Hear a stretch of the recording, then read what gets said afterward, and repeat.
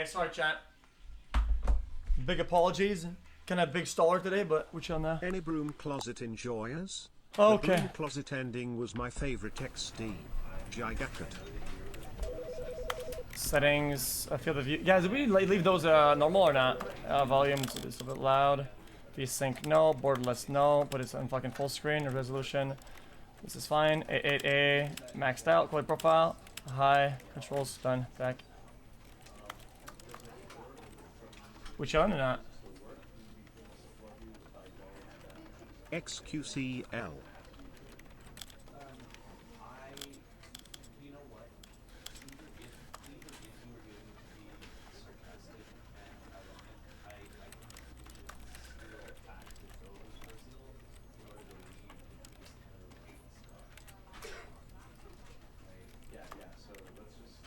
What? Captions?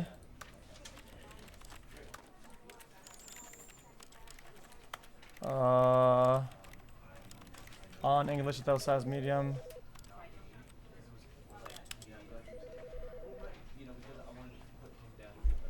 Opacity, 0. FOV is 90. No, it's gonna you guys look like shit.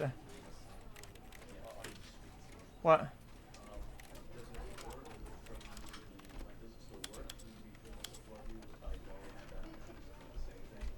We good? Okay,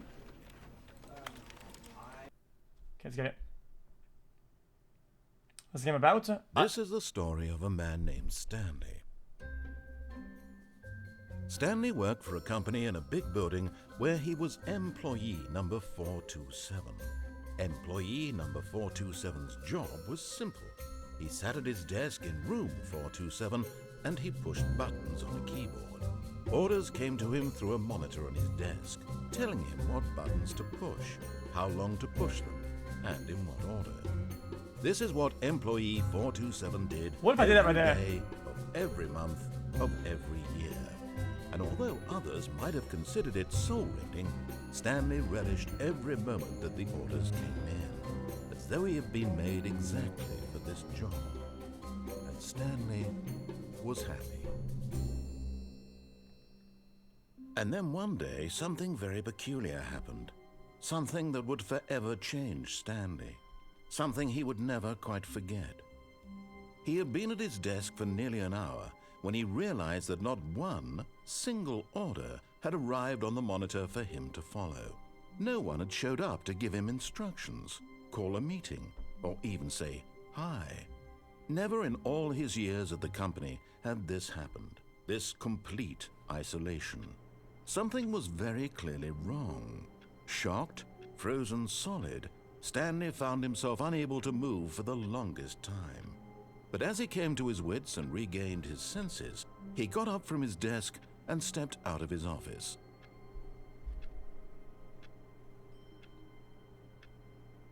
Nah, I'm good. Guys, clearly the boss will come back. And secondly, why would I want to be productive? They're really paying me to do nothing. So why do I care? What do I care? Cupping soda? Nah, Are you in the other game you can do going to something. Ludwig's poker event?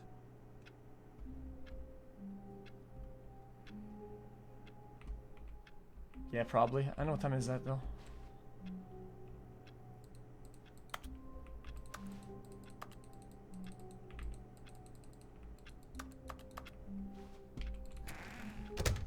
But Stanley simply couldn't handle the pressure. What if he had to make a decision? What if a crucial outcome fell under his responsibility? He had never been trained for that. No. This couldn't go any way except badly. The thing to do now, Stanley thought to himself, is to wait. Nothing will hurt me. Nothing will break me. In here I can be happy forever. I will be happy. Stanley waited. Hours passed, then days. Had years gone by? He no longer had the ability to tell. But the one thing he knew for sure, beyond any doubt, was that if he waited long enough, the answers would come. Eventually, someday, they would arrive. Soon, very soon now, this will end. He will be spoken to. He will be told what to do. Now it's just a little bit closer. Now it's even closer. Here it comes.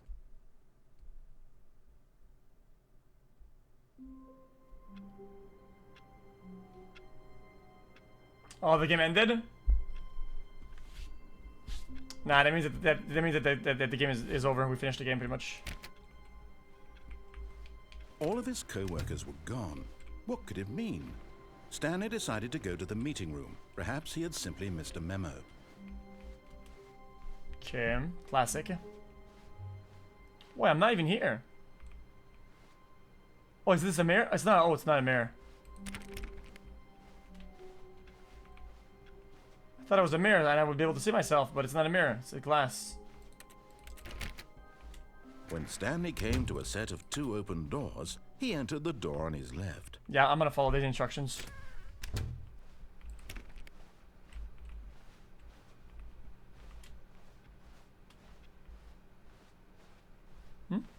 Yet there was not a single person here either. Feeling a wave of disbelief, Stanley decided to go up to his boss's office, hoping he might find an answer there.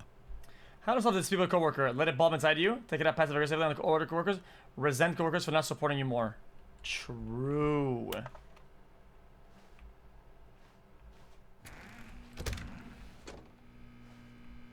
Stanley stepped into the broom closet, but there was nothing here, so he turned around and got back on track. Okay. It's fair enough so far. Coming to a staircase, Stanley walked upstairs to his boss's office.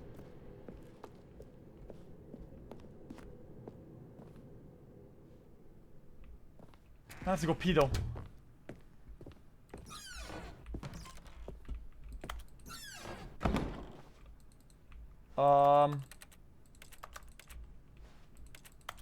I have to pee.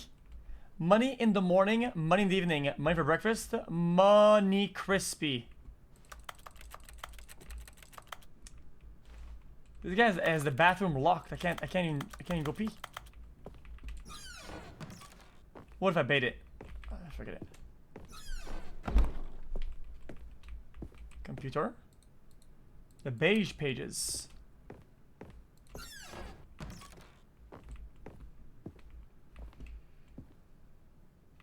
Okay.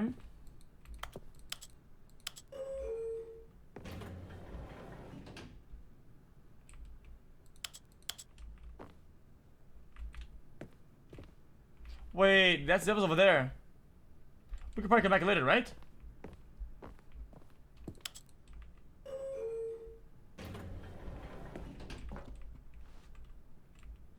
This is tough. Up or down?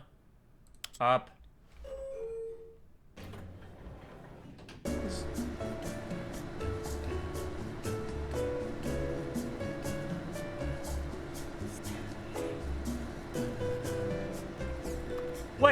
Wait, it's blue.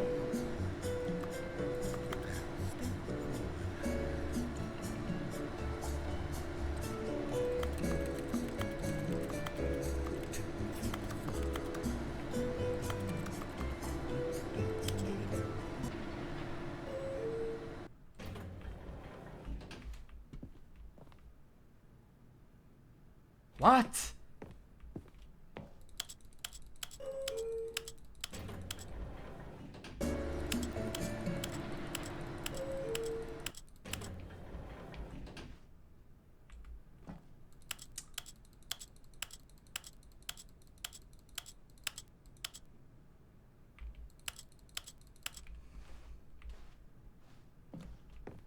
Guys, I'm being tricked.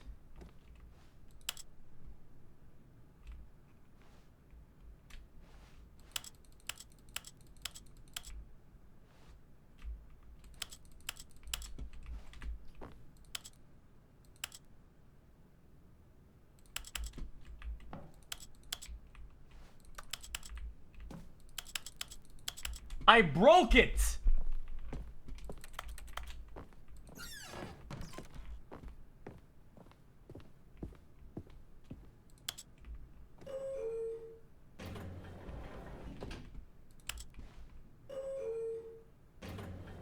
Okay, now we're going down instead. Fuck it, why not?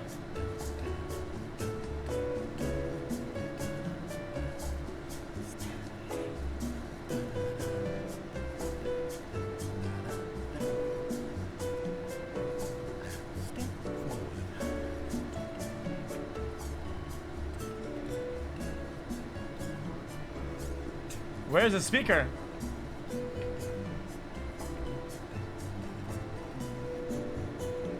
There's no speaker, it's in my head.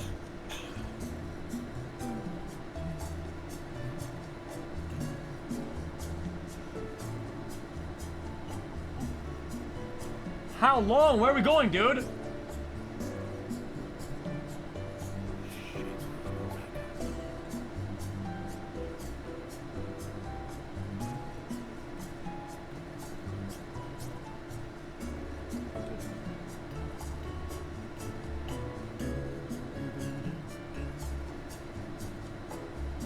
Guys, the music is changing though. It's intended. It's not even on a loop.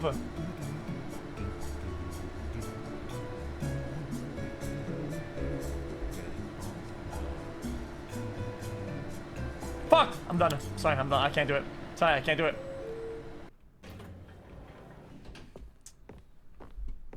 Fucking dumb elevator, man. I can't do it. Stepping into his manager's office, Stanley was once again stunned to discover not an indication of any human life. Shocked, unraveled, Stanley wondered in disbelief who orchestrated this. What dark secret was being held from him? What he could not have known was that the keypad behind the boss's desk guarded the terrible truth that his boss had been keeping from him. And so the boss had assigned it an extra secret PIN number. 2845. But of course, Stanley couldn't possibly have known this. Is he metagaming?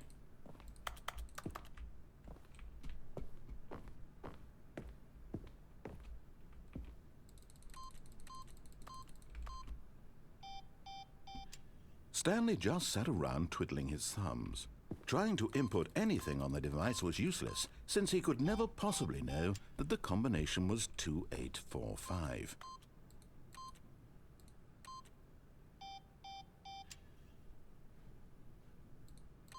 Two, 8, 4, 5.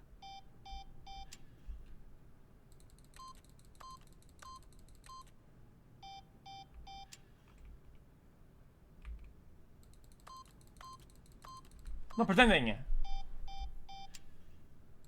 Forgot, but it turns out that the panel's emergency override kicked in, and the door just opened all by itself, and Stanley got the hell along with the story. Well, whoop-de-doo. Fair enough. If you do it long enough, you win. That is not what I clicked. That is not what I clicked. Descending deeper into the building, Stanley realized he felt a bit peculiar. It was a stirring of emotion in his chest, as though he felt more free to think for himself, to question the nature of his job. Why did he feel this now, when for years it had never occurred to him? This question would not go unanswered for long. No! Guys, dude. Whoops. Nope. Never mind. Stanley actually got back into the elevator and went back up. Silly me. Why did Stanley do that when he knew that it would just lead back to his boss's office? Well, that's a great question. I just can't wait to find out.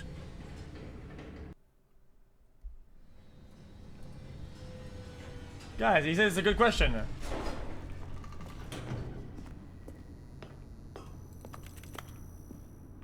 Here we are, Stanley. It's your boss's office. Exactly the way it was before you got onto the elevator. It's still just exactly what it is. What a decision you've made to come up here and look at the office again. This has fleshed out the plot of the story in new and fascinating ways I could have never anticipated. It's that keen eye for storytelling that you have, an incisive rapid fire of critical plot points, one after the other, weaving a rich tapestry of uncompromising narrative. Wow!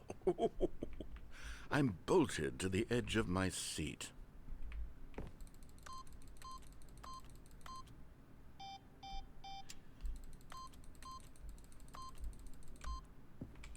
Whatever.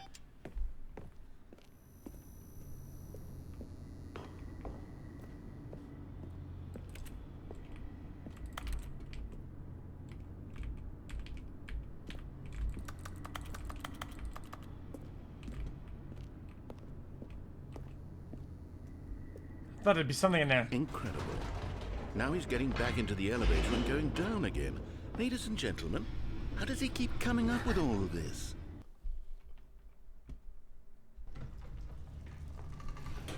Surely this time Stanley will walk forward into the spooky corridor, won't he? No shot! Did you think we were going to go forward down the spooky corridor? No. It's time once again to go back up in the elevator.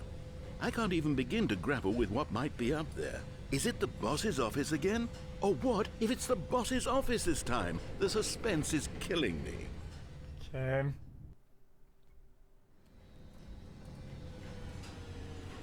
I mean, he wants to know, as he wants to know. I mean, let's see it.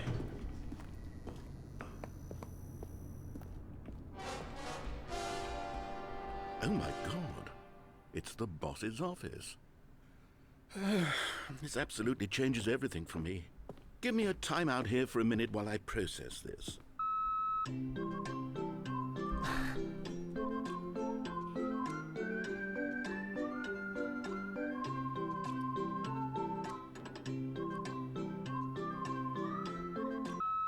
Okay, I'm ready.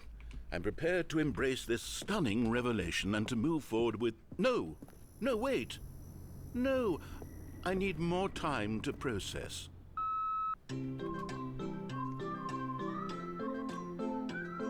Is he really punishing me for doing this?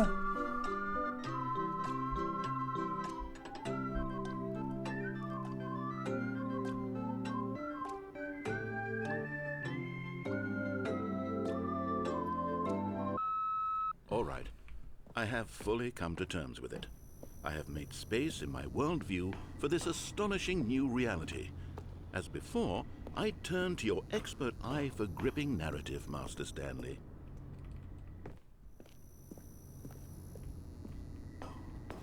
See?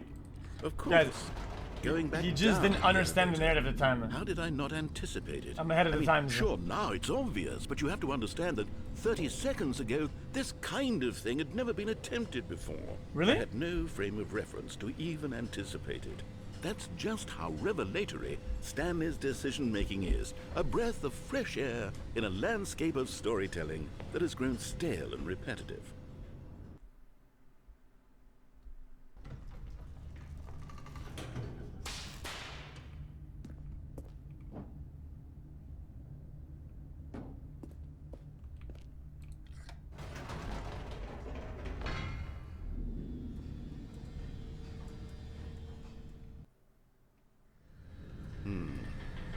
You know what? I've just thought of something. Hold on, let's stop for a moment. Don't you realize? It's the anticipation, Stanley. You and I, we have no way of knowing what will be at the top of this elevator.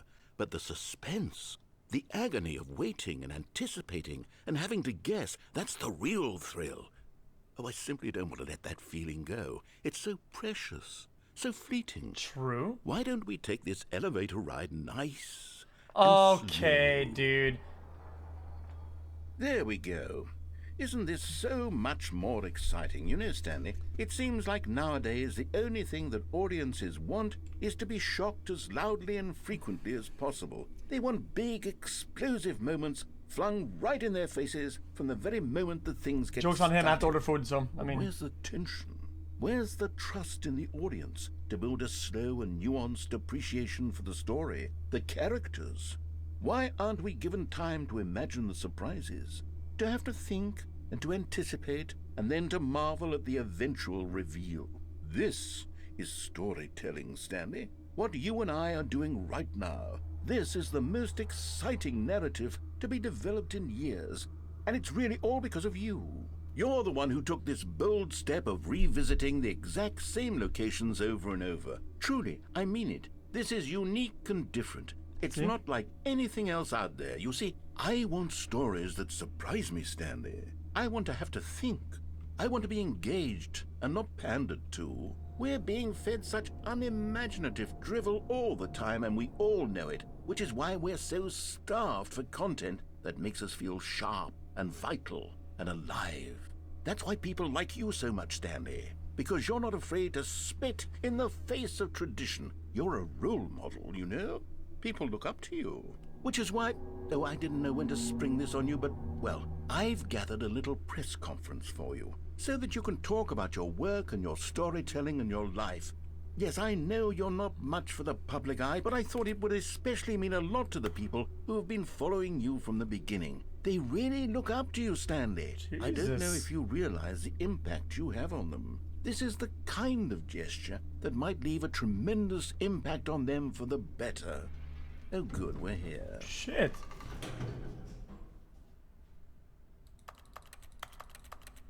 Huh?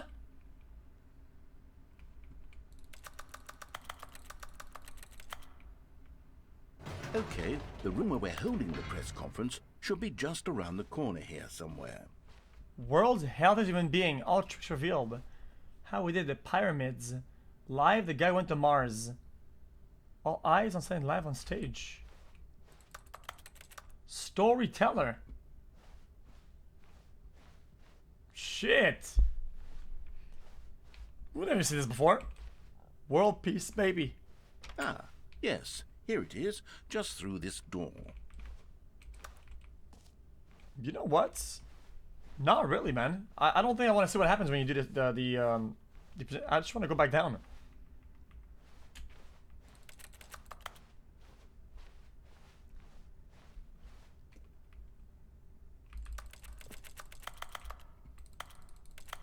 Huh? They locked it! You motherfucker, dude.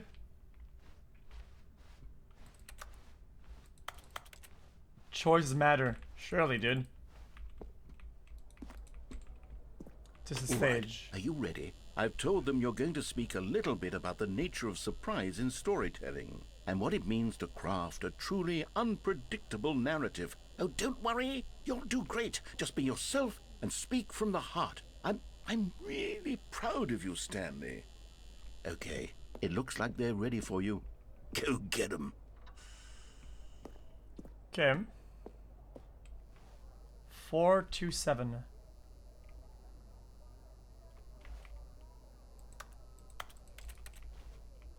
Story, Stanley, me dad age 6, thanks for showing. Break a leg champ. Okay. What's this little ball here though?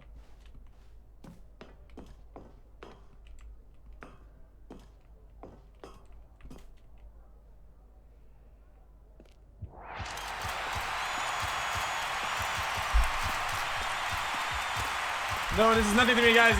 This is like a daily stream for me. I'm gonna. Hello.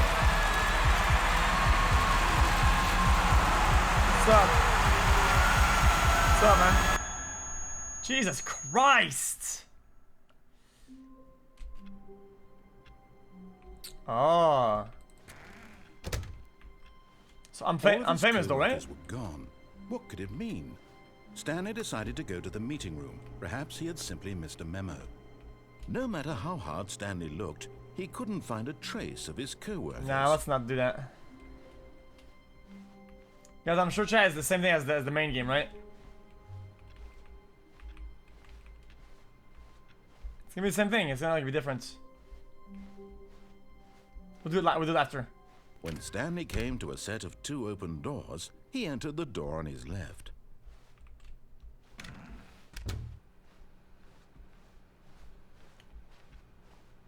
Not go left. I'm gonna listen. Not a single person here either. Feeling a wave of disbelief, Stanley decided to go up to his boss's office. Coming to a staircase, Stanley walked upstairs to his boss's office. Nah, no bathroom break. I'm good this time. Stepping into his manager's office, Stanley was once again stunned to discover not an indication of any human life.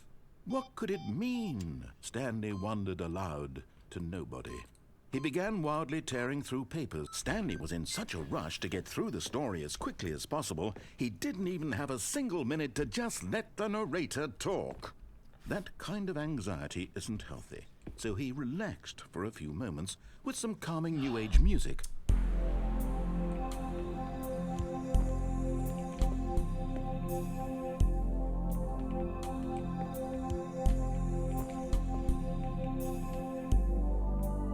Feeling soothed and rejuvenated, Stanley calmly walked forward into the opened passageway. Mauled, I'm going too fast. Mauled, I'm going too slow. This guy just wants me if I can do it exactly how he wants me to do it, man. Okay, whatever, dude. Okay, then I'll do it exactly the way he wants me to do it. Then this is a sheep playthrough. We're just gonna play the game. Just play the game. NPC number 1. Stanley walked straight ahead through the large door that read Mind Control Facility. Don't care. I'm going through it.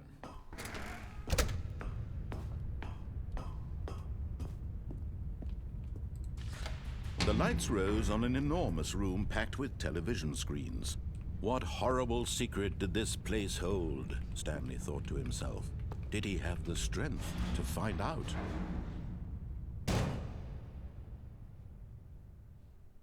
Aha! You've made it to the bottom of the mind control facility. Welcome! You see, back when the Stanley Parable first launched in 2013, getting to the bottom of the mind control facility was a bug that we simply didn't catch during development. And you all sent us lots of photos of it on Twitter and acted very superior about it. And you're all very, very clever. Good for you. Anyway, when it came time to update the game, we knew that we had to do something about this little goof of ours, so here you go. New content. You can call it the bottom of the mind control room ending, if that enhances your perception of the value of these updates. Isn't that what you crave? New content? Always more content, more content, more. Yeah? And I'm here to give it to you. Fuck yeah. I'm here to make it seem like we really covered every nook and cranny of the game with secrets and Easter eggs. How about this? We wrote a new piece of music just for this section. You won't hear it anywhere else in the game. It's a secret that's just for you. That's how special you are. See, you can only get that on this stream, boys. Good job, you've made it to the bottom of the mind control facility. Well done.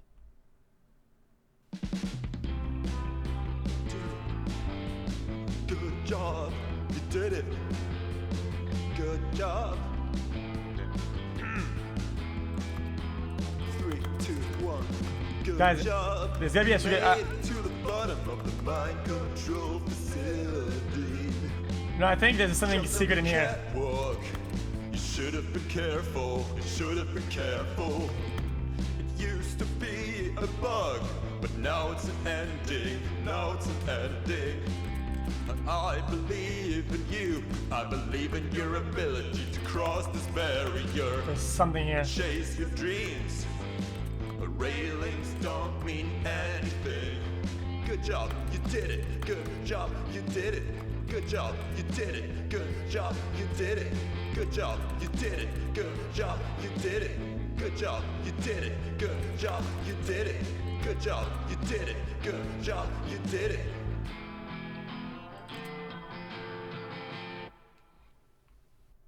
That's it. All of his code. I didn't even know. I'm not gonna. I didn't even know. What could it mean? Stanley decided to go to the meeting room. Perhaps he had simply missed a memo. Okay, well, that was alright. When Stanley came to a set of 2 open doors, he entered the door on his left.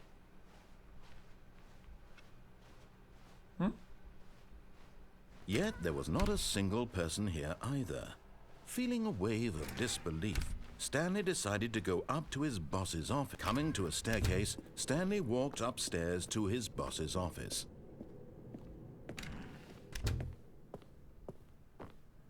Okay, I think we all know the drill by now. Blah, blah, blah. Dark secrets, the keypad, Oh, Stanley shit. pushes some buttons. Oh, hey, look, it's a new passageway. Quelle surprise. Quelle surprise. Oh, it's not surprise, it's surprise. But whatever, dude. Yeah, who's ADHD now? Who's ADHD now? Not even the narrator is ADHD now. Even him is ADHD. Yeah, he's molding, not me. Ooh, wait a minute. What if I stand here?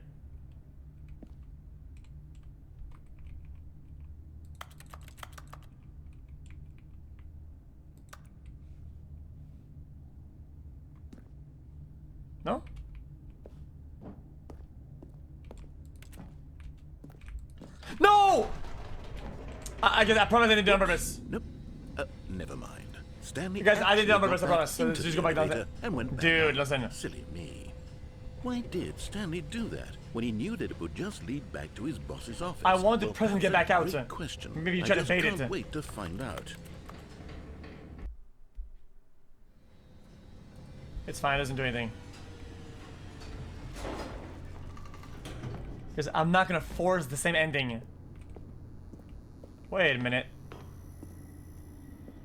Here we are, Stanley. It's your boss's office. Exactly the way it was before you got onto the elevator. It's still just exactly what it is. What a decision you've made to come up here and look at the office again. This has fleshed out the plot of the story in new and fascinating ways I could have never anticipated. Guys, you can't go back down that then. Keen eye for storytelling that you have. An incisive rapid fire of critical plot points, one after the other, weaving a rich tapestry of uncompromising narrative. Wow. I'm bolted to the edge of my seat. Incredible. I'm Now not he's gonna getting restart. back into the elevator and going down again. Ladies and gentlemen, how does he keep coming up with all of this? Guys, it doesn't affect the continuation if we just go through, I think. Surely this time Stanley will walk forward into the spooky corridor. Stanley walked straight ahead through the large door that read Mind Control Facility. Sounds fun.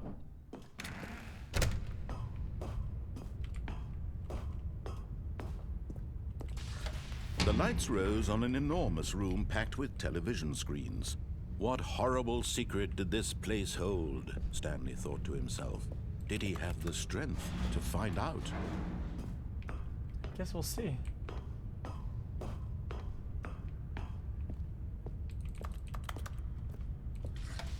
Now the monitors jumped to life, their true nature revealed. Each bore the number of an employee in the building, Stanley's co-workers. The lives of so many individuals reduced to images on a screen, and Stanley, one of them, eternally monitored in this place where freedom meant nothing.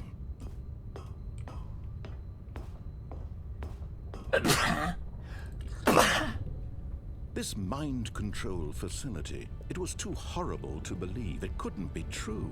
Had Stanley really been under someone's control all this time? Was this the only reason he was happy with his boring job? That his emotions had been manipulated to accept it blindly? Yep. So, No. He refused to believe it. He couldn't accept it. His own life in someone else's control? Never. It was unthinkable. Wasn't it? Was it even possible? Had he truly spent his entire life utterly blind to the world? the allegory of the cavern. But here was the proof. The heart of the operation. Controls labeled with emotions. Happy, or sad, or content. Walking, eating, working. All of it monitored and commanded from this very place. And as the cold reality of his past began to sink in, Stanley decided that this machinery would never again exert its terrible power over another human life.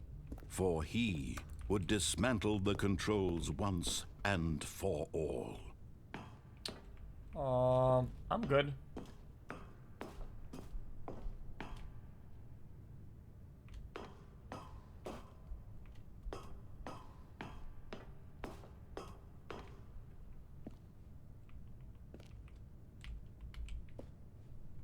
Wait a minute.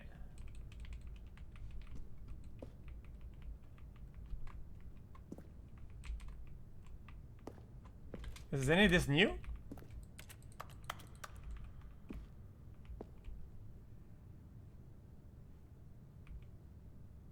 No?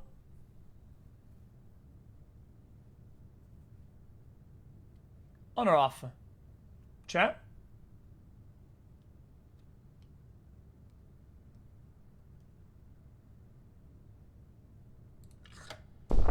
Oh, Stanley, you didn't just activate the controls, did you? After they kept you enslaved all these years, you go and you try to take control of the machine for yourself. Is that what you wanted? Control? Oh, Stanley, I applaud your effort, I really do. But you need to understand, there's only so much that machine can do. You were supposed to let it go. turn the controls off, and leave. If you want to throw my story off track, you're going to have to do much better than that. I'm afraid you don't have nearly the power you think you do. For example, and I believe you'll find this pertinent, Stanley suddenly realized he had just initiated the network's emergency detonation system. In the event that this machine is activated without proper DNA identification, nuclear detonators are set to explode, eliminating the entire complex. How long until detonation then? Let's say, 2 minutes. Ah, now this is making things a little more fun, isn't it, Stanley? It's your time to shine. You are the star. It's your story now. Shape it to your heart's desires.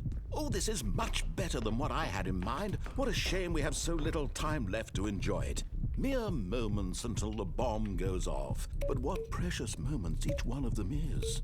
More time to talk about you, about me, where we're going, what all this means. I barely know where to start. What's that? You'd like to know where your co-workers are? A moment of solace before you're obliterated? All right, I'm in a good mood. You're gonna die anyway. I'll tell you exactly what happened to them. I erased them. I turned off the machine. I set you free. Where's number 4 at? Of course, that was merely in this instance of the story. Sometimes when I tell it, I simply let you sit there in your office forever, pushing buttons endlessly and then dying alone. Other times, I let the office sink into the ground, swallowing everyone inside, or I let it burn to a crisp. It says 4. I have to say this, though, this version of events has been rather amusing. Much do I Watching have? you try to make sense of everything and take back the control wrested away from you, it's quite rich. I almost hate to see it go. But I'm sure whatever I come up with on the next go around will be even better. My goodness, only 34 seconds left. But I'm enjoying this so much. You know what? To hell with it. I'm going to put some extra time on the clock. Why not? Oh, thank you. Precious additional seconds. 1:47. Grow on the trees.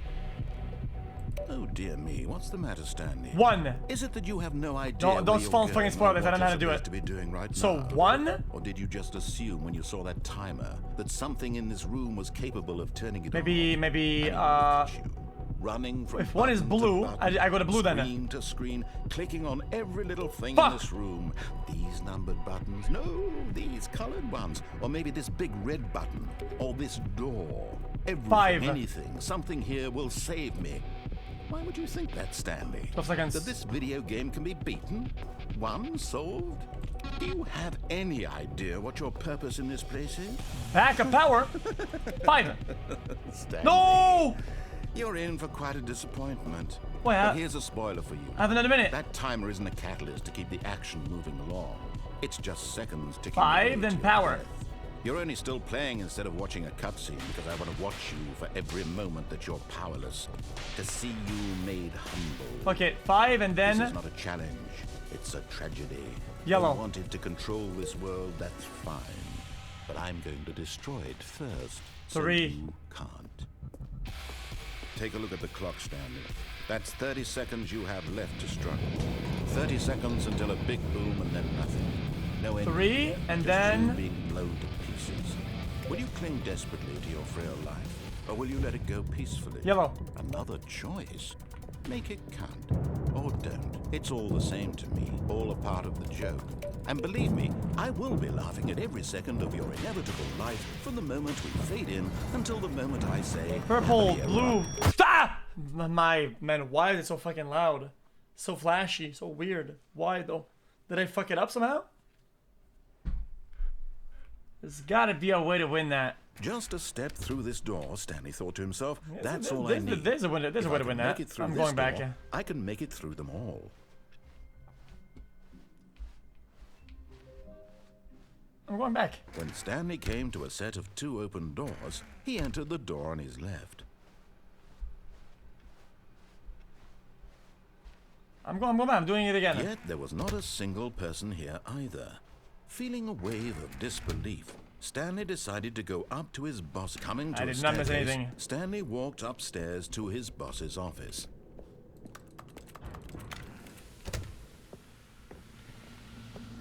Here's the door, just go. Thanks, man.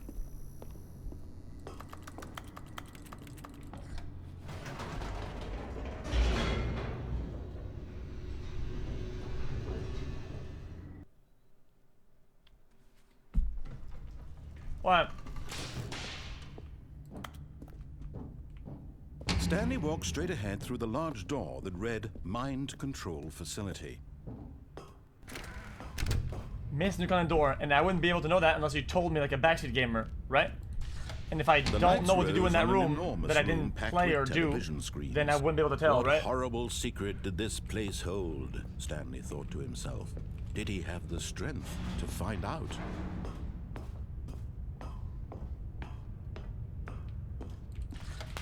Now the monitors jumped to life, their true nature revealed. Each bore the number of an employee in the building, Stanley's co-workers. The lives of so many individuals reduced to images on a screen, and Stanley, one of them, eternally monitored in this place where freedom meant nothing. This mind control facility, it was too horrible to believe. It couldn't be true. Had Stanley really been under someone's control all this time? Was this the only reason he was happy with his boring job? That his emotions had been manipulated to accept it blindly? No, he refused to believe it. He couldn't accept it. His own life in someone else's control? Never! It was unthinkable, wasn't it? Was it even possible? Had he truly spent his entire life utterly blind to the world? Why do you think there's no way to stop it? Just because the other game didn't have it doesn't mean this expansion doesn't have it. Happy, or sad, or content. Walking, eating, working, all of it monitored and commanded from this very place. And as the cold reality of his past began to sink in, Stanley decided that this machinery would never again exert its terror. That is exactly what somebody that knows I can would say. Did you? After they kept you enslaved all these years, you go and you try to take control of the machine for yourself. Is that what you wanted? Control? Oh, Stanley, I applaud your effort, I really do. But you need to understand, there's only so much that machine can do.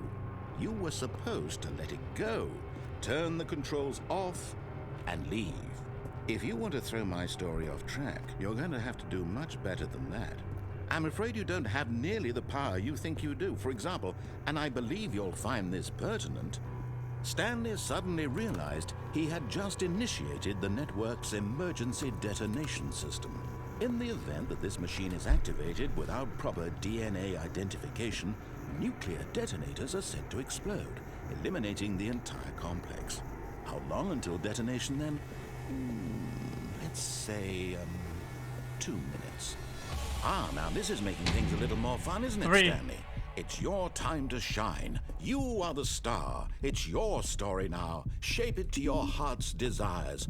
Oh, this is much better than what I had in mind. Dark blue. What a shame we have so little time Why? left to enjoy it. Mere moments until the bomb goes off. 2. But what precious moments each one of them is. More time to talk about you, about me. Can't go there. Where we're going. What all this means. Purple. I barely know where to start. What's that? Charge. You'd like to know where your co-workers are? Why not? A moment of solace before you're obliterated.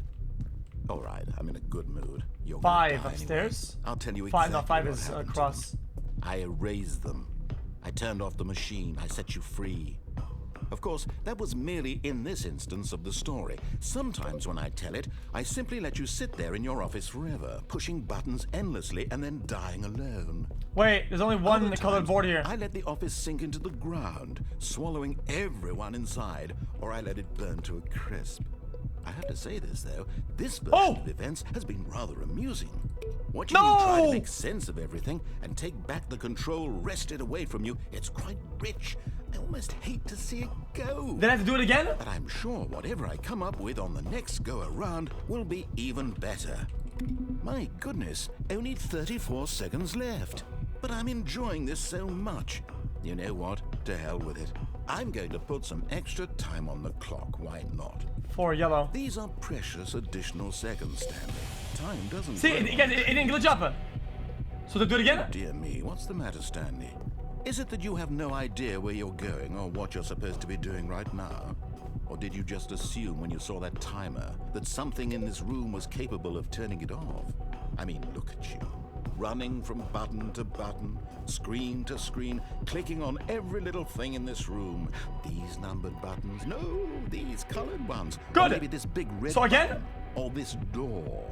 Everything, anything, something here will save. Another one? Why would you think that, Stanley? That this video game can be beaten? Won? Solved? Do you have any idea what your purpose in this place is?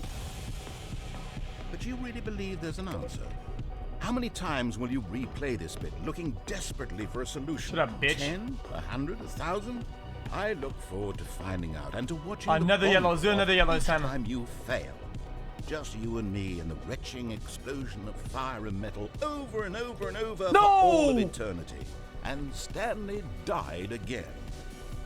Maybe blue first. Stanley died again.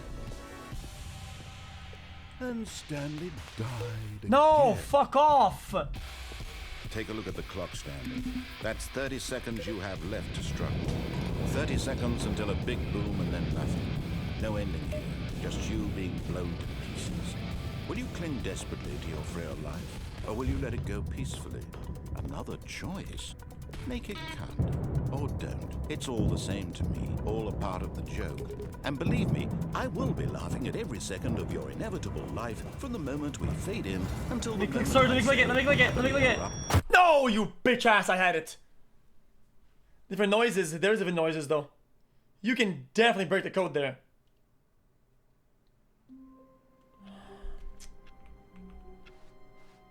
Even now, Stanley's office was a distant memory.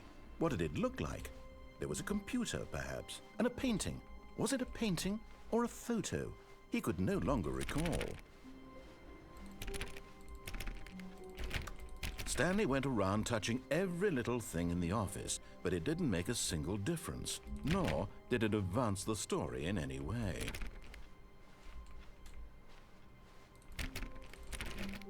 Shut up, bitch.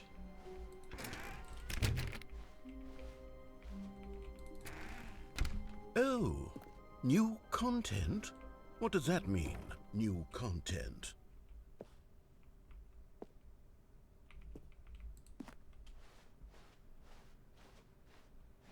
When Stanley came to a set of 2 open doors, he entered the door on his left.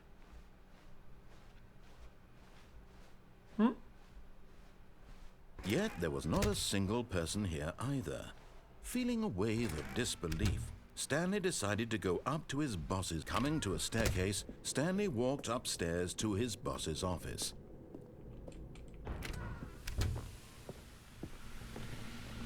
Here's the door, just go. Yeah, well, I'll click off this time, see what happens.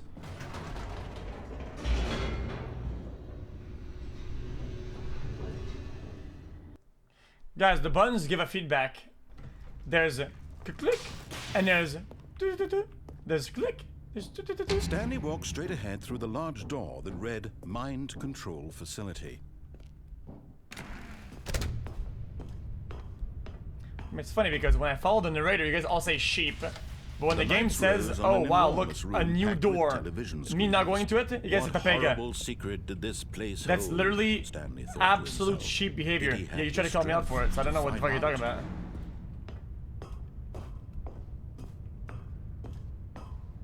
A door made for you to go in, that's really scripted. That's Now not a the sheep. monitors But jumped following to the life. narrator Their to go true further, it nature is sheep. revealed. That's Each actually bore the 0 number IQ. of an employee in the building, Stanley's co-workers. The lives of so many individuals reduced to images on a screen, and Stanley, one of them, eternally monitored in this place where freedom meant nothing. Ah.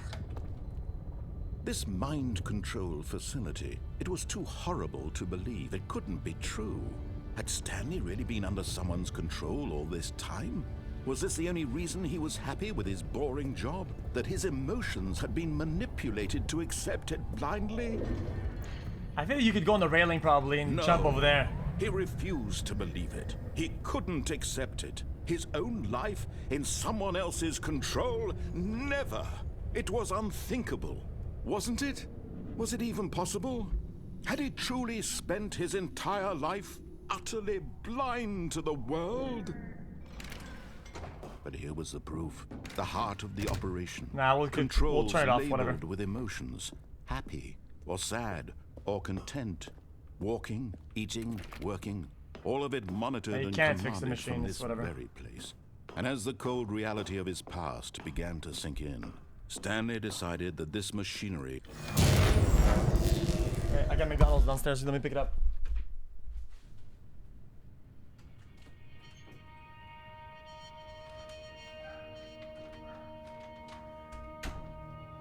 blackness, and a rising chill of uncertainty.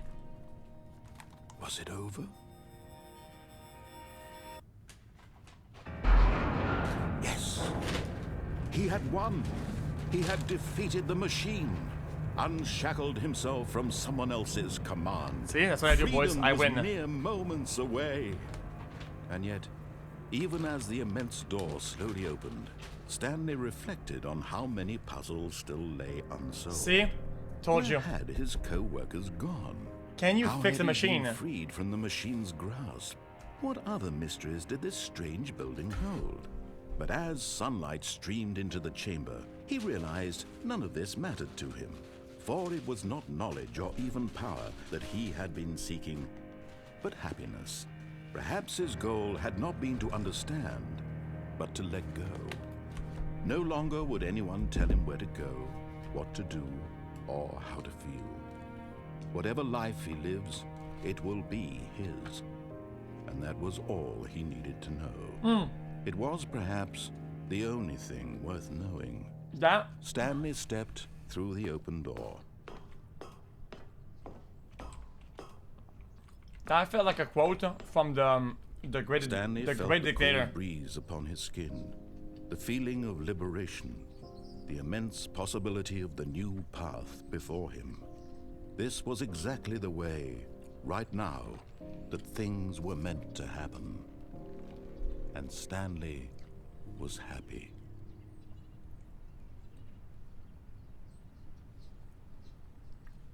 What now? We touch grass, now what?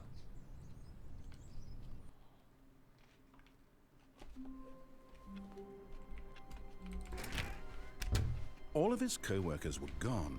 What could it mean? Wait. Stanley decided to go to the meeting room. Perhaps he had simply missed a memo.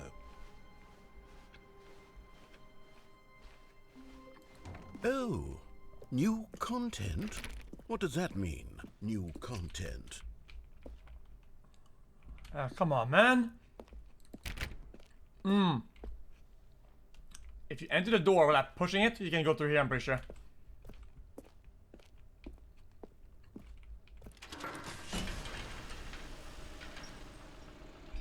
Without pushing it. Oh, guys. Totally not cheap gameplay, guys. The machine is playing for me. Hello, and thank you for playing the Stanley Parable Ultra Deluxe.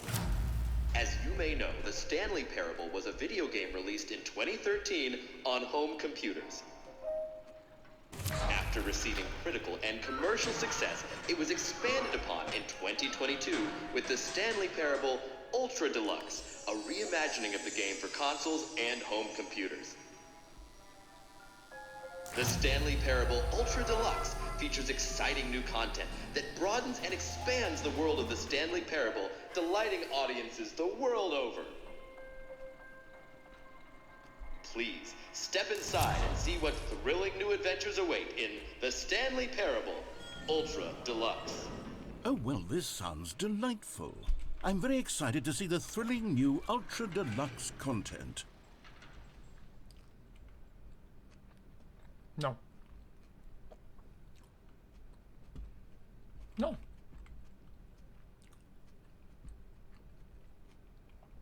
You can turn here.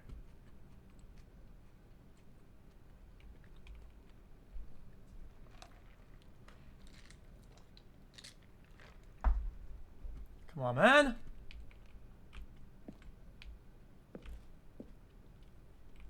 Turn, bitch.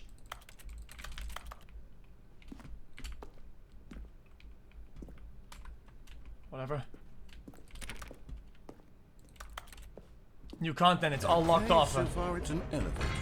Now nothing special yet, but I'm sure it's just the beginning of a mesmerizing adventure.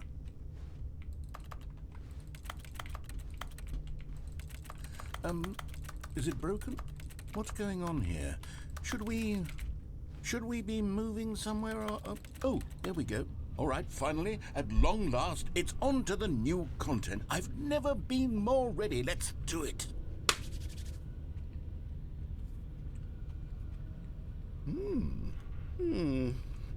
I have to say, initial impressions of Stanley Parable Ultra Deluxe, mostly tedious. It's as if, oh, okay. Let's see the content. Give me the content, Stanley. Fucking cash grabber. All right, let's see. It's the jump circle.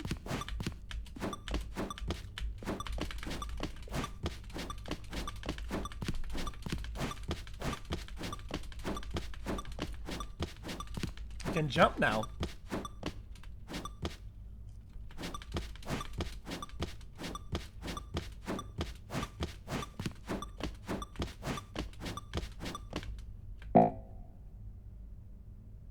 Oh my god.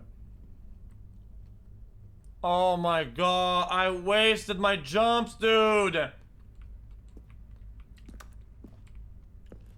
Dude. Is that it? Surely that's not all the new content. There has to be something else, right? Goodness. Another elevator. Stanley, I have to say, initial impressions of this game are not positive. It's just elevators and jumping.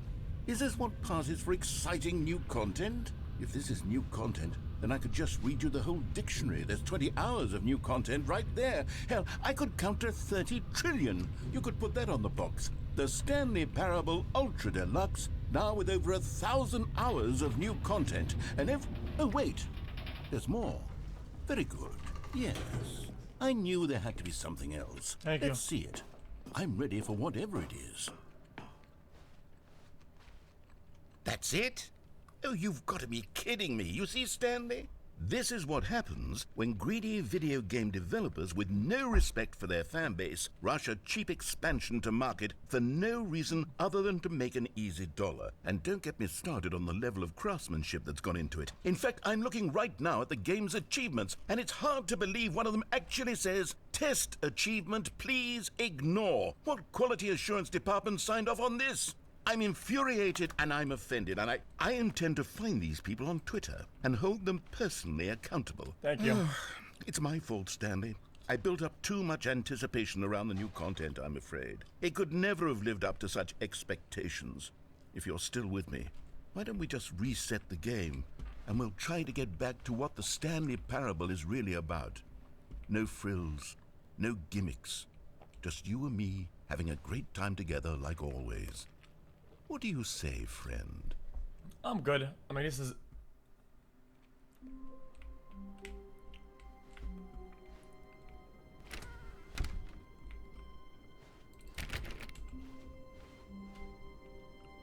Wait. They're guessing this, or am I crazy?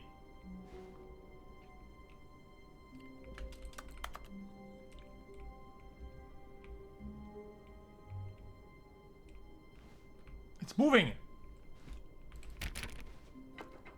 Psst. Stanley, come over here. In the vent. I want to show you something. Oh, you don't want to see the cool surprise I made for you? Well, fine. You're a dork anyway, so who cares?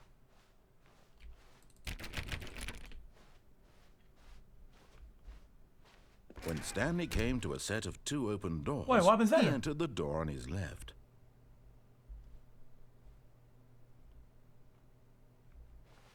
Huh?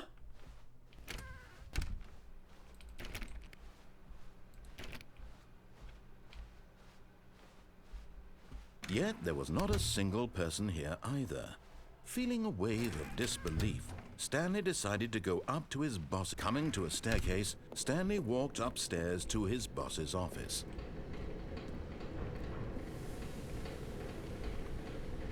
Guys, what the fuck?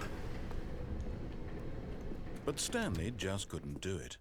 He considered the possibility of facing his boss, admitting he had left his post during work hours. He might be fired for that. And in such a competitive economy, why had he taken that risk? All because he believed everyone had vanished? His boss would Guys, think he... if I reset, do I go back? Do I go back to the event or not? And then something occurred to Stanley.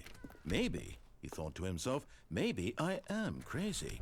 All of my co-workers blinking mysteriously out of existence in a single moment for no reason at all? None of it made any logical sense. And as Stanley pondered this, he began to make other strange observations.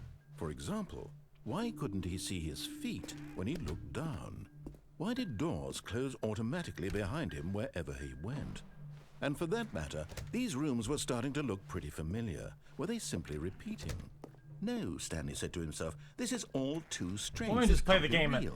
It's the same thing.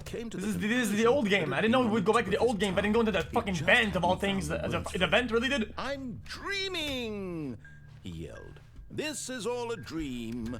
Oh, what a relief Stanley felt to have finally found an answer, an explanation. His co-workers weren't actually gone. He wasn't going to lose his job. He wasn't crazy after all. And he thought to himself, I suppose I'll wake up soon. I'll have to go back to my boring real-life job. Well, where's the coffee? I may as well enjoy this while I'm still lucid. So, he imagined himself flying and began to gently float above the ground.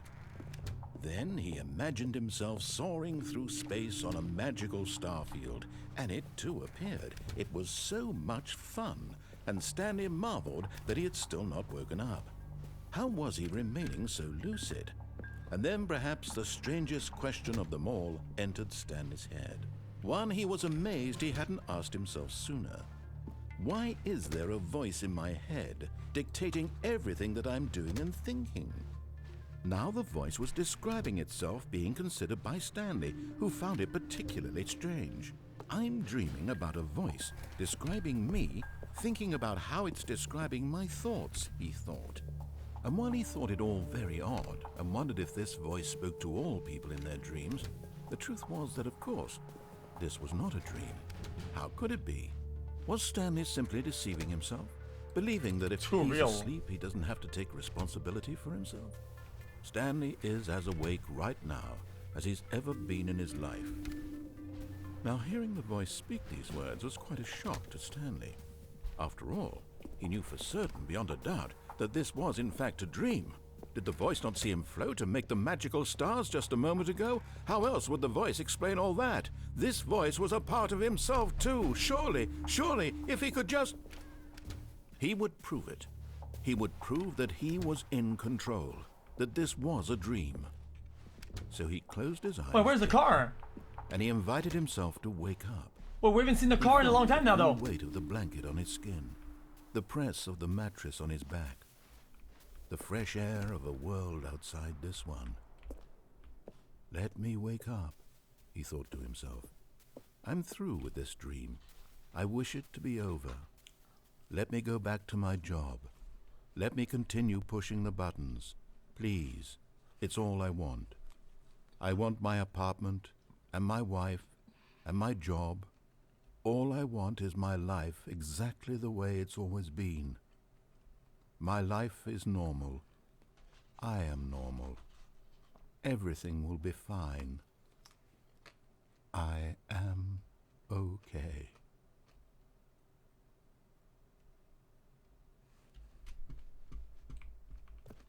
See, there's a car.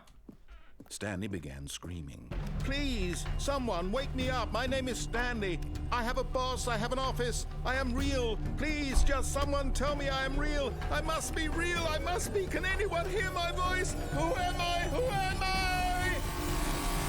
And everything went black.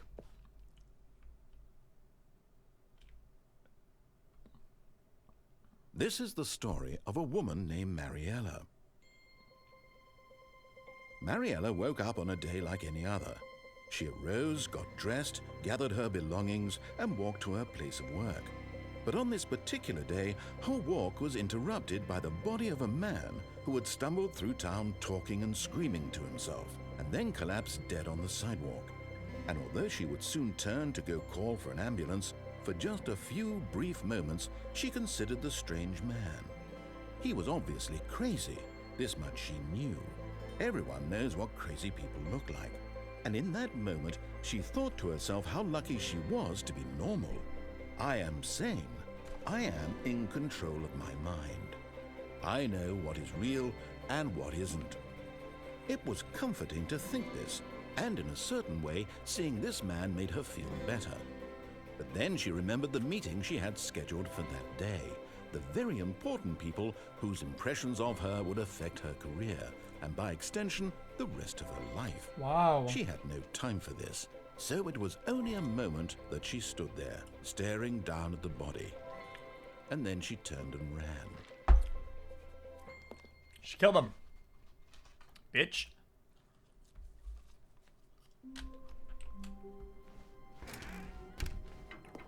Psst. Stanley! Yeah, the fucking Come vent. over here. In the vent. I want to show you something.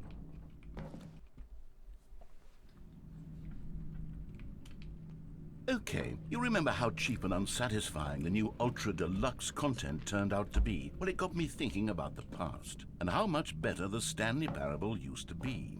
So I made something special and tucked it away here where the game's developers won't find it. Just our little secret. Take Dark a Souls! look. I call it the Memory Zone. It's where I've been storing all my favorite memories so I can relive the peak experiences of my life whenever I want. Experiences like the launch of the Stanley Parable on PC. Guys, this engine is kind of fun though. Oh, let me go up there. This engine, the way this looks, I could play a game like this for sure. It feels good. Man. You see, Stanley, doesn't the Memory Zone remind you of how wonderful Stanley Parable was before it was sullied with a cheap but it looks good. re-release? Remember back in October of 2013, when the game originally launched? Back then, video games had integrity. Back then, it all meant something. Oh, the waste.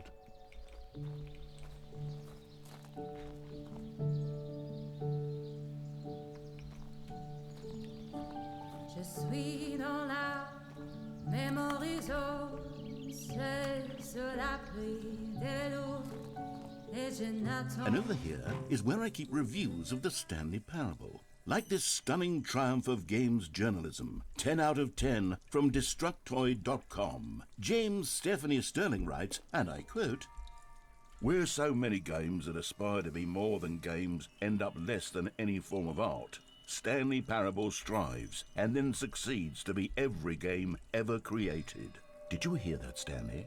Every game ever created. That's how grand and all-encompassing the original Stanley Parable was. It was literally every game ever created. It was Skyrim, it was Persona 3, it was all of them, and now it's nothing. It's no dog games shit. at all. It isn't even the Stanley Parable anymore. It's just a husk now. A lifeless husk with an hour of new elevator content.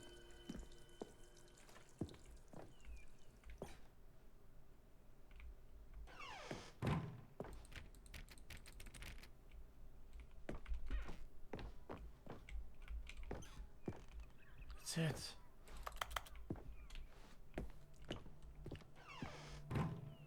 Here's another moving passage, this time from GameSpot.com.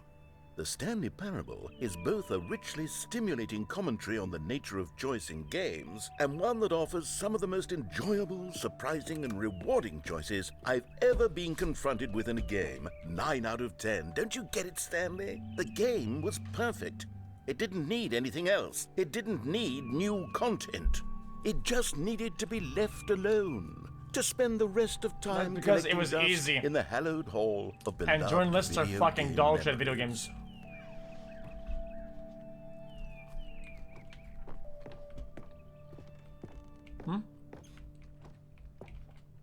Hey! I have no jumps left.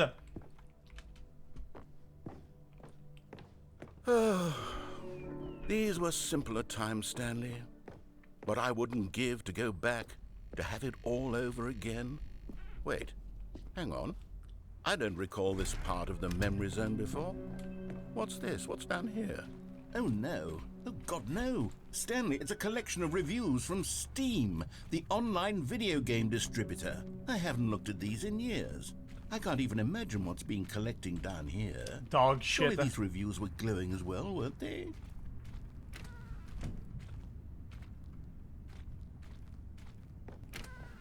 Honestly, I could not be bothered to play this game to full completion. The narrator is obnoxious and unfunny, with his humor and dialogue proving to be more irritating than entertaining. Unfunny!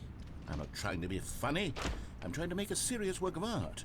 I suppose I could write up a handful of gags to insert into the Stanley Parable, but the game is already such a densely layered web of profound philosophical insights that I can't even imagine where I'd have the room to stick them.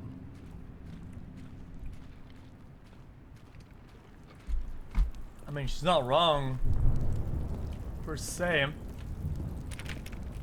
I think they should just redo the whole thing, but have her as like a dev Okay, let's consultant see what this one type says. shit. While the idea for the game is good, for someone who prefers non-linear games, this It's preachy Olivia. gets annoying fast. Preachy? Stanley? I'm not preachy, am I? You can tell me if I'm preachy. Honestly, you can. Oh, goodness. This is actually quite shocking for me. Well, to be honest, I had always thought of the game's dialogue as being rather terse to begin with. You can't know how much fluff I cut from the game to get it to feel as light and airy as it... Well, I always thought it did. But maybe it wasn't. Oh dear. What an awful memory to have to hold on to. These black marks on my otherwise unimpeachable track record. I feel like a failure. Like I let these people down. Perhaps the Stanley Parable isn't quite as sterling as I always remembered. What's this one got to say? You constantly have to stop doing anything so the narrator can catch up with his long-winded explanations of what's happening. I wish there was a skip button. A skip button? Well, yes. Yes, I think we can do that. If I'm truly too preachy, then maybe letting you skip ahead for just a moment, surely it couldn't hurt. Not if it means we can strike these negative reviews from the record. Only positive reviews of the Stanley Parable. That's my motto today, and it's always been my motto. I'd do anything for the customer, Stanley. Yes, a skip button we shall have. And here it is. Oh, you're back, you see. You were only frozen in time for a few minutes, but it was plenty of time for me to deliver a long, rambling monologue.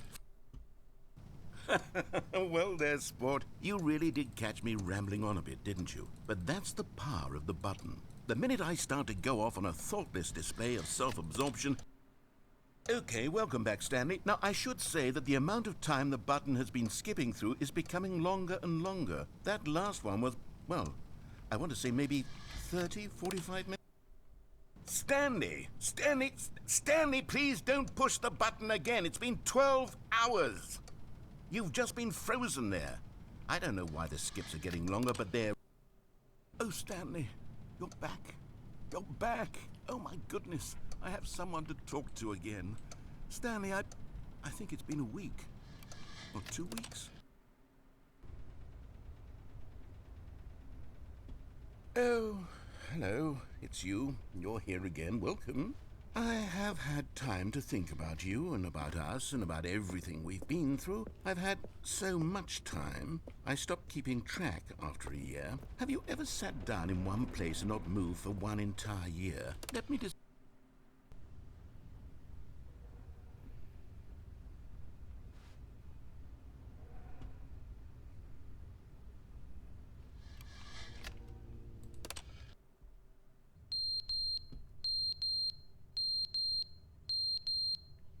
Is it a fire alarm, or is that an alarm for the morning? I guess we'll never know. But they didn't understand the game was never meant to be funny. It was meant to have a point. It was meant to speak to the human condition. But where are the jokes? Where are the jokes? They bemoaned, they screamed, they gnashed. I'm gonna skip this rant. It's Stunlock. At least Stunlock by game reviews. I do not care. I buy the games to play them, not to fucking hear about the devs' opinion about them. The end is never the end, is never the end, is never the end, is never the end, is never the end, is never the end, is never the end, is never the end, is never the end, is.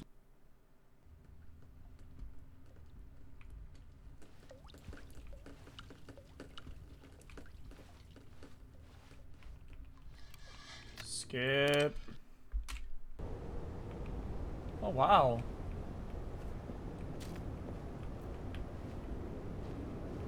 Skip.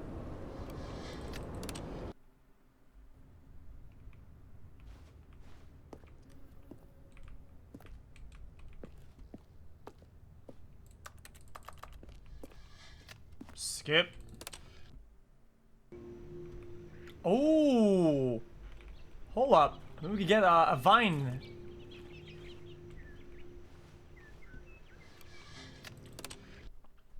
It's gonna be The Last of Us 2 actual game.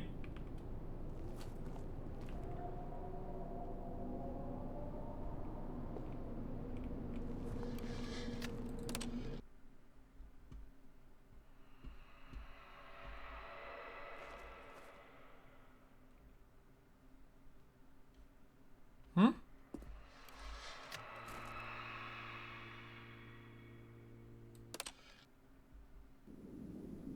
No!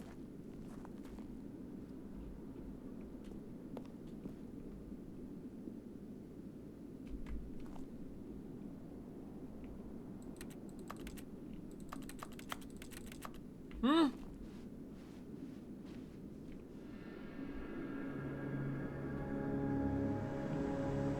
No, my button!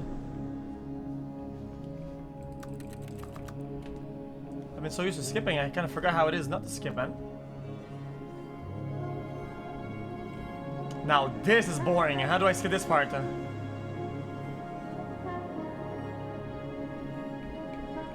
finally create something new and I don't want it.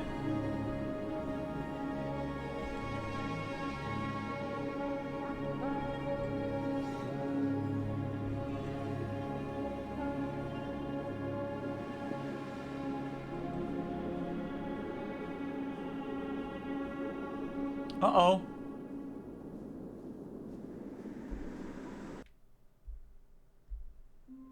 What?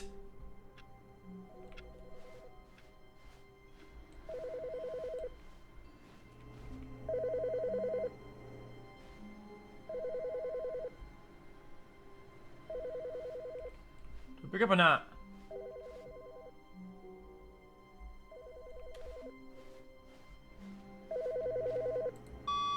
Good morning. Thank you for contacting the Future Happiness Foundation. We are confirming your shipment of 1,327 cardboard boxes to your place of work. Can you verify that this is correct? Yeah.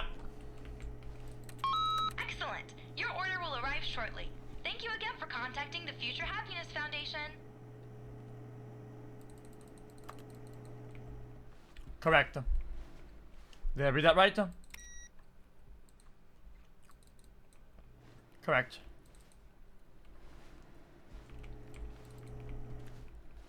Now what?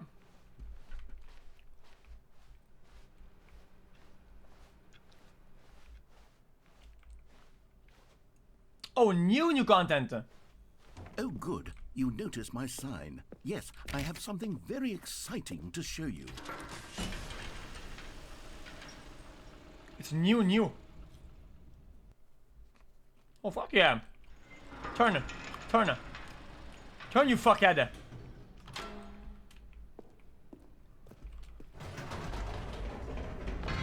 You see, Stanley, I've been reflecting on the Stanley parable and about how roundly disappointing this ultra deluxe version has turned out to be. The original Stanley parable was a landmark, and any new content for it should live up to that legacy. So forget this ultra deluxe nonsense. I say we take it one step even further. Which is why I'm very proud to announce for the first time ever, the Stanley Parable 2. Okay, well, all it needs is one hero, one game mode, Yes, you Couple see, skins. isn't this far superior to a measly re-release with a few minor additions? Think of all the new territory we'll cover with a fully fledged sequel. An entirely new experience, built from the ground up. Why, there are so many possibilities. It could go in so many different directions. This is what fans have truly been asking for.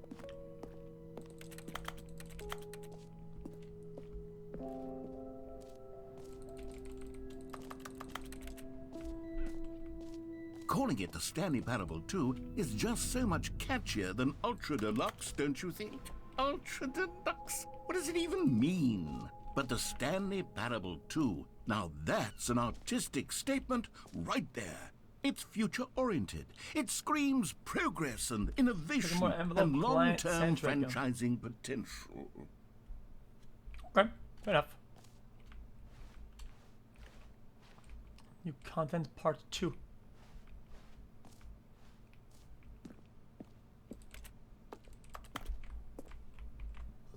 No glitches, I see. Left brain, right brain. Now, to be clear, Are you left-handed or I haven't right-handed? quite nailed down what exactly the Stanley Parable 2 is going to be, but let's take a look at some of the features I've been developing for it. I figure that if I can loosely organize a handful of interesting concepts, that surely the game will sort of naturally spring up around them. It'll all work itself out. Game development is much more of a fuzzy magic than anything scientific or logical, really. Oh, damn, really? Thank you. Elementary information, of course. Is it? Most people say right-handed.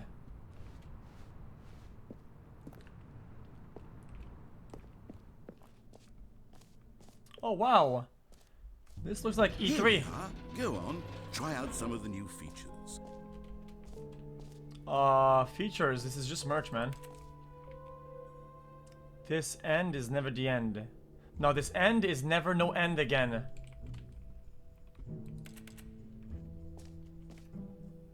The button that says the game of the player that is playing the game. Not possible.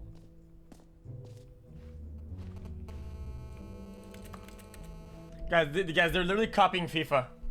I'm thinking it's gonna be a lawsuit for sure. Just a game with a new number on it, but just literally nothing new. Just kind of a ripoff.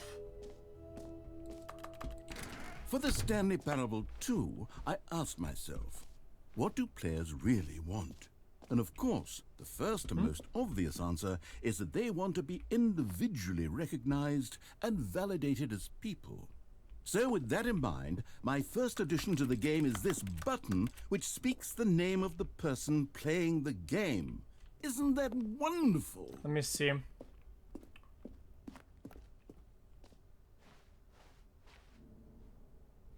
Huh? Jim. Sorry, I should have clarified. Right now, the button only says the name Jim. But of course, in the final game, this button will say your name, whatever name that is. Here, let's have you role-play as Jim to really simulate the full experience of this feature. Just play along. I promise you'll love it. Okay, here we go. Let's take a deep breath, clear your mind, It's like RP? forget whoever you are, and simply become a person named Jim. I want you to imagine yourself live... Jim. Whoa, hold on. I wasn't finished setting up the backstory. If you don't properly roleplay as Jim, then you'll never understand the impact of this button. Otherwise, it's just a stupid button that says somebody else's name. Okay, we're doing it again, and this time let me finish first. Now, allow yourself to become Jim. Imagine yourself driving to work as Jim, playing frisbee. All right, fine, whatever. It's just a meaningless button that says Jim. Are you happy now? Get out of here. I'm done with this button. Why don't you go humiliate me in front of a different feature that I worked very hard on? Jim. See, if you'd only Jim. played along, Jim. that would have Jim. been your Jim. name, the Jim. button says. Jim. But no. Jim. Instead, Jim. I Jim. can't even Jim. think about Jim. it. I'm taking Jim. the Jim button Jim. away. Jim. Jim. Jim. Jim. Jim. Jim. Jim. Jim. Jim. It's fucking lame as shit.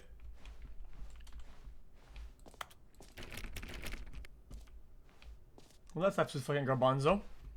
Literally, this is the most content we've had all the entire game. This is literally the most we've had. This is gym. I need to take it away. Funny game.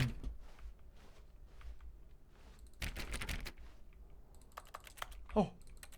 Fuck, it doesn't actually say it.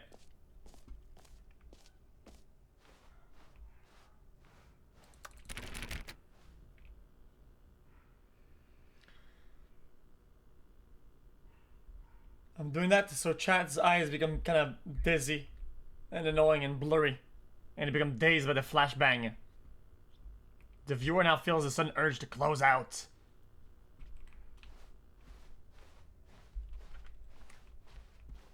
But I want to see what happens next with the plant right here. Oh, there's the word this box.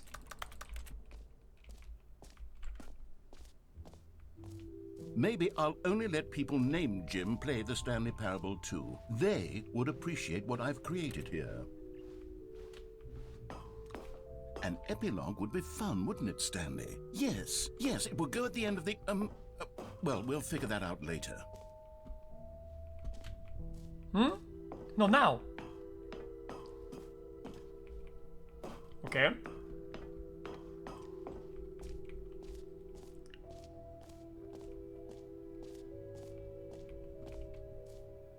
He's turning.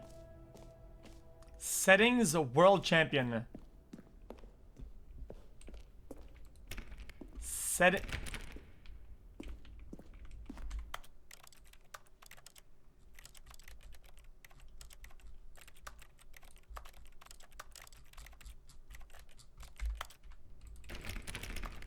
I don't get it. I thought they would hide something in the settings.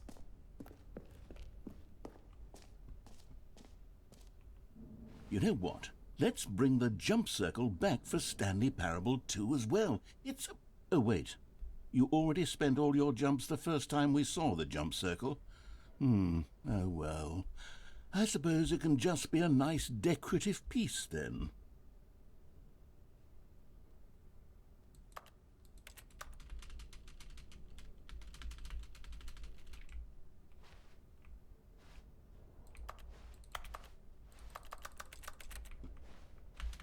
That's boring. New plus easy achievement. Get yours right now. Pull the lever, receive achievement. Now, here's something special. You remember that broken test achievement that got left in the game on accident? Well, I'm developing a technology to simply give you the achievement. Yeah, okay, perhaps I should have clarified. This is technology that will exist. Right now, the achievement is still fully broken. I'm not a wizard, Stanley, but I guarantee it will be fixed in the sequel to at last satisfy the hordes of ravenous fans all over the world who have been uproariously demanding this feature. Gamers, we hear you, and I promise it will happen.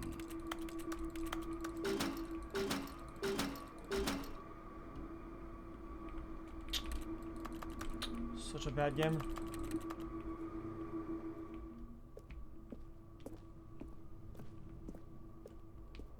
Well, what about this right here, though? Literally no new content.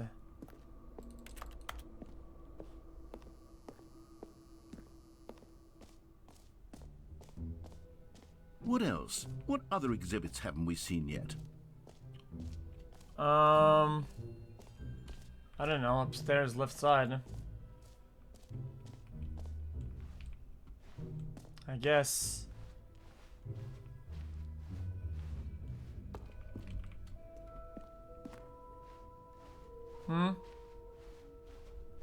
Collectibles. This is the exit. Collect them all. Ah, collectibles. Now it's a real video game. In the Stanley Parable 2, you'll run around gathering up these miniature Stanley figurines. And what's truly innovative is that there will be no reward for collecting all of them. I don't want to stifle the intrinsic joy of watching a number go up. You simply collect all of them, and then you move the hell on with your unremarkable life.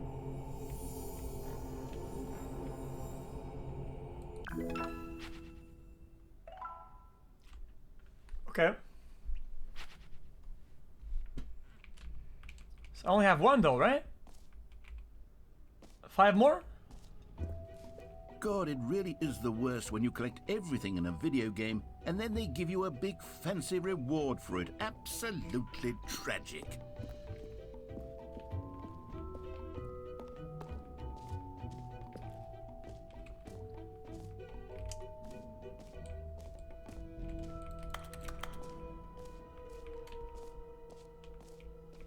Guys, there's more, man.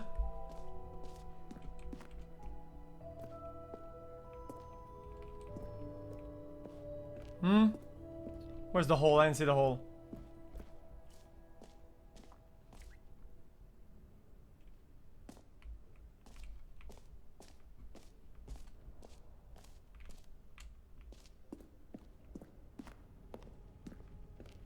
Where? The giant sign. Oh, a hole. The infinite hole.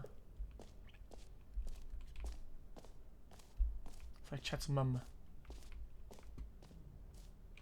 No screenshots. Okay, I'll be honest, I haven't yet decided on this one.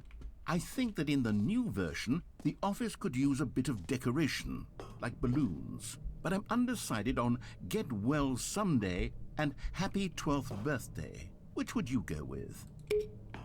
You know, sometimes when you solicit another person's opinion, it makes you realize that you knew which one you actually really wanted all along. Happy 12th birthday, step-niece, it is. That's not what I Or asked. actually, maybe I should have gone with... No, I've made my decision, we're moving on.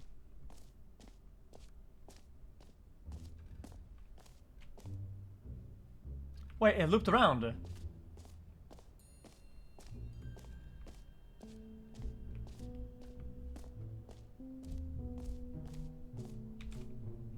What? Don't understand. Come now, you've already made your choice. It's true that you chose badly, but we all have to move on from our mistakes.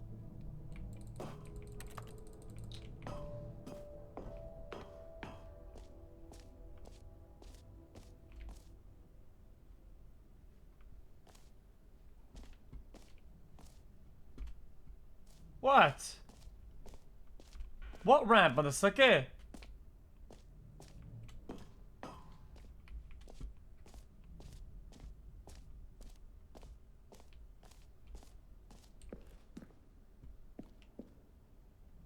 common complaint of the Stanley Parable was that it was confusing and paradoxical, that it engendered a chaotic sense of reckless despair in those who played it. Well, I am happy to say that after much consideration, I've engineered a clever solution to this fundamental problem with the game. It's the Stanley Parable Reassurance Bucket. You see, Stanley, anytime you're holding the bucket, a sense of calm and ease will fill your mind and your heart. It's true. As long as you hold on to the bucket, the many disorienting contradictions of the Stanley Parable will feel perfectly normal and perhaps even comforting. Okay. You may even come to long for the gentle embrace of jarring cognitive dissonance while the bucket is in your arms. And to be honest, it's a much more convenient solution for me than actually redesigning the game to be less uncomfortable. Can you imagine what a pain in the ass that would be? Yes, the bucket is the perfect solution. Okay. Come on, give it a try. Can you feel it? The glow of comfort, even in the face of crushing despair, must already be sweeping through your body. And in fact, can I say that I do believe the bucket lends you an air of charisma as well? I think that just holding it has made you the slightest bit more attractive as a person. Cool. The benefits of the bucket seem to go on, don't they? All this and more await you in the Stanley Parable 2. But it's heavy though.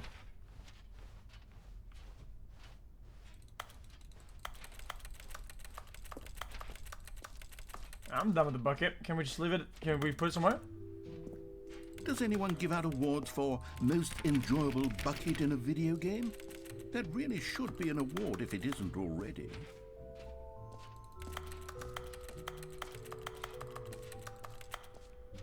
Okay. What have we not seen? Forward plus...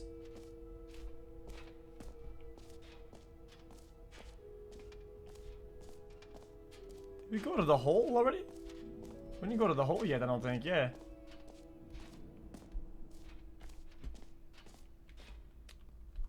Time depth.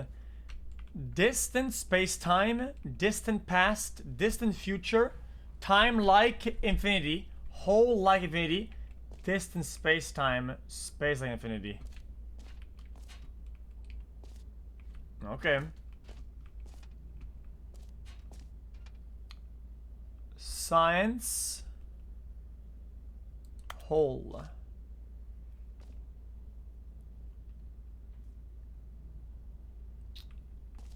This is bedstone, isn't it? And that's brainstone.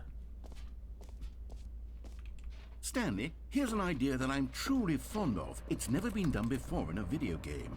This is, in fact, a hole that you can fall down forever. That's right. Infinite falling. You can fall until the end of time, if you like. A stunning leap forward for video games as a medium.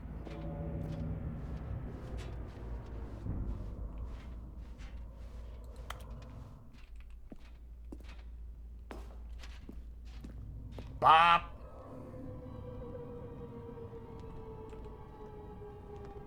You see, isn't it wonderful? One of my more ingenious concoctions, if I do say so. Now then, since you've gotten to see the infinite hole, you can press the teleport button to pop back up to the top, and we can continue onward. Now, I don't mean to be a bummer, but I do recommend you use the teleport button to go back to the top. Maybe do it on the sooner rather than later spectrum of things. Well, if you think about it, what if you pierce a hole in the earth? Okay, and you go to the middle? I don't know quite what how happens? to say this tactfully, but it's possible that I slightly exaggerated the infinite nature of the hole. You would Is it a you'd very, be very floating deep it. hole? To be certain it is. It's an extremely deep hole. I don't want anyone to say that it isn't an astonishingly deep hole. It is. Is it infinite? Well, that sort of depends on your definition of infinity. From one perspective, the infinite is merely philosophical in nature. It's more of a...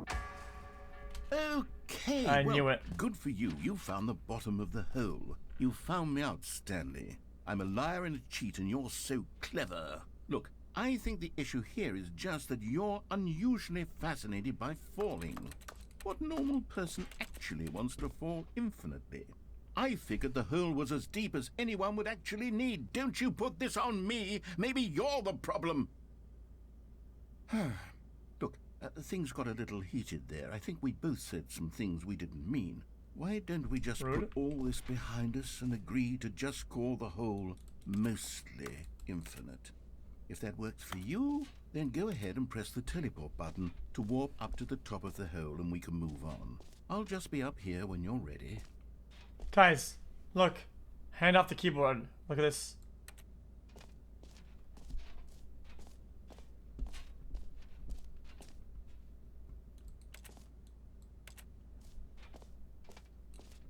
Right click, left click.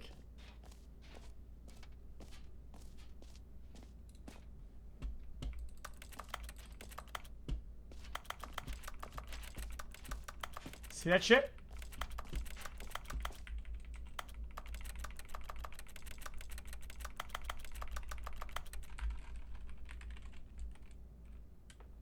Great. Now, I'm very oh, for heaven. You see, I was right. The problem is you. The problem is that you like holes too much. Not normal.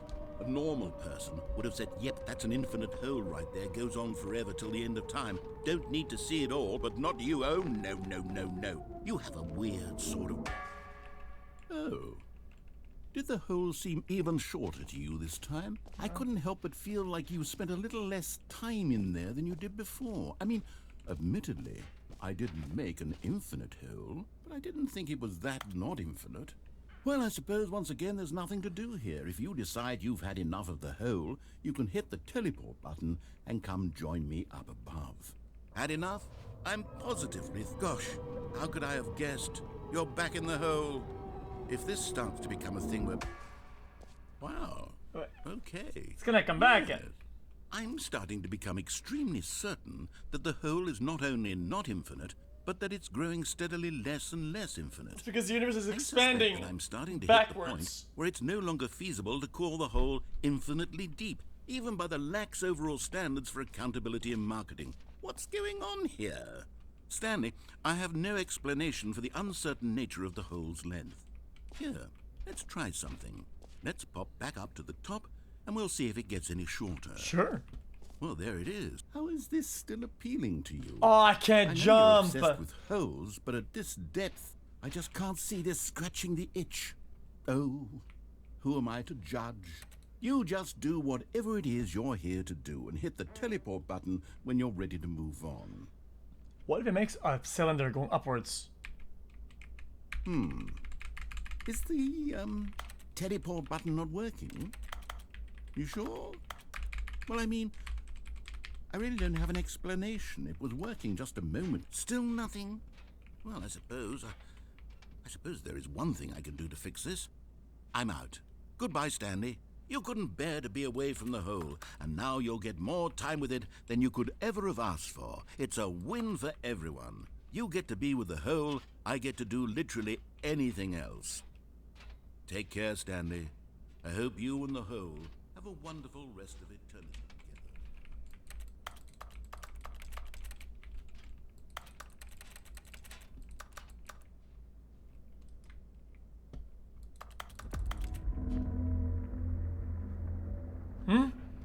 Hello?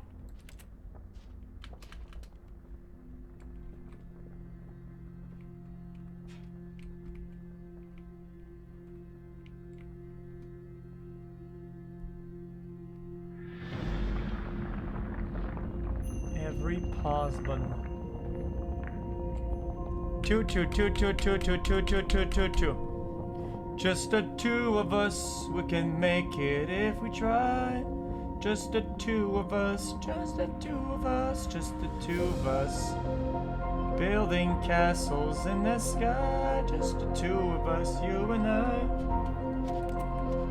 Is that a real song or not?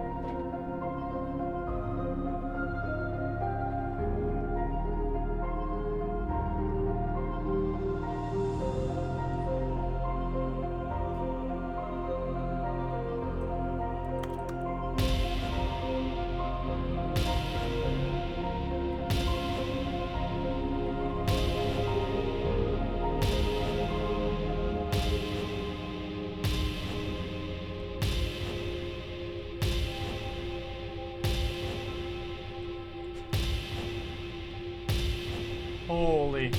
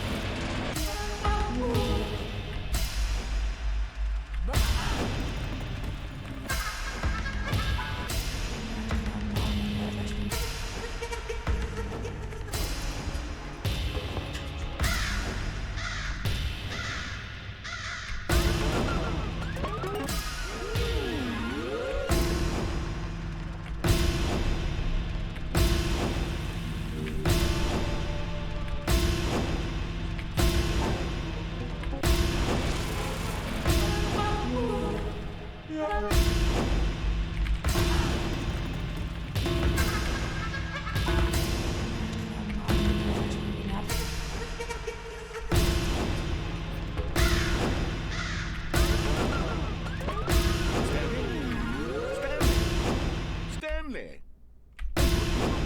It seems you had sort of dozed off there, drifting away into dreamland. But we can't have that, Stanley, because this hole is just so darn fascinating that I want you to be wide awake for every second of it. You don't want to miss a single moment. So how about if I just pop in from time to time and wake you up to keep you really, truly focused on the whole? From the looks of things, you and I will have many, many years here in this hole, and I'm looking forward to all of them. Stay alert, Stanley. I'll be back. Walk edge.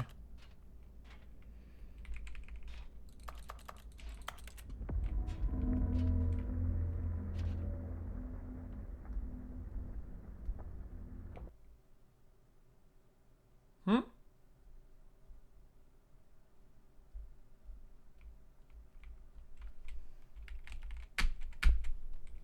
Here we are. Go on. Try out some of the new features. Well, what if I want to try the hole again?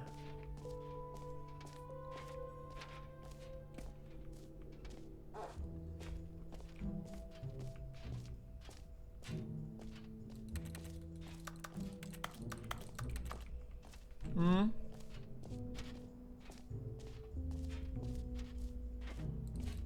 Aw, man. It's Lee Garbanzo.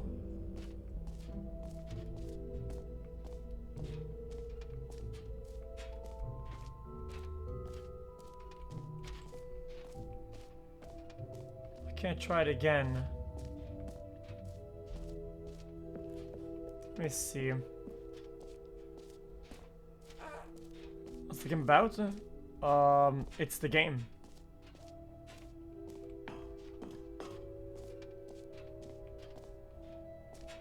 It's one of those games where I don't really need to tell you like what's the game about. You just kind of watch and you know that's what the game is about, literally. I'm going to exit. Literally, it's not about anything. It's a game. If I tell you what it's about, I'm giving you my perspective on the game. That's all. All right. Have you seen everything you wanted to? Ready to move on now? Yep. I'm on to the next game. So, Stanley, what do you think? Do you like all of the new features? Yes, I know it's not exactly clear yet how exactly these features will come together as one single coherent video game, but I can feel it in my soul. It's going to work. There's definitely a good game in there somewhere. Say, let's do an experiment. I'll arrange these new features together, and we'll see whether or not it coheres into a meaningful gameplay experience. Okay. Are you ready? Yeah, I'm Here ready. it is. I give you the Stanley Parable 2. More jumps! Well, I mean, there's potential here, right? It's sort of... Okay, never mind. Hold on. Let me do a different arrangement. Okay, yes, this is much better. I feel good about this. Here we go. Version 2. The hole, the jump, Who am I kidding, Stanley? the This baton. isn't a coherent video game at all. It's a lot of gags. And I do very much enjoy The creating collectible. gags, but they don't add up to anything. I wanted more than anything to create a sequel that would capture all the magic of the first game. I wanted fans to love it. No matter how good these gags are, they won't stand on their own. They would need the structure and the gameplay of the original. Wait, maybe that's it. Same game. I can take the original Stanley Parable and simply, well, insert a few of my new features into it. Tastefully, of course. With respect. With care for the vision and integrity of the original game. Would it possibly work? I suppose it could. But it would need a really, really tremendous title screen. A title screen that says with bold and uncompromising conviction, "This is the Stanley Parable 2." Let me see if I can whip something up. All right, perfect. Go ahead. Take a look.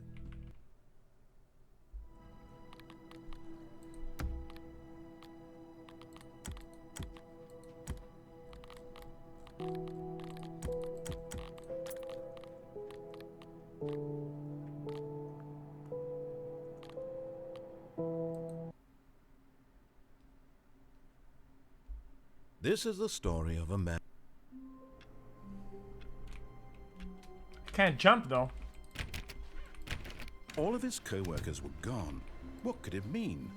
Stanley decided to go to the meeting room. Perhaps he had simply missed a memo.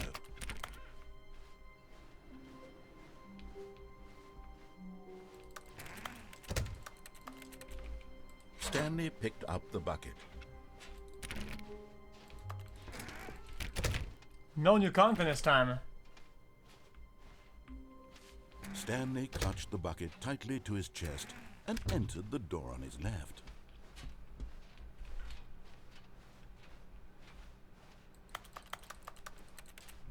Still no one was here. Stanley needed the bucket's warmth and comfort now more than ever.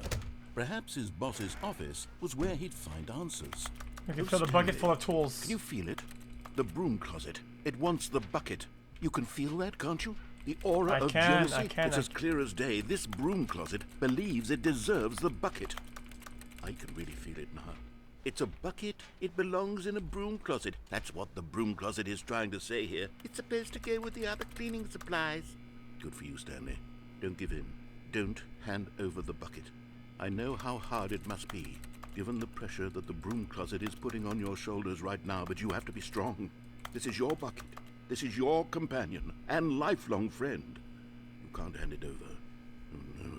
We're getting into name-calling now, it seems. Is this how low the broom closet has sunk, that it has to resort to this stream of petty insults simply in order to get you to hand over the bucket? Stanley, I never liked this broom closet for a variety of reasons, but even this is worse than I had imagined. And wait, now the broom closet has the gall to imply that you and the bucket are not truly deep and lasting friends? That your relationship is purely superficial and convenient? That your life is so banal and meaningless that you'd feel the same sort of kinship towards any inanimate object which happened to lay in your path in an even partially enticing manner? Well, I never. Go on, Stanley. Lay into it. Really tell the broom closet off for its demeaning comments. Expand on the wide variety of experiences you and the bucket have shared together. Go through each of them point by point. Share your journal entries detailing the rich emotional landscape of your feelings for the bucket as they have changed and evolved over the years. Let him have it.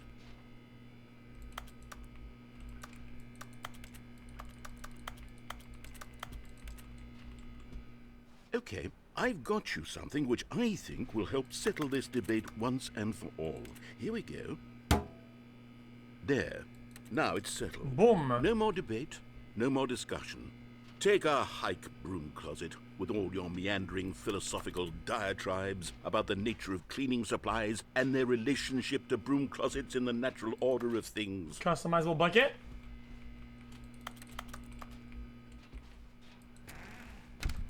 All right, I've got a second sticker back here, and I'm going to slap it on as well because I think it's appropriate. Boom! See? I feel that it works because the sticker is also a bucket. That way, if you're ever What about a unsure stick whether on the the thing sticker, you're though, holding is that a says bucket or not, property of Stanley? you can look down at this sticker and say to yourself, ah, it's a bucket. There really is a wide variety of applications for this sticker. And now we need a smaller white sticker and put it on it. You know what? I could take the name-calling and the dismissal of your kinship with the bucket, but now the broom closet is just giving us the silent treatment. And to be honest, I'm sick of the pettiness on display. You can stay here all you like, but I've had it with this impetulant room of cleaning supplies. Easily the most childish such room I've ever been in. I'll see you outside, and we can get on with the story about you and your bucket.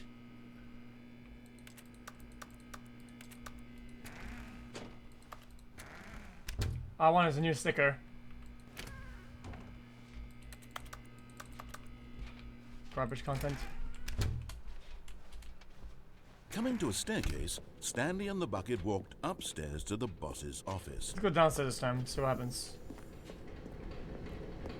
You found one of them. One of the miniature Stanley figurines. Remember, no reward for collecting all of these. Only Nope. the intrinsic pleasure of a job well done. False. You can't buy that sort of happiness, Stanley. God knows I've tried. So, I implore you to savor each and every moment you come across one of these beautiful figurines. Nah, we're getting an achievement for this for sure.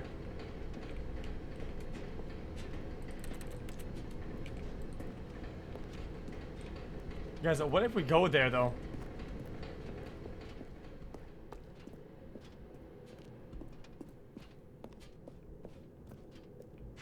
There's probably one in here as well. Another miniature Stanley figurine. This, you know, there really must be a snappier name for these things. What about mini stands? Stanley figs? Or what about Stanlerines? Yes, I think I like that. Another Stanlerine under your belt. Okay. One is in the elevator. You fucker. Stepping into his manager's office, Stanley was once again stunned to discover not an indication of any human life. Crushed by the weight of this revelation, Stanley may have broken down into an emotional dumpster fire if not for the soothing presence of the bucket. Even now, in his darkest of hours, did the bucket's warmth and guiding light pierce the dark clouds of confusion and chaos. It would be with him all. The bucket did not react, except perhaps a tiny glow of warmth. Subtle, yes, but an unmistakable spark from somewhere deep within.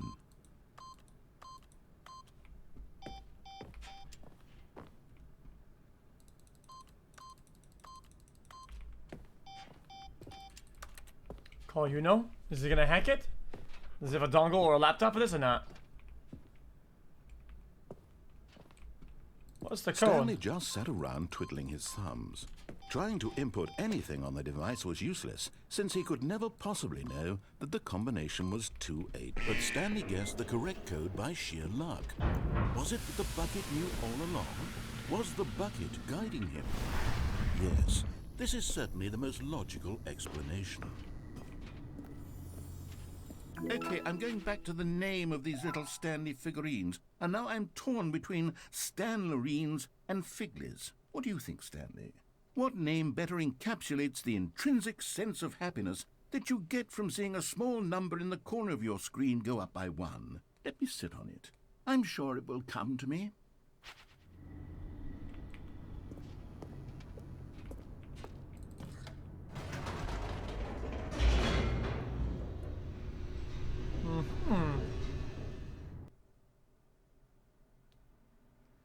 The elevator raced downward, plummeting towards an unknown fate. It would be all Stanley could do to keep himself together, if not for the bucket. Soothing him, comforting him, reassuring that in this darkest moment of uncertainty, he would be all right. The bucket is here for you, Stanley. Everything will be fine. I have the bucket. Stanley and the bucket walked straight ahead through the large door that read, Mind Control Facility. What if the bucket can make us do the right ending?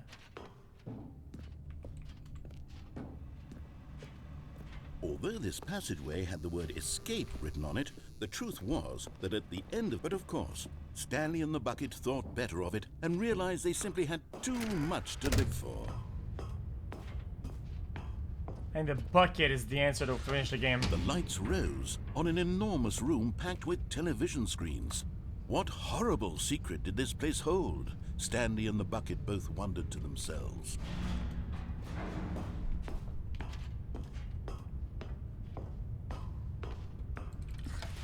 The monitors jumped to life, and Stanley nearly dropped the bucket in shock.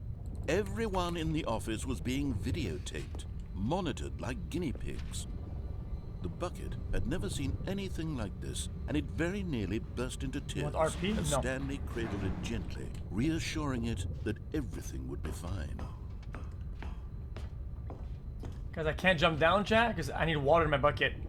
Because if you jump and you put water Was before the bucket landing, under the you mind don't take any fall control damage. facility's influence as well? Had the bucket been told to do things it didn't wish to do? What kinds of things does a bucket want to do or not want to do in the first place? These questions raced furiously in Stanley's feeble mind. No! He screamed into the bucket. He couldn't accept No! it. His own life in someone else's control. Never! Never. He squeezed the bucket tighter. His one friend in the entire world. At this point, he could trust no one except for the bucket. But here was the proof. The heart of the operation. Controls labeled with emotions, happy or sad or content. Walking, eating, working, all of it monitored and commanded from this very place.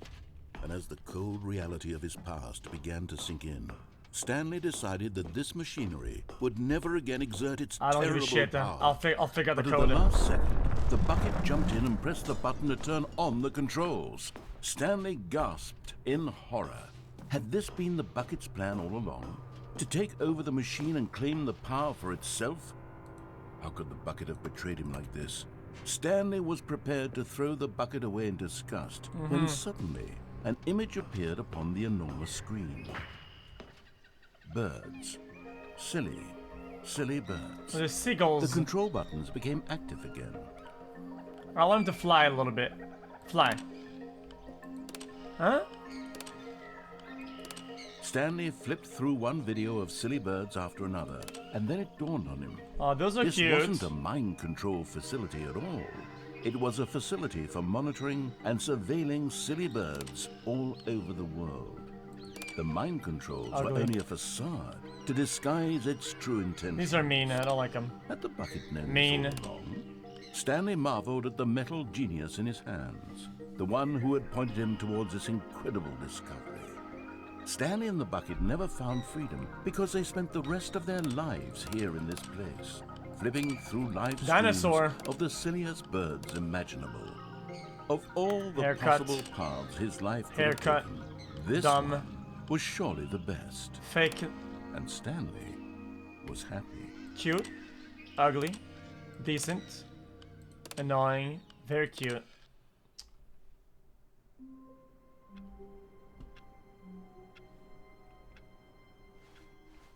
Stanley had never seen the office this brightly lit.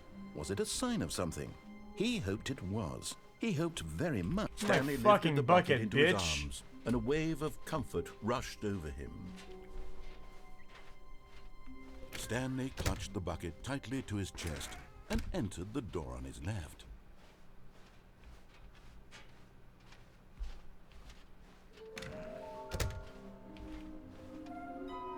I didn't miss. I watched Forzen's playthrough. Yeah, I was awake all day, dude. Everybody knows this already.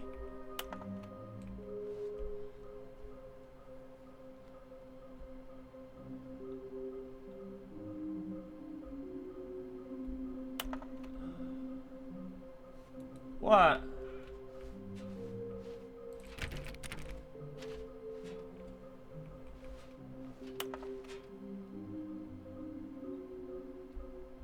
$416. Red room. Stanley, we must move on from this broom closet. There's more simply because stickers. I have no remaining stickers. If I did, you can guarantee we'd be in here for hours. But alas, no stickers. Oh. Coming to a staircase, Stanley and the bucket walked upstairs to the boss's office. Nah. But Stanley just couldn't do it. He considered the possibility of facing his boss, admitting he had left his post during work hours. He might be fired for that. And in such a competitive economy, why had he taken that risk? All because he believed everyone had vanished? His boss would think he was crazy.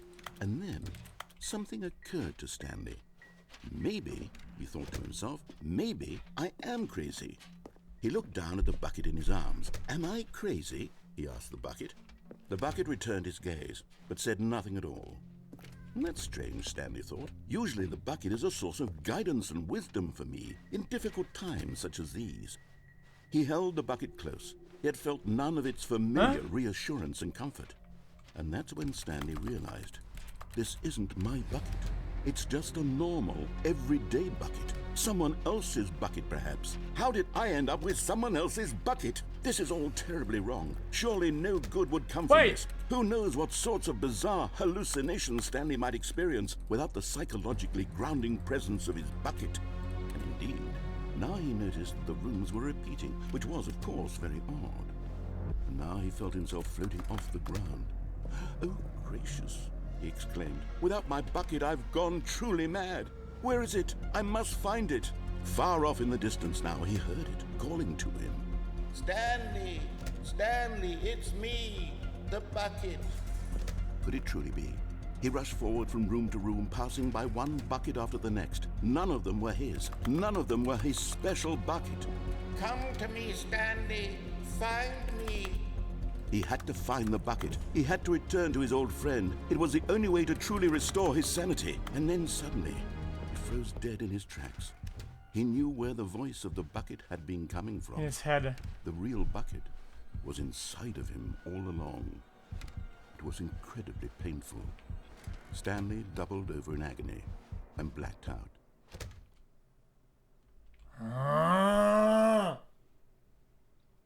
This is the story of a woman named Mariella.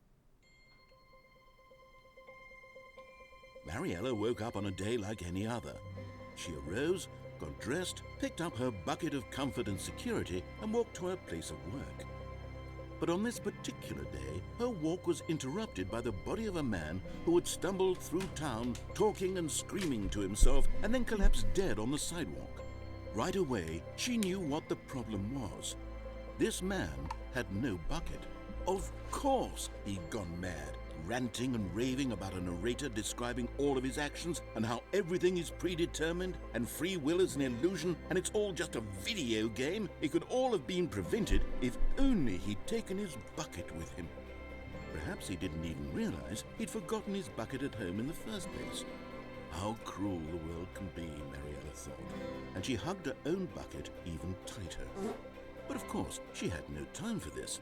There were a myriad of confusing problems she would soon have to confront at work, for which her bucket would provide absolute guidance and total clarity on everything. I didn't fart. Heck yes, she thought to herself. Should have farts because you have no bucket though. Ass. And she backed Bucketless? all the way to work. No buckets?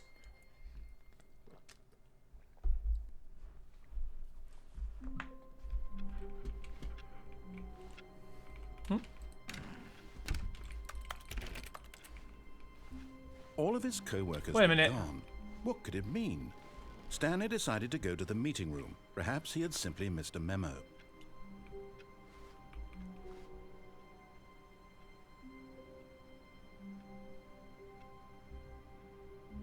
The confusion and the chaos all seemed to melt away as Stanley embraced the bucket. Stanley clutched the bucket tightly to his chest and entered the door on his left. I'm gonna do off.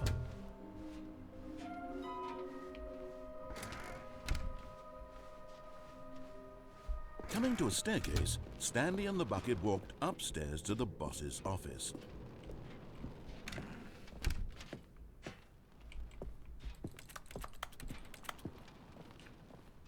Stepping into his manager's office, Stanley was once again stunned to discover not an indication of any human life. Crushed by the weight of this revelation, Stanley may have broken down into an emotional dumpster fire if not for the soothing presence of the bucket. Even now, in his darkest of hours, but Stanley guessed the correct code by sheer luck. Was it that the bucket knew all along? Was the bucket guiding him? Yes, this is certainly the most logical explanation. Uh-huh.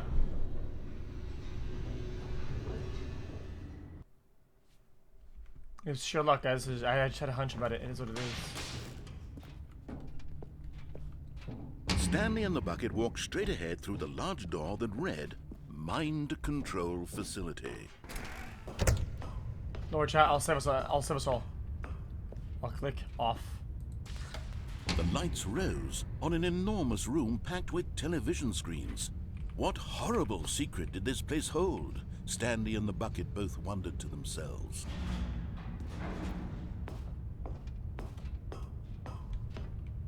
I'm not gonna jump off, I want water. The monitors jumped to life, and Stanley nearly dropped the bucket in shock.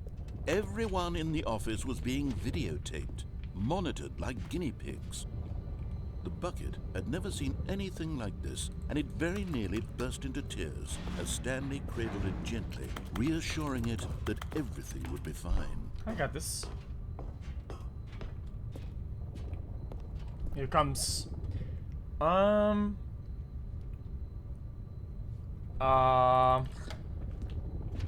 the bucket under the mind control facility's influence as well? Had the bucket been told to do things it didn't wish to do? What kinds of things does a bucket want to do or not want to do in the first place? I'm more upset that there's no These sticker on my questions bucket raced sticker. furiously in Stanley's feeble mind. No! He screamed into the bucket. He couldn't accept it.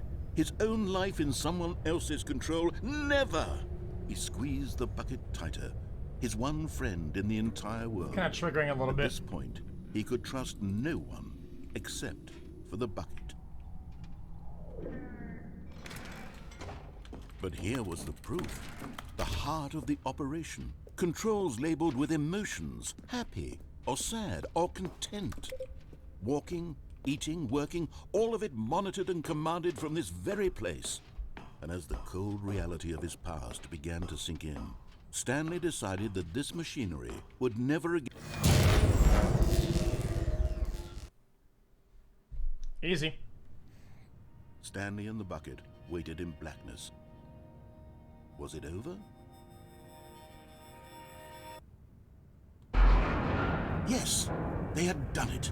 Stanley and the bucket had defeated their greatest and darkest enemy, freed themselves from the tyrannical grip of the evil mind control machine. Freedom was now mere moments away.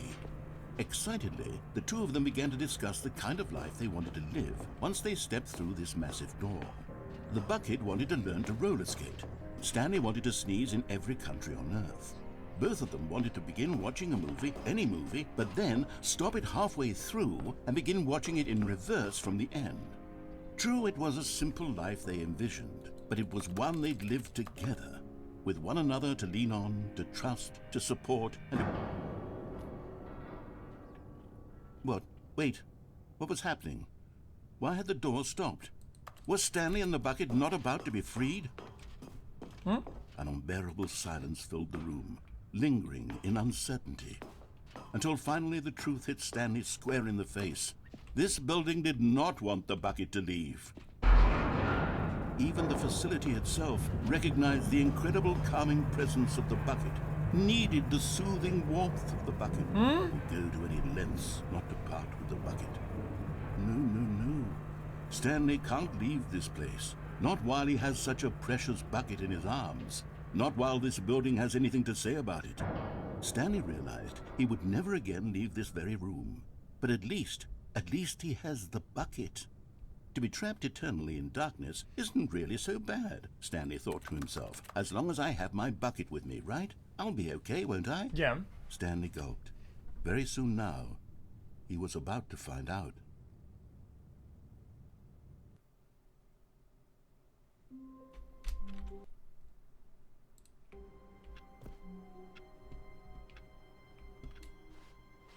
All of his co-workers were gone. What could it mean? Stanley decided to go to the meeting room. Perhaps he had simply missed a memo. Warmth spread through Stanley's arms. With the bucket in his arms again, he was home. Right side then? Clutched the bucket tightly to his chest. This was not the correct way to the meeting room. Whatever. But Stanley had felt the bucket calling to him, telling him that the employee lounge was simply the place to be. And here it was. Had the bucket turned out to be correct? Was this better than the meeting room? Yes, Stanley thought to himself. Yes, perhaps it truly was. How? No, never mind. The bucket was wrong. Oh, okay. Stanley took the door on his left to go back to the meeting room. There's an elevator right there, though.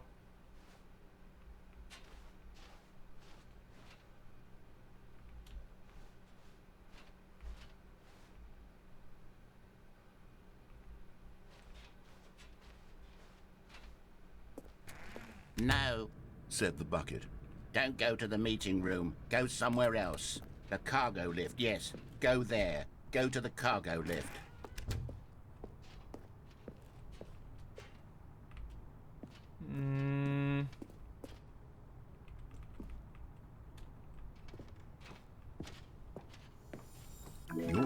close now, Stanley. You've nearly gotten all of the Figler I'm and fucking Marines. crazy, Very boys. soon, you'll collect the last one, and then the first number will equal the second number, and that will be it. Is it? We'll be different people by then. Different in the sense that we used to have none of them, and now we have them all.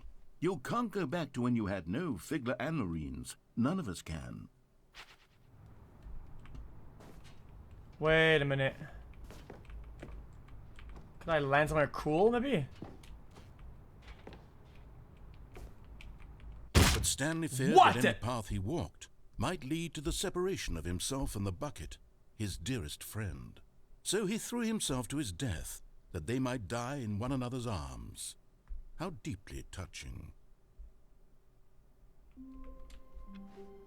How long was I sitting there? Stanley wondered to himself. Minutes? Days? Centuries?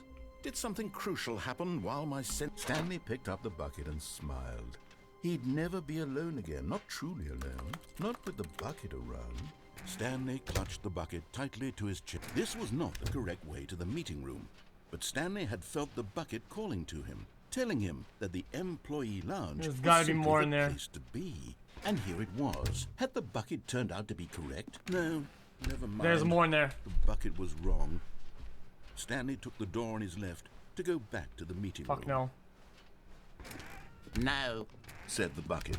don't go to the meeting room. Go somewhere else. The cargo lift, yes. Go there. Go to the cargo lift. Good, Said the bucket.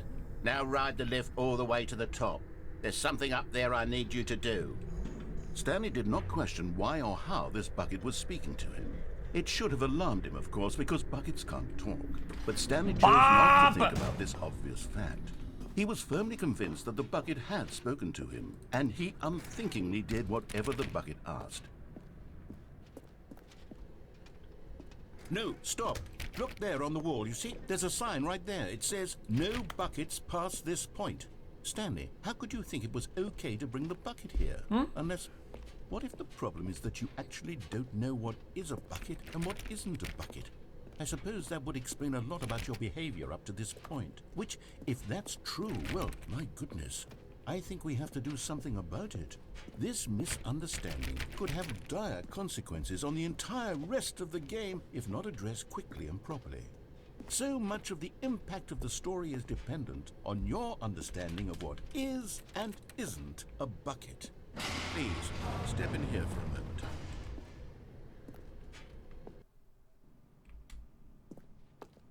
Now then, I'm going to run you through some test scenarios, and you'll tell me whether or not the thing I'm showing you is a bucket.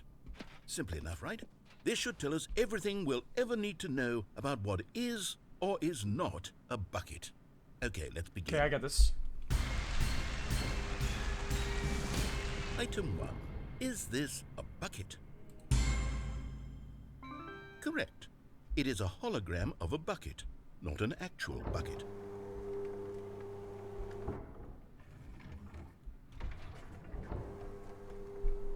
Item 2. Is this a bucket?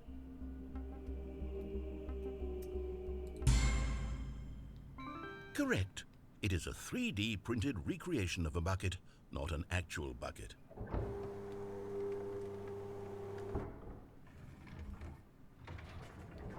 Any doubters? Item 3. Is this a bucket? Incorrect. This is a bucket.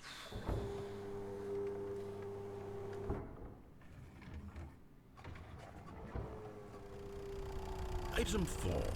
Is this a bucket? What? Are you hallucinating? This is a tractor. It's an enormous machine that tills the earth. I thought this was a gimmick. How on earth did you manage to screw it up? Absolutely incredible. Let's just move on to the next one. Well, it can contain things in the thing. Is this a bucket? Correct. Easy. This is a bucket. See? Told you. Easy. Item 6. Is this a bucket? It didn't move. Trick question. Both. Gotcha. Fuck off.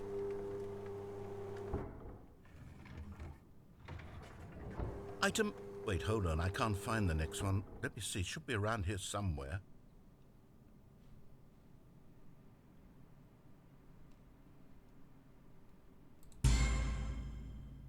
Okay, you and I both know there isn't anything here. And I don't appreciate the implication that nothing is a bucket when we both clearly know that a bucket is something. Well, it's right and there. therefore nothing could possibly be something. It's right there, I see it. Unless, in your twisted mind, have you somehow convinced yourself that a bucket is nothing? Answer me straight, Stanley. Do you believe that nothing is a bucket? Yes. You know what?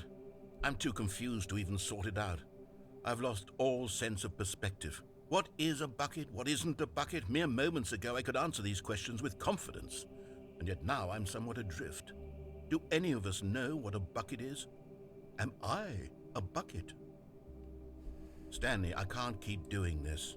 I'm losing myself, and myself was all I ever had to begin with. I'm afraid the bucket is threatening to tear our relationship apart. Good. I can't have that. I'm sorry. But I'm going to erase all buckets from the game entirely. Okay, here we go. Wait, why?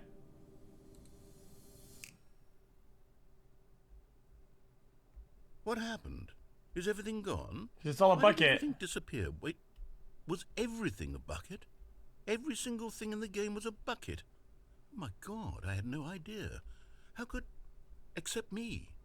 I'm not a bucket after all. And you, Stanley, you're still here. You're not a bucket either. Oh, this is wonderful news. We're not buckets.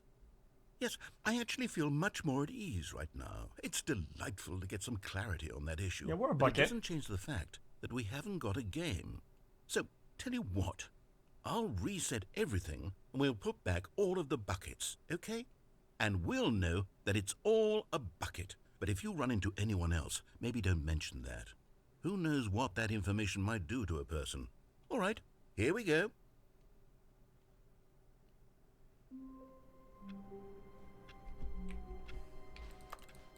Wait, Stanley thought to himself. Am I sure that the orders stopped coming in? How is that the good old bucket? Just Stanley and the bucket. We're good, we have all of them, boys. Another thrilling adventure together. Stanley clutched the bucket I'm gonna tightly do to his chest right side and again. entered the door on his left. And follow the elevator. This was not the correct way to the meeting room, but Stanley had felt the bucket calling to him, telling him that the employee lounge was simply the place to be.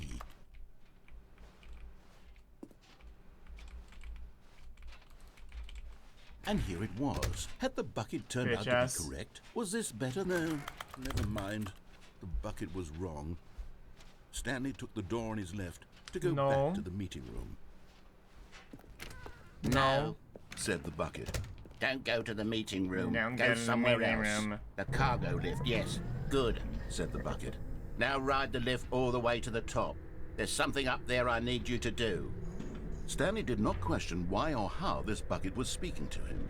It should have alarmed him, Oh, of course, oh. because buckets can't talk. But Stanley chose not to think about this obvious fact. He was firmly convinced that the bucket had spoken to him, and he unthinkingly did whatever the bucket asked. So I left clicked again. In here. Said the bucket. Go into this dark room over here. Stanley once again obeyed blindly.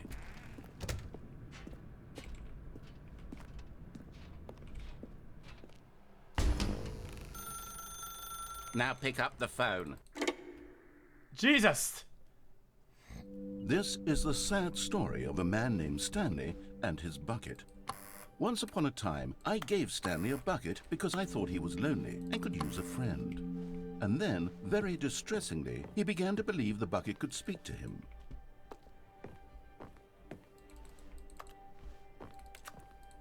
Hello? Bucket. Where's the bucket?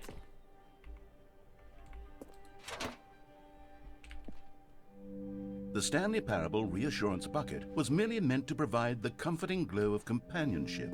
It doesn't literally talk and give you orders. Whatever Stanley is hearing the bucket say to him is just in his head. Oh. Okay.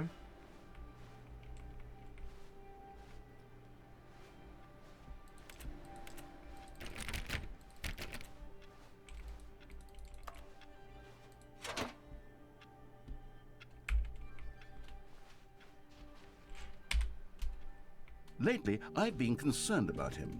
Wouldn't you be concerned as well? To see him delusional like this, obsessing over an inanimate metal object?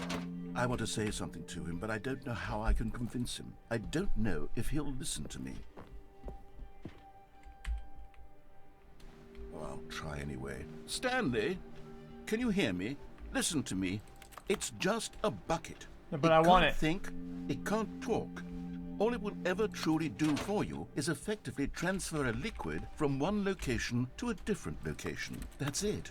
It doesn't do anything else. What? It doesn't have to be liquid. It could be anything. You see, he's not listening. He's still taking orders from the Hey, that's another bucket right there. Once upon a time, it was me he took orders from. Me he trusted and listened to. Now all he cares about is his awful bucket. This stupid hunk of metal. It's sad. I suppose he doesn't need me anymore. From now on, he's just going to cling to this bucket, this cold, empty bucket, this sort of shiny bucket. Well, I'll give it this. The bucket does have a nice shine to it. You believe I'm real, don't you, Stanley? Press Y to go back home. Yes, I suppose on closer inspection that it doesn't quite look like your average hardware store bucket. It's just a little more, what am I trying to say? Sturdier, more capable of transporting liquid. Like it would be better at moving an amount of water from one room to another. Oh my God, what am I saying? Better at carrying water from room to room. It's a bucket. It's literally just a bucket. Why do I feel some need to point out the ways in which it's so much more than just a regular bucket? But there's something else. Oh no. I'm having feelings for the bucket. No. What's going on? Why do I want to be with the bucket? Hear what the bucket has to say. Do anything it asks. What's wrong with me? I don't understand. Perhaps if I had the bucket, this would be less confusing. Yes, the bucket could tell me what to do in this troublesome situation. Stanley, give me the bucket. Give it to me. Give me the bucket, Stanley. I need it. Give it to me now. Give it or I'll...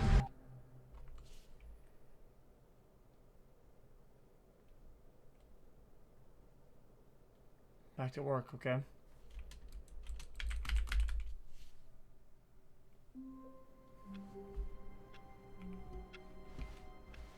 All of his co-workers were gone. Where are we going today? The bucket asked. Stanley just smiled. Anywhere they went. Stanley clutched the bucket tightly to his chest and entered the door on his left.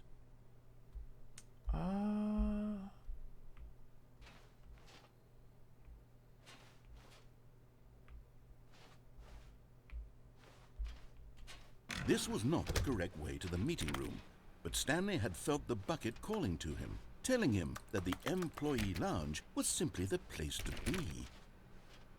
And here it was. Had the bucket turned out to be correct? Was this... No, never mind. The bucket was wrong. Stanley took the door on his left to go back to the meeting room. No,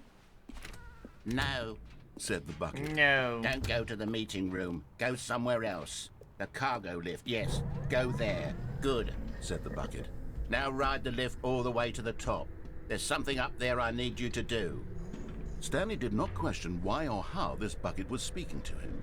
It should have alarmed him, of course, because buckets can't talk. But Stanley chose not to think about this obvious fact. He was firmly convinced that the bucket had spoken to him, and he unthinkingly did whatever the bucket asked.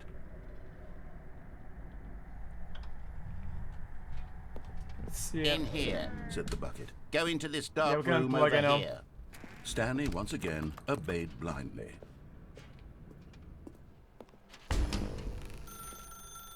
Now pick up the phone.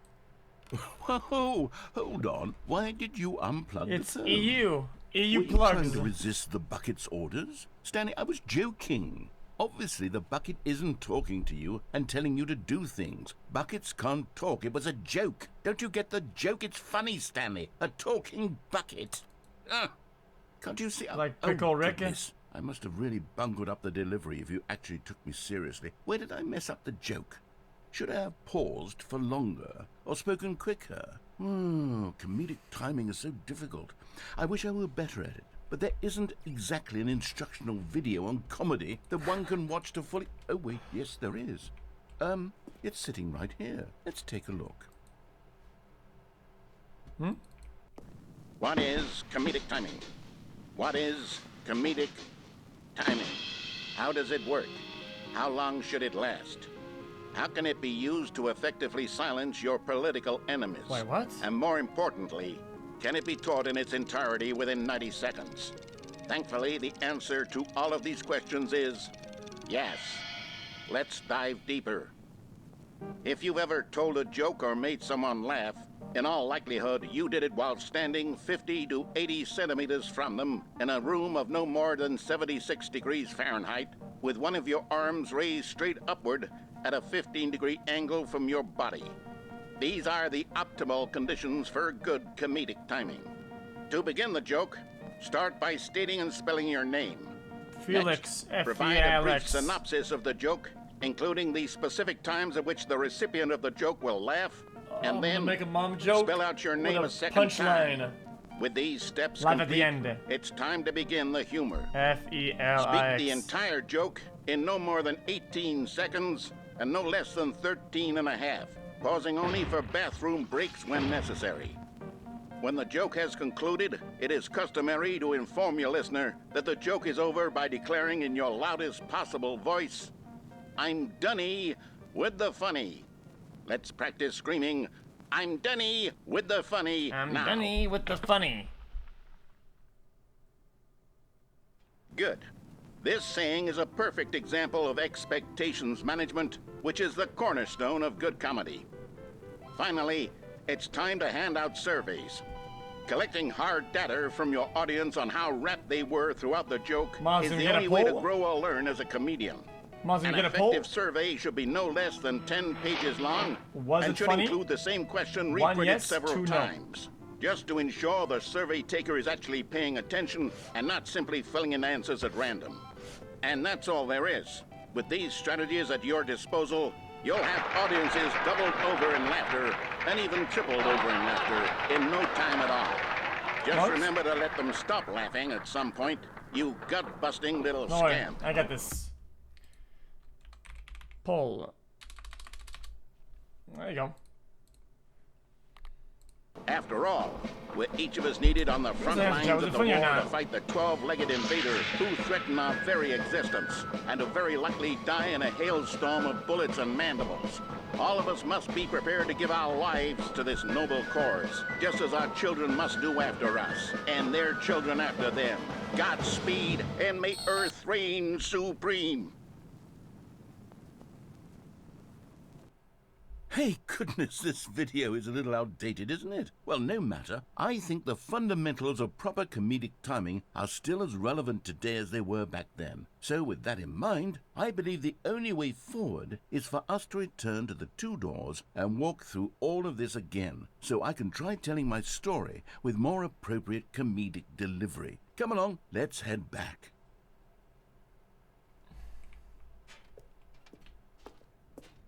Wait. My sticker.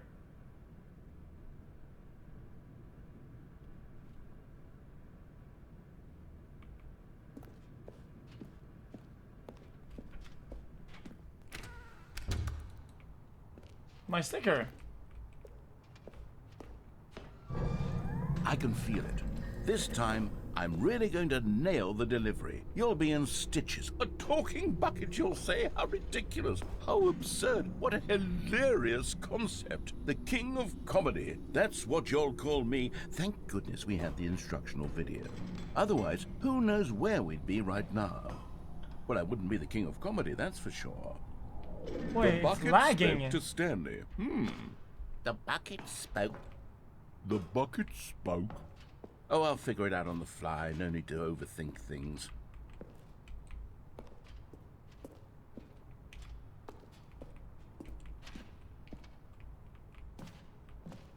You see it?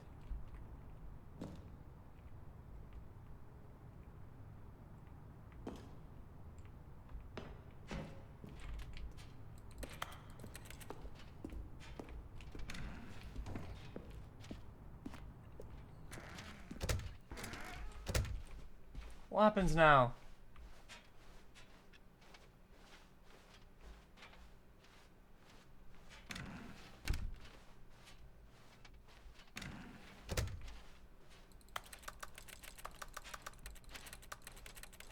I'm dunny with the funny. Here we go. You ready? When Stanley and the bucket came to a set of 2 open doors, they entered the door on the left. Chat.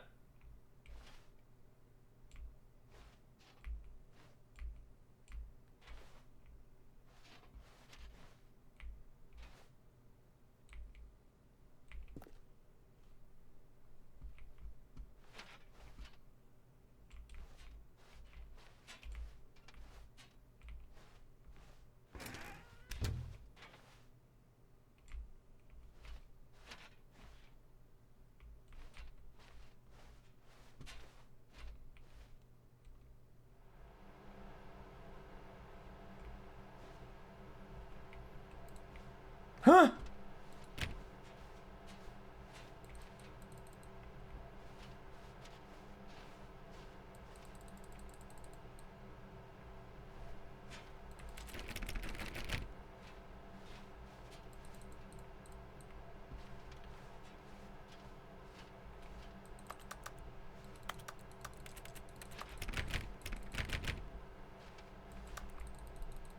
I don't get it.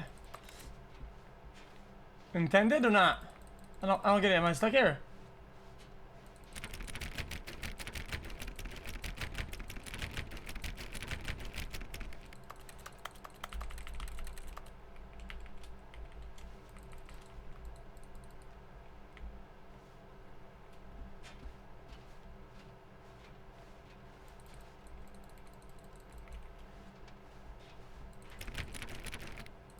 I'm done with the funny.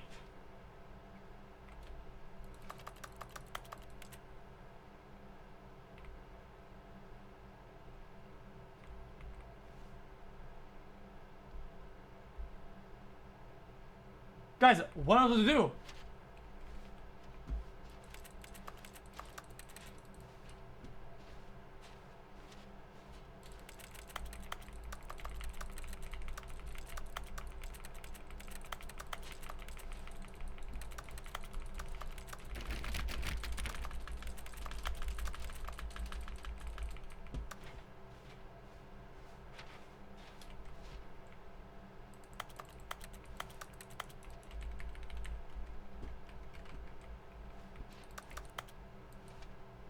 So, the reset or what?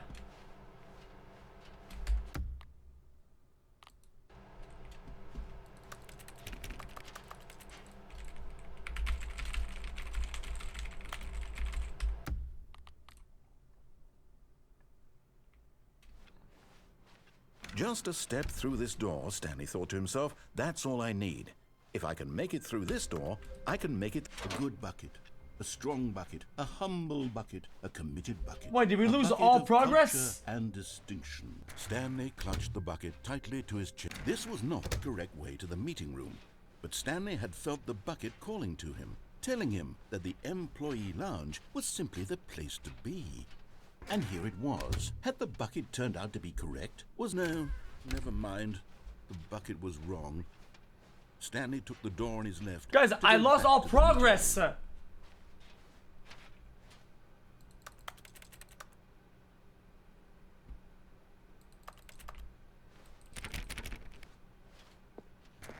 No, said the bucket.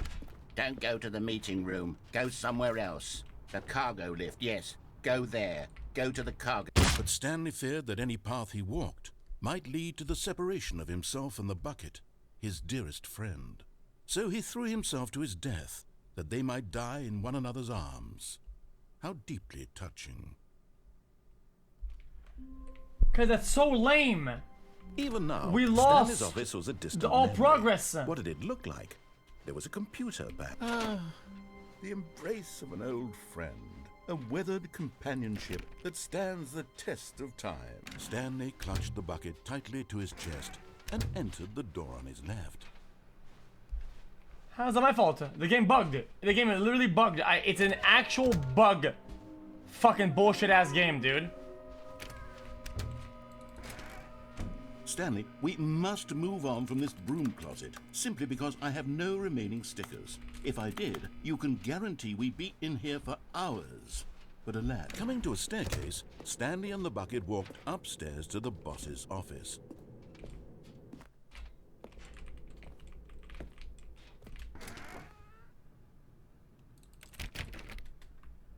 You fuck!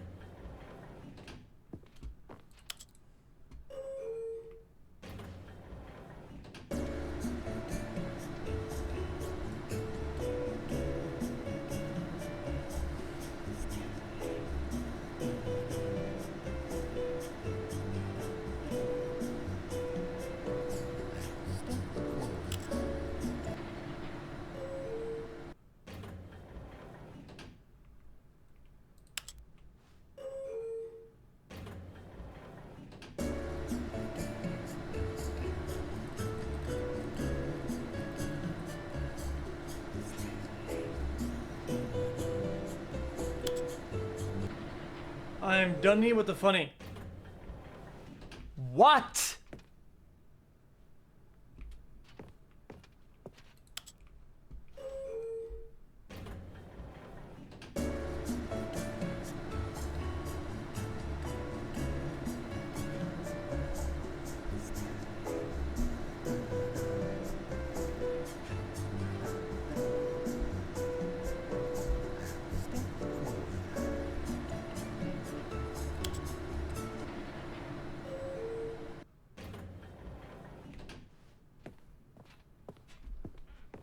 Yeah, better get a better room here? Like this? Stepping into his manager's office, Stanley was once again stunned to discover not an indication of any human life. Crushed by the weight of this revelation, Stanley may have broken down into an emotional dumpster fire.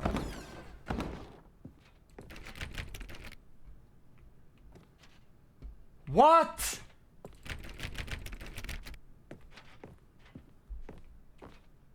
Wait, it reopened.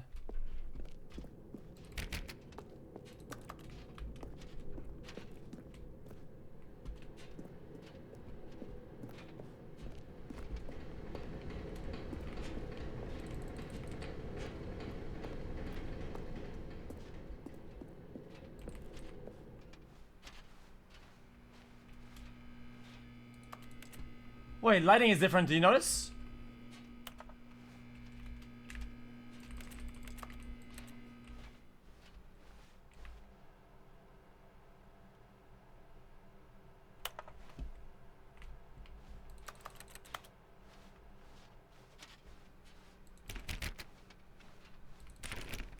Now what?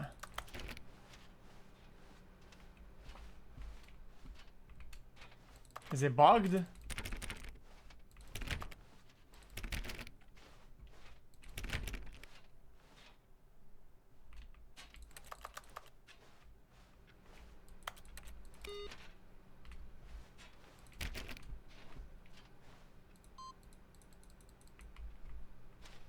Wait a minute.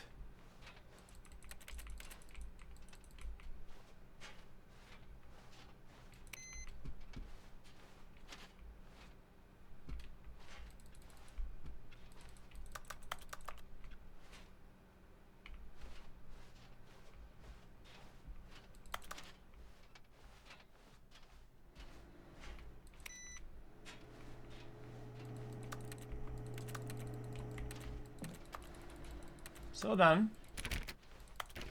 Wait, the new room. No! Okay, good.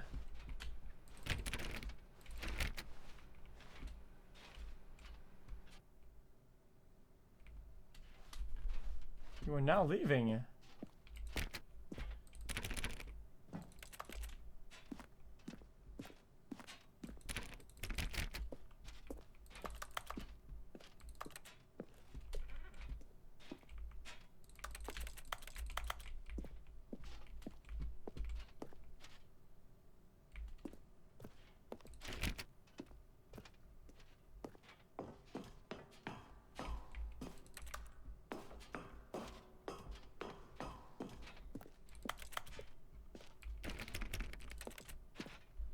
Okay.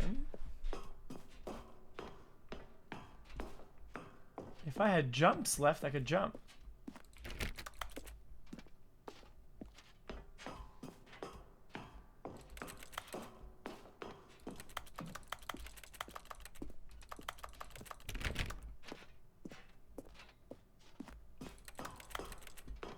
I'm done with the funny.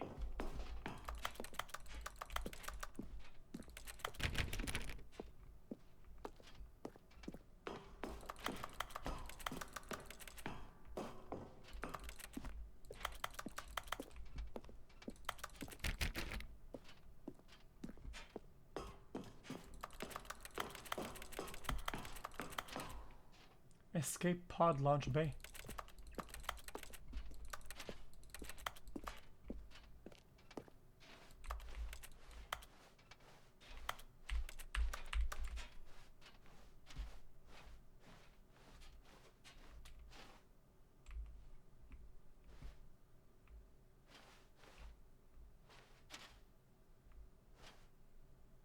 I didn't go in it.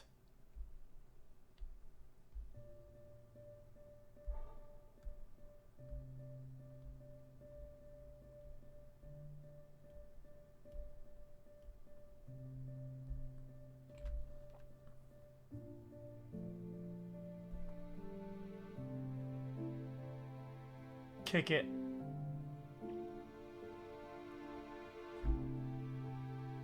This is what you do, right? You kick the bucket. Everything is a bucket. It's just a matter if you kick it or not.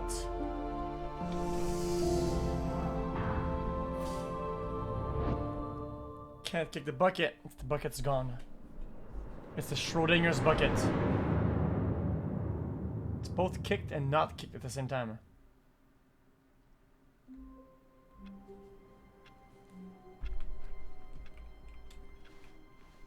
All of his co-workers were gone. What could it mean? Stanley decided to go to the meeting room. Perhaps he had simply missed a memo.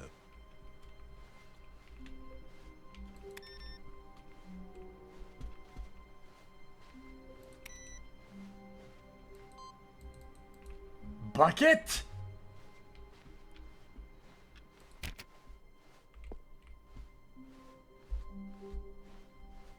When Stanley came to a set of 2 open doors, he entered the door on his left.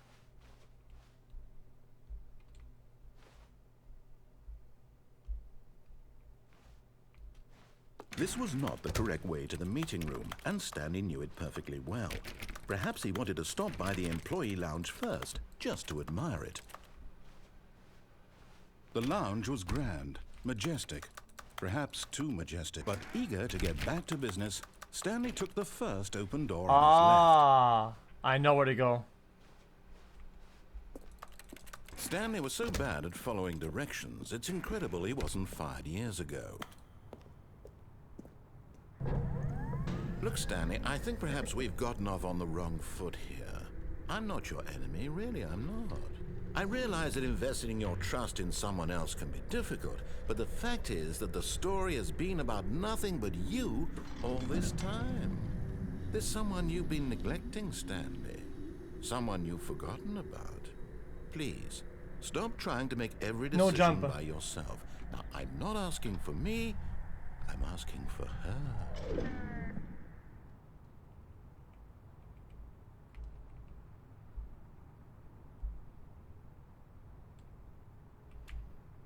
Bob! But in his eagerness to prove that he is in control of the story and no one gets to tell him what to do, Stanley leapt from the platform and plunged to his death. Good job, Stanley. Everyone thinks you are very powerful. Well, that's another ending, though. Stanley decided to it's go the to the same, meeting but without room the to check bucket. on his co-workers. He never functioned well by himself and constantly needed support and guidance from others, so the thought of total solitude was terrifying to him.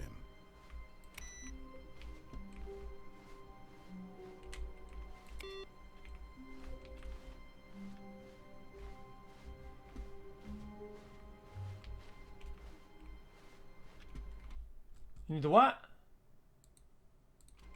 Yeah, we have to go to the place with no bucket. I get it. No, we're missing computers now, though.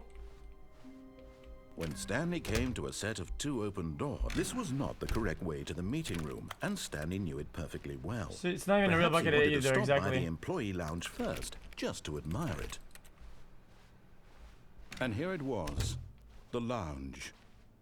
But eager to get back to business, Stanley took the first open door on his left.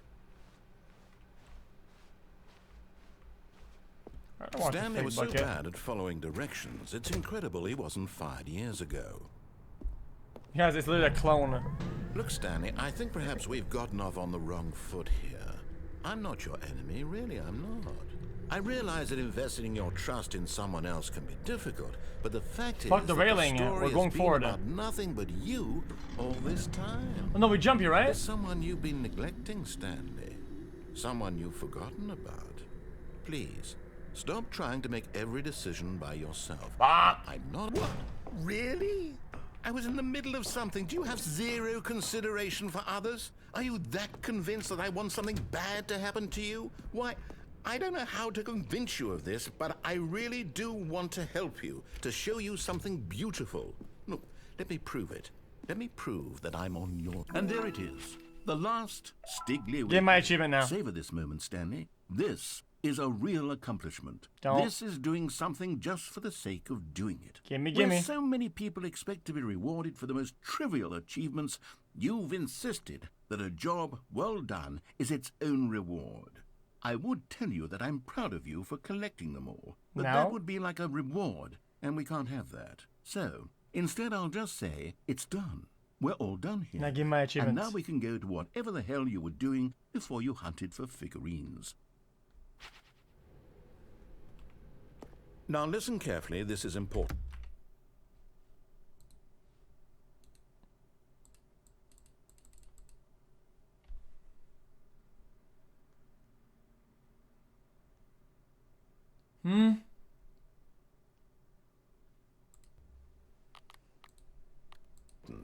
Stanley walked through the red door.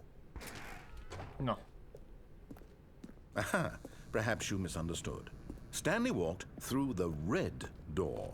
I still don't think we're communicating properly. Stanley walked... All right, fine, go ahead, Stanley. You want to know so badly what's out there? You want to find out what lies at the end of this road you've chosen? Well, don't let me stop you. You see? There's nothing here. I haven't even finished building this section of the map because you were never supposed to be here in the first place. Broken rooms, exposed developer textures. Is this what you had wanted? Also, laggy assets. Ruining the entire story I had written out specifically for you? Do you not think I put a lot of time into that? Because I did. And in the end, it was all for nothing. Because this is what you wanted to see. Help me here, Stanley. Help elucidate these strange and unknowable desires of yours. What would have made this game better? What did you want to see? Vehicles? Skill trees? Work with me. You've given me absolutely nothing so far. Tell you what. I won't have anything to make me feel good about the 15 bucks I paid for this fucking game. Give me some feedback. There we go. A third option. This already feels leaps ahead of where we were before. Go ahead, what if Stanley. Take it for a spin. I have an idea. What if we find the knob, open the door, then bring the bucket in this?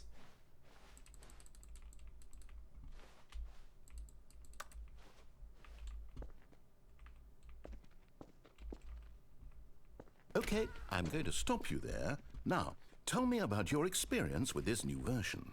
Would you say that the game benefited from allowing you more choices? Feel free to be honest. I'm looking for some real critical feedback here.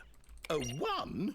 I mean, I can understand if you had reservations, you saw ways the game could be improved to more fully express itself mechanically and artistically, but a 1? That's not even helpful. What am I supposed to do with that?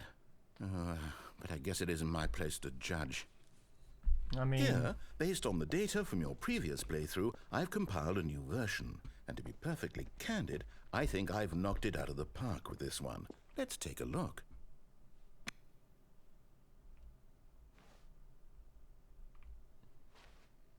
Ranked? Stanley Parable?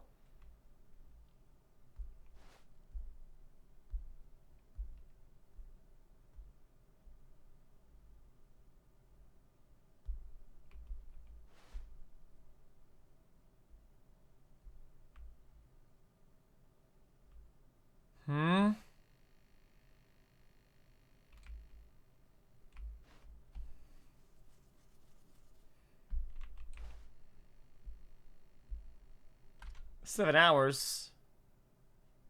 Nah, 96 minutes. Actually, 3 hours. Actually fake. Feels weird, man.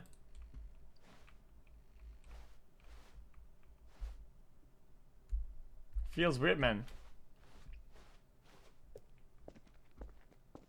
Now, would you say that competitive leaderboard helped you feel motivated to keep walking through doors? Again, honest answers, please.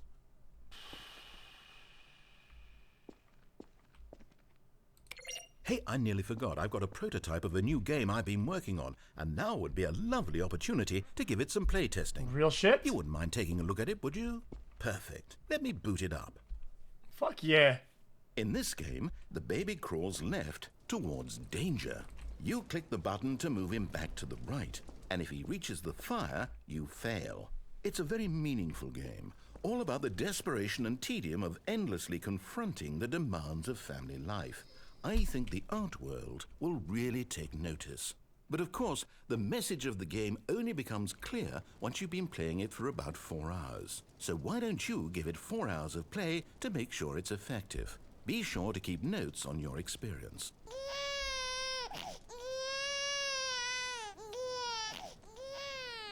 You heartless bastard. Did you do it because you hate babies or purely to spite me? Actual Because desync. if it's the latter, well, I don't know what to do. I'm completely out of ideas. I can't think of a single thing that might improve the experience for me. I'm not even going to try. I'm out. I'm done. It's over. Thank you for playing. Your input was extremely valuable. Oh, hey, since my game was so awful, refund? why don't we play someone else's game, just to ease the pain? Let's see. What do we have here? Yes, this seems like it'll work. Let's give it a shot. Aha! Fascinating. What do you think this game is about, Stanley? What's our backstory? What is our motivation? Firewatch! Well, it seems obvious to me that you are meant to play as a creepy man spying on innocent civilians below you from up high in your creep tower. Perhaps just for played some this. sort of twisted erotic purpose. Yes, that must be it. What a fascinating venture into the experience of total mental depravity. So far, I love everything about this game, Stanley. And it seems there's even more. Come, let's venture outward and see what else is out there. Wait, I didn't know though. Ah, just random.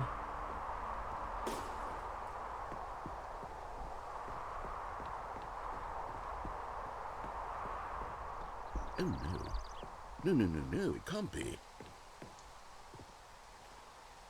Boy, it actually looks pretty decent though. It is. It's an open world game. Good God, quickly block it off. Oh, thank goodness, Stanley. What a close call. You nearly wandered off into that thing. That big, open, just wandering around. No right or wrong directions. No path to follow. You can just go in any... Oh, thank heavens we avoided it. We're out of the woods now, Stanley. Okay, I'm going to get us out of here. Let's find another game. Preferably something with walls. Something with nice, big, insurmountable walls. Okay, I think this will be just the thing. Walls. Trump 2020. Wonderful. See, this is exactly what I had in mind. Just a nice big box for you to run around in. There isn't any possibility that you could get lost here. Now this is game design. Stanley, if you manage to get lost in this game, I will be phenomenally impressed. Yeah, but it's a boring game though. Okay, so what exactly do we do here? Let's see. There are lots of cars here in the back, but obviously there's no racetrack. Okay, I'm seeing that there's a ball of some kind back here. Is this game sports ball? Stanley, I think it's sports ball. Oh, what fun. We shall run the bases and do a touchdown together.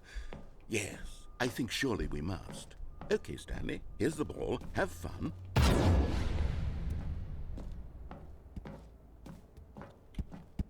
Bop! Bop! Bop! Go! Goal! Goal! Goal! Goal! Goal! Goal! Goal! Goal! Goal! Goal! Goal! Goal! Goal! Goal! Goal! Goal! Goal! Are you winning? Is this fun? Is it better than my miserable... What are you doing?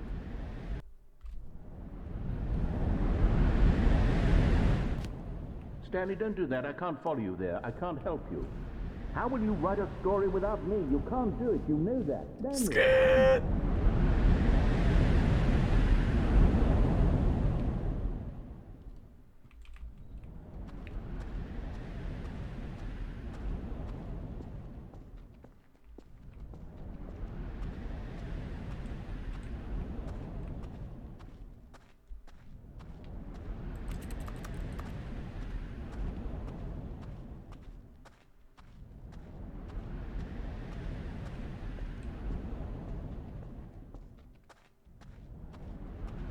It's crazy how the back rooms, literally nobody cared about the game. It's a super small game with not a lot of playthroughs on Steam, and then it gets a little bit of attention, memes, TikTok, and everybody knows about the back rooms. Unless it's something more than a game, it's something else.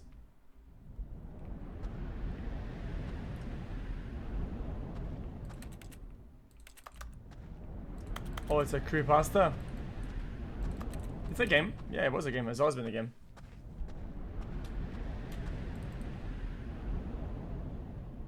I wonder what he found. It's If what he philosophical, is it? wanted was to be the leading man in his own story, well, perhaps he's gotten it.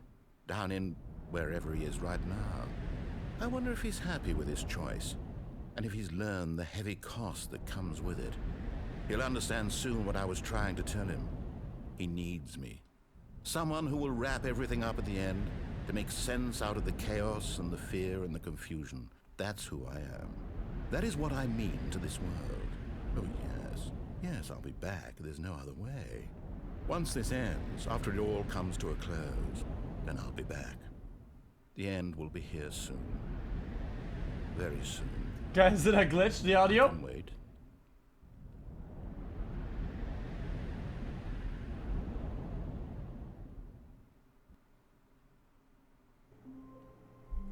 A lot of bugs we found with the game so far.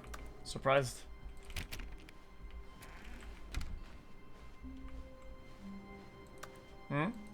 Stanley, I'm sorry, but I have to put a pause on things. It's those figurines. Those figglers. I haven't stopped thinking about them since you nabbed every last one. Wasn't it just the most intrinsically fulfilling moment of your entire life? Didn't it fill you to the brim with inner richness? Yes, I know we're supposed to be telling a story, but won't you please indulge me with one more trip back to the memory zone? I would love nothing more than to revisit the figurines. Just one more time. Dark Souls?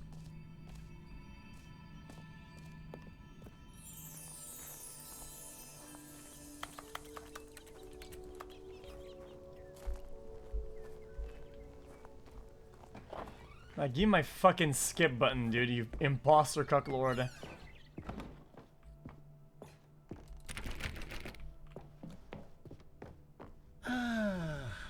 Here's where it all began. The first collectible. Back then, we had no idea of how many of them we'd find. Sure, it said 6 right there on the screen, but how could we know for certain? We were so innocent. Wait. We'll never be like that What if again, I skip? Stanley.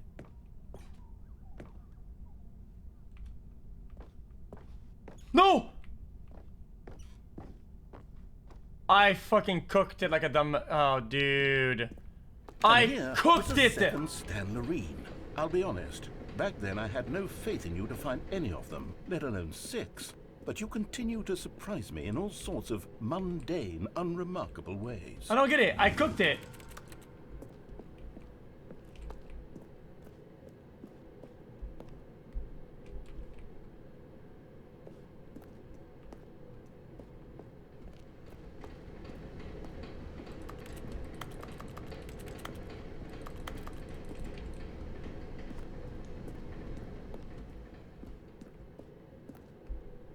Do I reset it or not? Okay, let's do a little quiz. Which of these rooms was the room you found your third mini stand? Can you remember?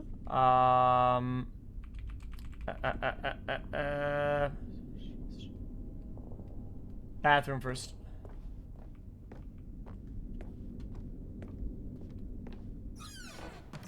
Hey, that's exactly right. It was here in the boss's bathroom. It was the third one. Guys, I don't want to You picked reset. it Maybe up, I bugged and it. then It's a after good that, thing. You had 3 of them. I'm glad these Guys, moments are so the game crystal doesn't let you clear in your memory, progress but I shouldn't be surprised. if you pick one. After If you all, don't pick one. science tells us But that I was it's able to impossible continue forget your third time doing anything. earlier.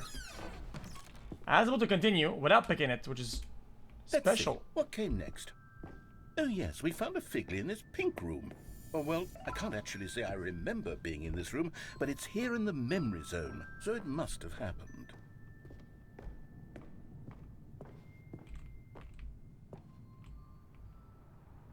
This was the 5th mini-stand, and this one was really something special. It was in the warehouse. I remember it so clearly. In fact, because this one is particularly special to me, I made a little video to commemorate the occasion. Enjoy.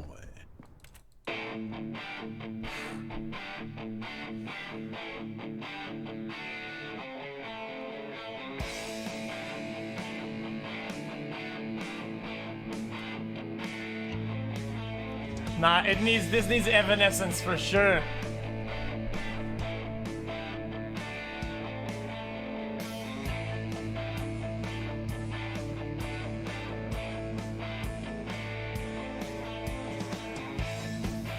.007 sound system.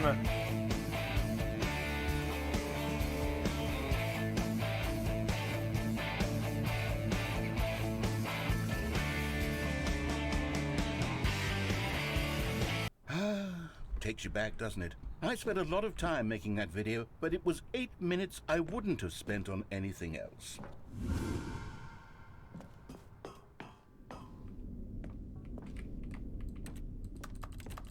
Or 00 whatever. Was it 009? Sorry.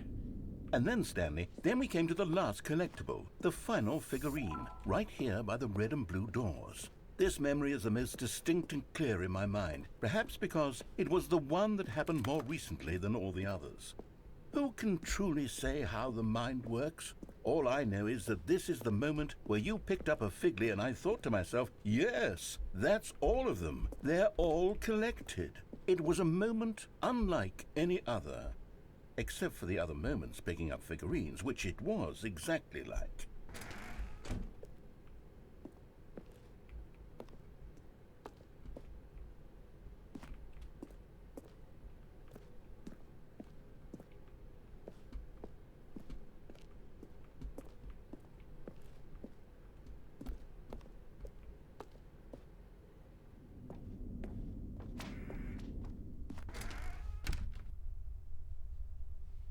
And then there was no more, because we've caught up to the present moment. Nothing left to do but move onward into the future. Goodbye, memory zone. Wait, but I'm missing a figurine though. No, I'm not done. I'm not ready to move on. Stop the loading screen. Isn't there some way we can stay here, keep enjoying these figurines? Let's just go backwards. We'll do the memory zone again from the opposite direction. See how that feels. Okay, yes, the room with the red and blue doors. I remember this. I must say, of all the figurines we looked at in our initial tour of the memory zone, this one is the most distinct and clear in my mind. Let's keep going, I want more. And here's where I made that video. Don't you remember the video we watched? Okay, 13.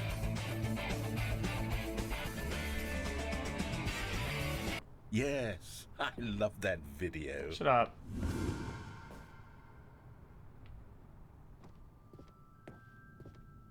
Still don't remember the pink room, Stanley. Still no memory of this one. Good room, though. A solid room. Now what? These really were a treat to hunt down. You know, if there had been any kind of reward for finding all of these, it really would have I'm neutered the missing intrinsic one. joy of collecting them. I'm very glad we resisted the temptation. Guys, Next we will one. never catch up to the real amount. Then fuck it. Let's just go ahead and miss 2 of them.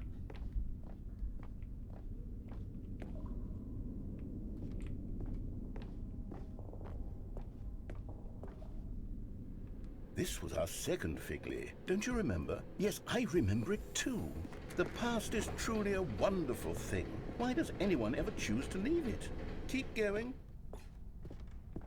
This is it, the very first one we found in the exhibit where I introduced you to the figlarines. Oh, I want more memories, Stanley. I want to keep going. What else is there? What came before this?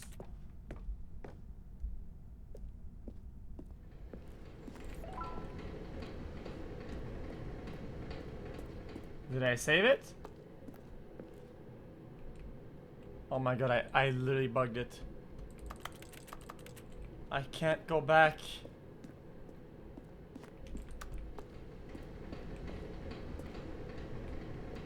I don't get it.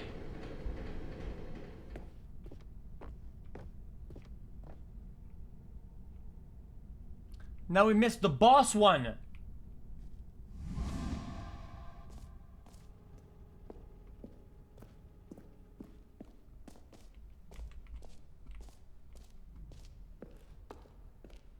Do I get more jumps or not? Look, it's the terrible new content that we were originally sold on. I remember hating it back then. But time does put a rosy filter on everything. In fact, I dare say I'm actually quite fond of it now. Oh, yes, the two doors. Who could have forgotten that? A classic memory, this one.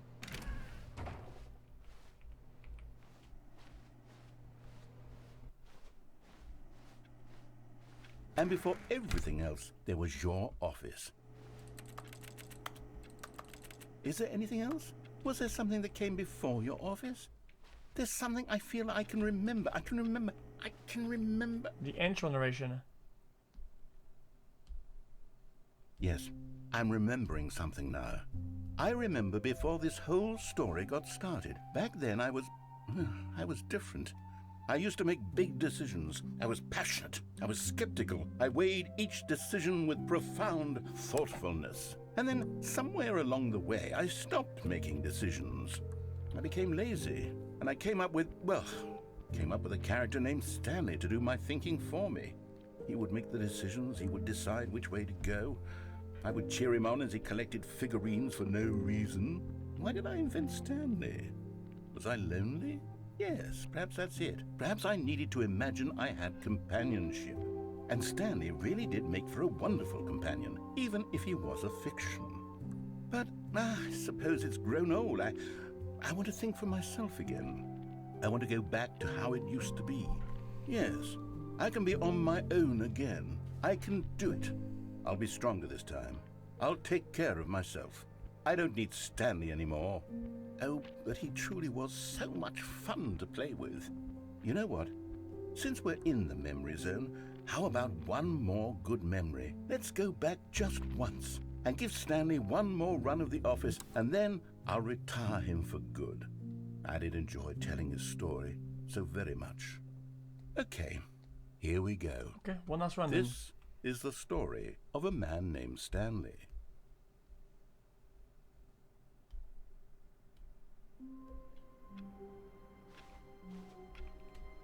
All of his co-workers were... Wait, no. This isn't the right office, is it?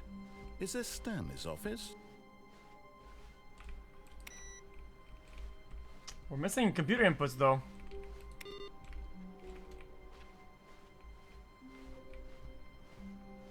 The fucking bucket. The bucket made Stanley want to be a better man. Guys, and it's not a better replacement. co-worker. In time, perhaps, he would become both of those things. Stanley clutched the bucket tightly to his chest and entered the door on his left.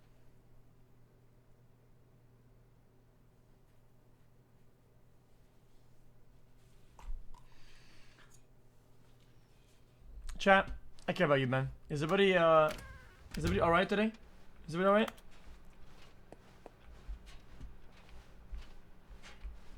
Still no one was Of course here. not, because you're all Stanley needed all the bucket's left. warmth and comfort now more than ever. Perhaps his boss's office was where he'd find answers.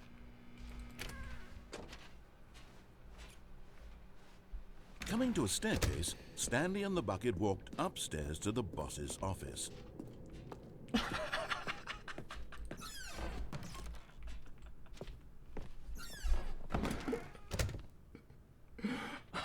done with the funny. Stepping into his manager's office, Stanley was once again stunned to discover not an indication of any human life. But Stanley guessed the correct code by sheer luck. Was it that the bucket knew all along? Was the bucket guiding him? Yes, this is certainly the most logical explanation.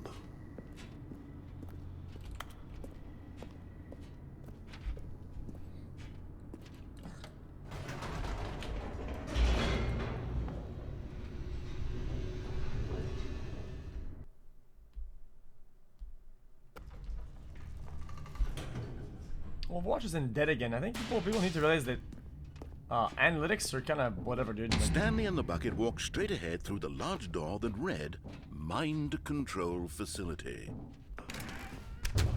people wanted to get the drops out of it. Now that people are playing it and shit, like... The lights rose on an enormous room packed with television Who cares if screens. people don't watch it or watch What it less? horrible secret did this place hold? Stanley and the bucket both wondered to themselves. Wait.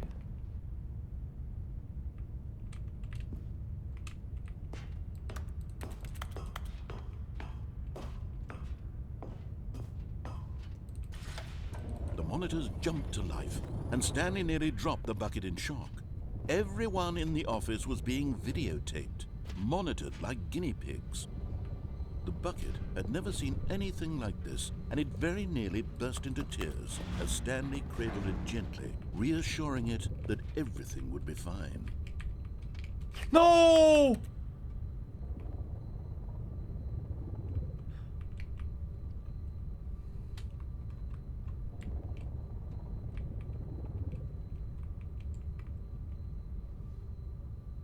But just as Stanley was about to proceed further into the mind control facility, he tripped and fell over the railing and into the dark void below. Thankfully, he fell directly onto the bucket, which safely cushioned his fall. Now, what to do next, Stanley wondered. Stanley and the bucket could find no way out of this enormous pit, and so eventually they decided that the best thing to do would be to simply get comfortable down here. So they set up a little couch and relaxed. It really wasn't so bad down here, a bit cold perhaps. Put a heater on. After some time had gone by, they installed a few shelves as well, and a sort of kitchenette that was useful for when the bucket was craving paninis. But it wasn't until the rugs and the standing lamps came in that it really started to feel like a home. In fact, after some time, Stanley realized that it had been ages since he had even thought of the mind control facility at all. It's right above, man. He'd never gotten to fully explore what was up there, never been able to unearth the many mysteries of the mind control facility. This lack of closure began to eat at him. Soon he was dwelling on his regrets, and the state of their home slowly decayed as Stanley became withdrawn and neglected the cleaning. It unsettled the bucket deeply. Stanley wasn't usually like this. The bucket tried to reach out to him again and again, but to no avail. All Stanley could think about, all he could talk about, was going back, doing it over again, staying on the path. It was a mistake to leave the path. It was a mistake. It was a mistake. I need to do what the narrator says. I need to see the true ending. This made no sense at all to the bucket, which was simply trying to live its life down here as comfortably as possible. Yet Stanley was inconsolable. This isn't an ending. This is just a hole in the ground. The bucket sighed. True, it wasn't an ending. But it's where we happen to be. And maybe, possibly, if we accept the reality of things, maybe this will become an ending eventually. It's what the bucket was counting on. The two of them waited for a very long time. And then what?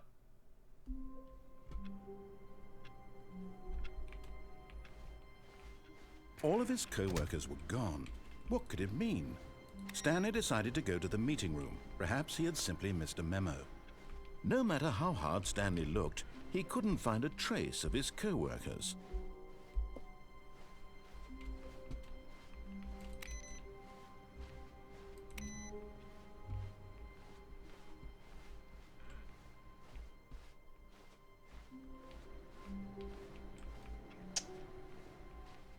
Now what? The window bucket? Not everyone is so lucky to have a bucket, but Stanley is a very lucky fellow. Very lucky indeed. Can you?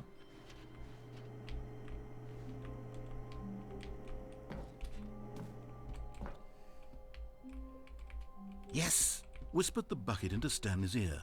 We've done it. We've escaped from that Ah, dark my office eyes, dude. Come on, man.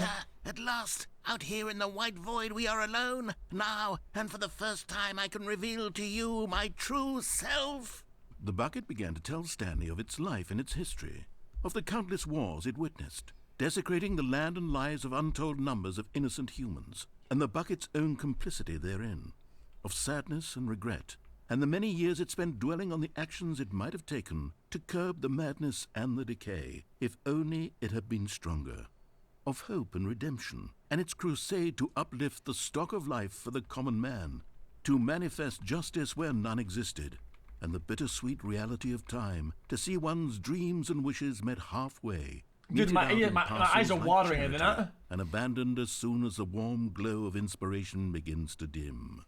The opportunities to do so much more. There was so much it could have done, perhaps, the bucket wondered to itself.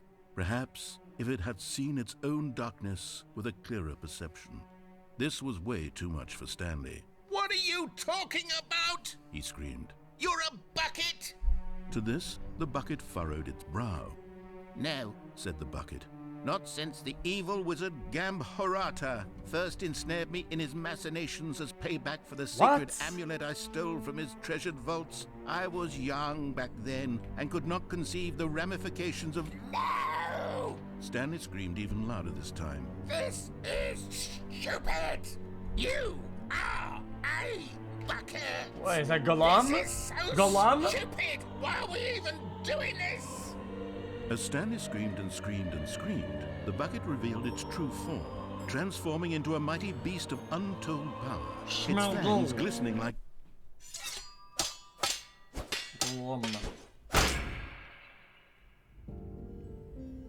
My God, Stanley, you did it.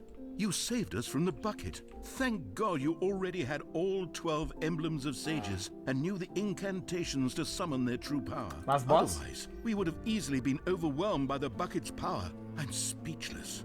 You've demonstrated such bravery here today. Come, let's restart the game, and we'll agree to never again go trifling with this bucket, nor the dark magic cast away inside of it.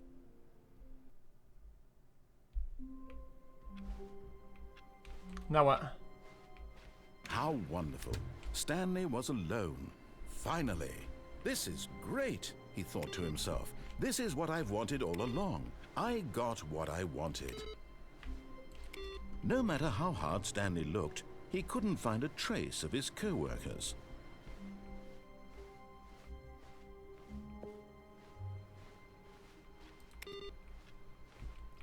Is there more computers at more places? You think you're not?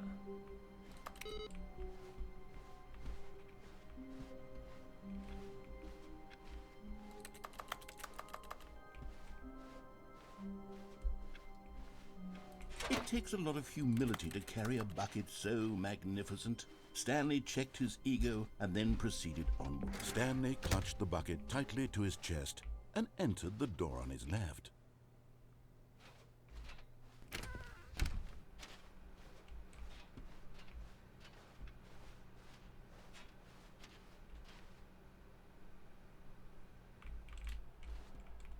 Still no one was here.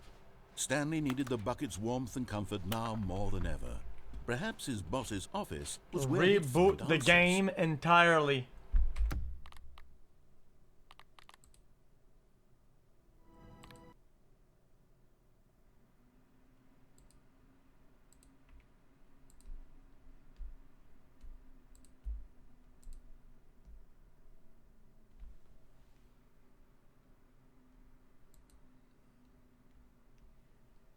Wait.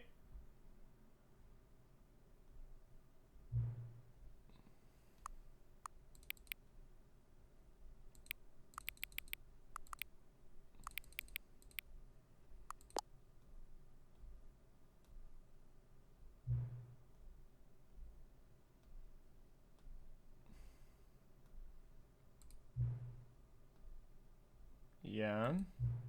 Maybe I was just saying the clock both times. A lot of people don't take that step seriously. They just leave the clocks at the 12 and call it a day.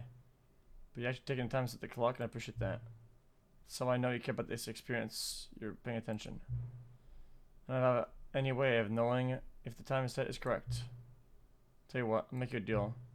So be so cooperative. Next time you boot the game and you see the screen, just set the clock to your favorite time. Go ahead, pick which time you want, even if they're not correct. You earned it. Alright, let's get back to the video game now.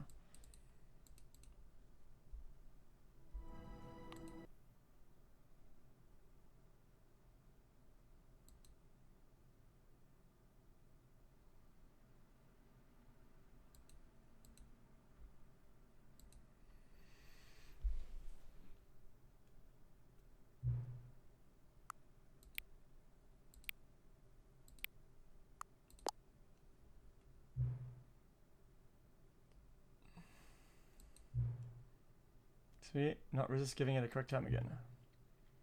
After all, I'm not much enjoy saying time correctly. Which is how accurate the RAM is. Let's use another slider to find out.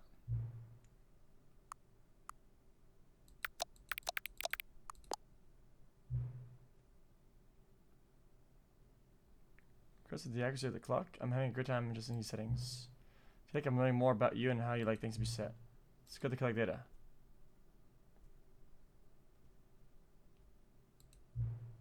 Wish we had more sliders. No more sliders? FOV slider, perhaps? Perhaps I can invent some new sliders, get a new data on you. Shouldn't be too hard yet. Let me whip a couple new ones.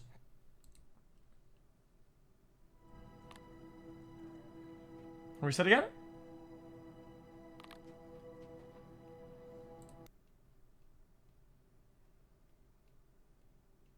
Perhaps a personal personality test?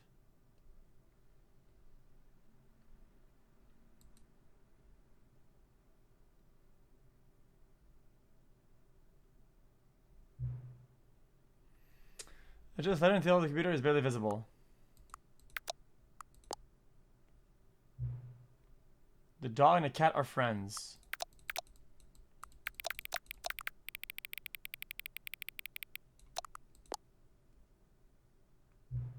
Adjust slider until the number 5 becomes number 9.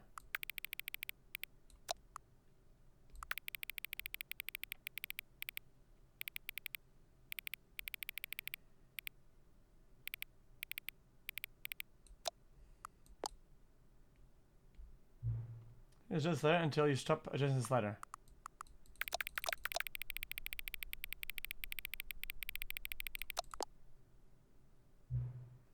Which of these two made up words below is most appealing to you?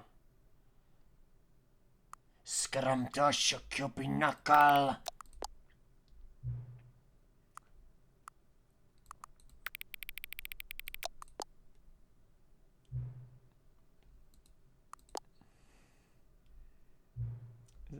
Is it the time that it is right now the correct time? No. No. Is there anything about yourself you haven't told me?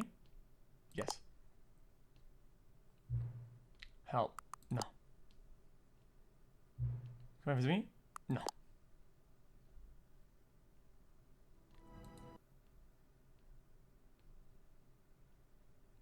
This is the story of a man named...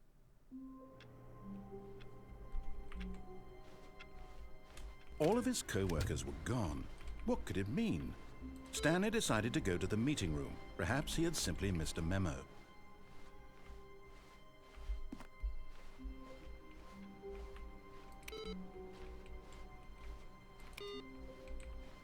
Wait a minute.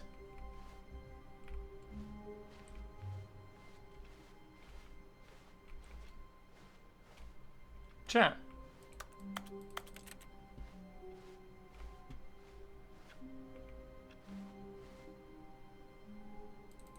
Stanley cradled the bucket in a gentle embrace, protective yet delicate, assertive yet compassionate. Stanley clutched the bucket tightly to his chest and entered the door on his left. Chat?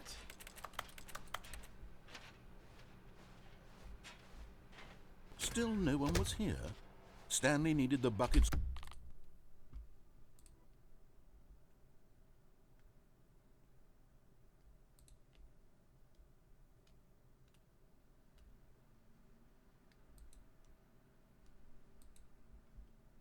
Guys, we have 294 monkeys left. Stop you fucking sending that shit. I want you to know what time it is. Because they don't. Nobody knows anything. Yeah. You know, don't even know each other. Relationships. I have just all the game settings to your exact specification. Who hasn't? It's what I do like a day job. And now the job is over. There's information that for me to gather. I've got all the data on you that I can. I still don't really know you. You don't know me. Neither of us know what time it is. I guess I'm setting unsettable. But I'm reset to honest. The clock doesn't know anything in the game anyway. You won't have me here when the game starts next time, but that's okay. The games are meant to be played alone. You're being alone, aren't you? That's why. That's the only information I really learned about you. Well, time to leave. There's still one more setting that I need to adjust, but it may take a little bit of time for army for that. I'm not into my job description, but that's okay. Perhaps you'll see me again if you can find me. Talk soon.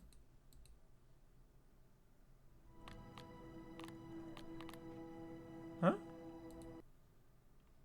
Epilogue?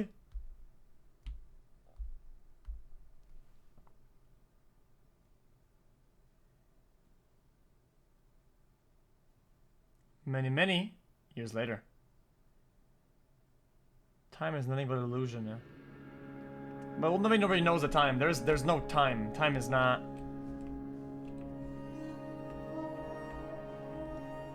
It's just a random perception that we have that only works on Earth. Right? Because of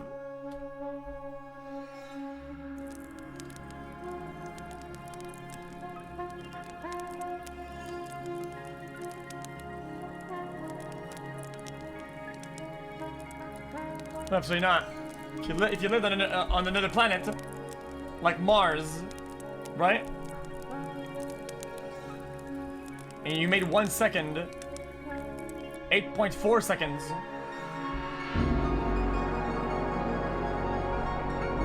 You would have another sort of time, no? What the fuck am I anyway?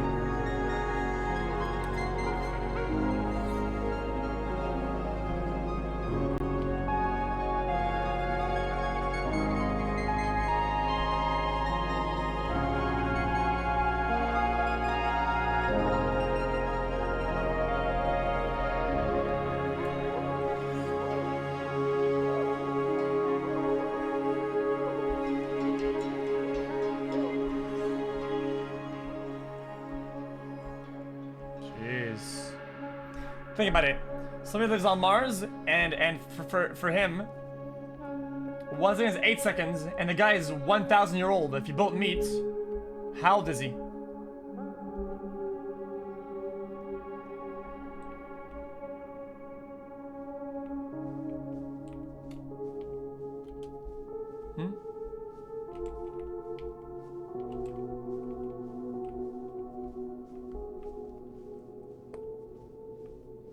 The escape pod? Can IQ be negative? Oh, it can, sure can. I'm one of the only last remaining negative IQ.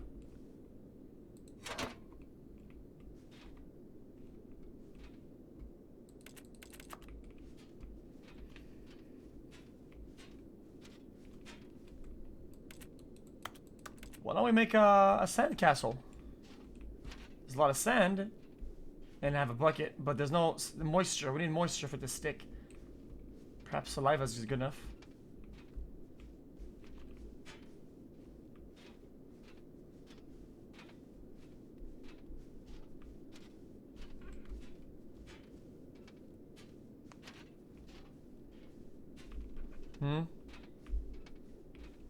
What is this game? It's called The Journey with the Bucket. By Bill Gates and Jeff Bezos. It's their new title.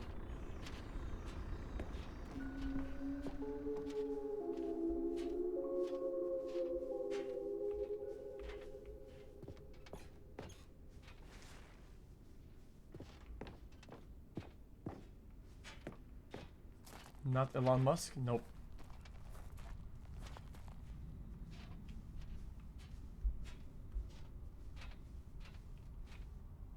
Sniper level 2.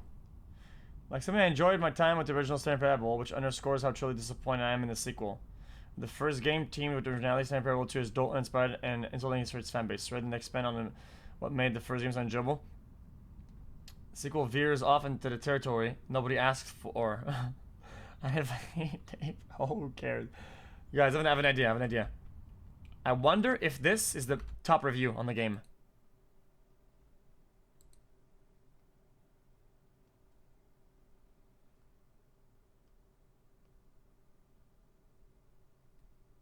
It's not.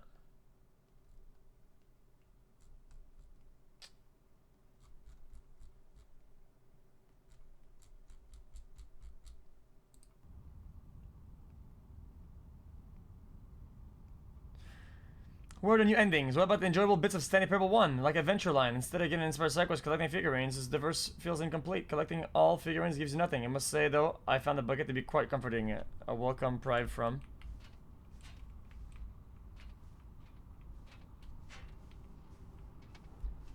2027 was literally 5 years ago.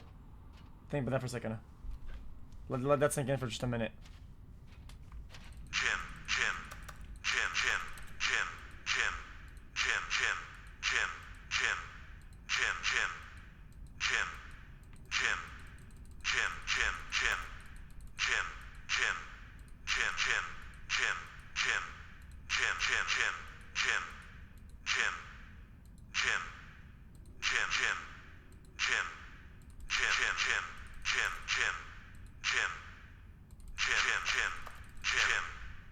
Oof. That's a fat beat right there if I've ever seen one. That is absolutely fat.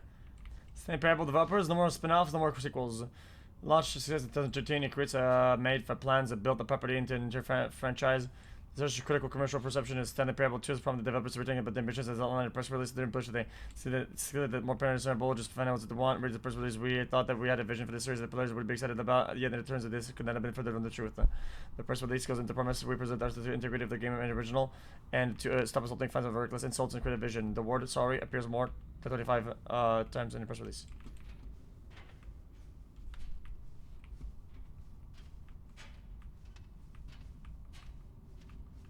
And now, for the finale.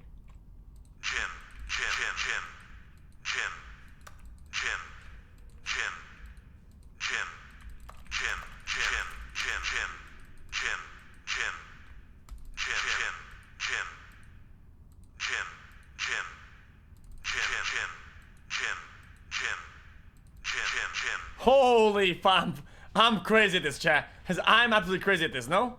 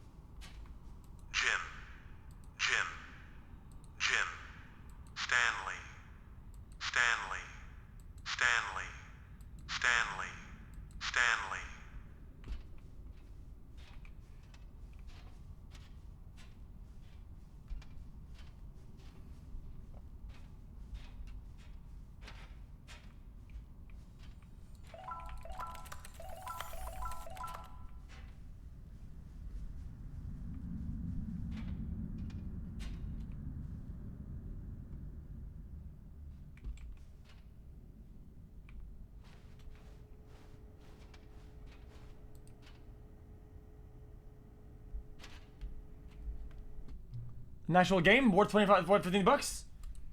Let's see you. But it's terrible to learn that there will never be another Stanley Parable game. Did you read what the developer said? Present integrity of the franchise? What nonsense.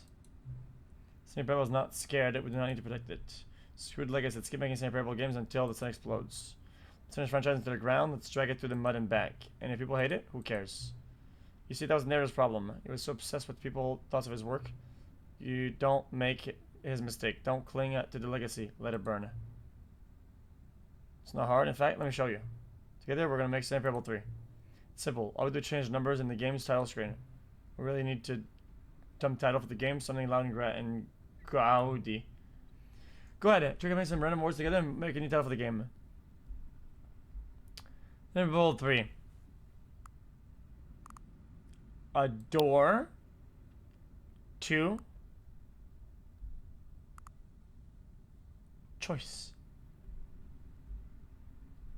A door to bomb.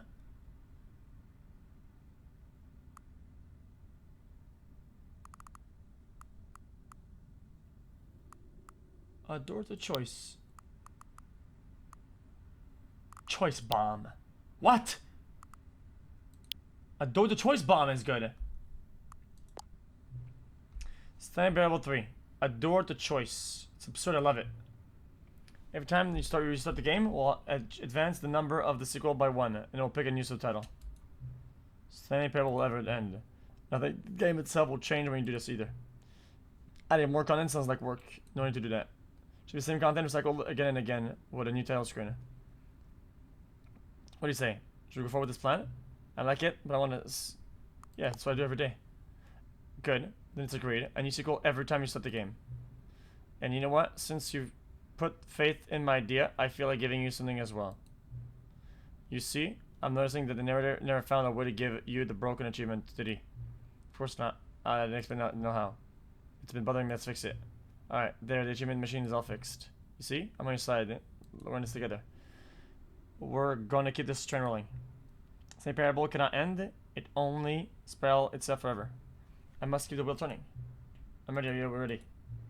Great. There's only one last thing we need to do.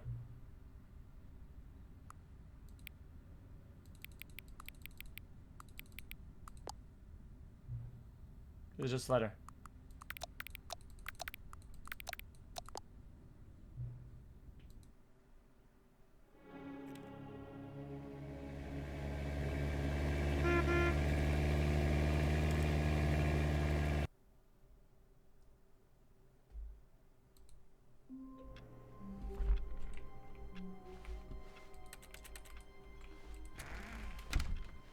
All of his co-workers were gone.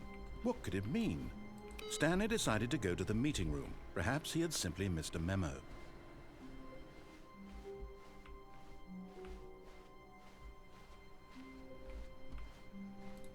Guys, I forgot where the achievement is.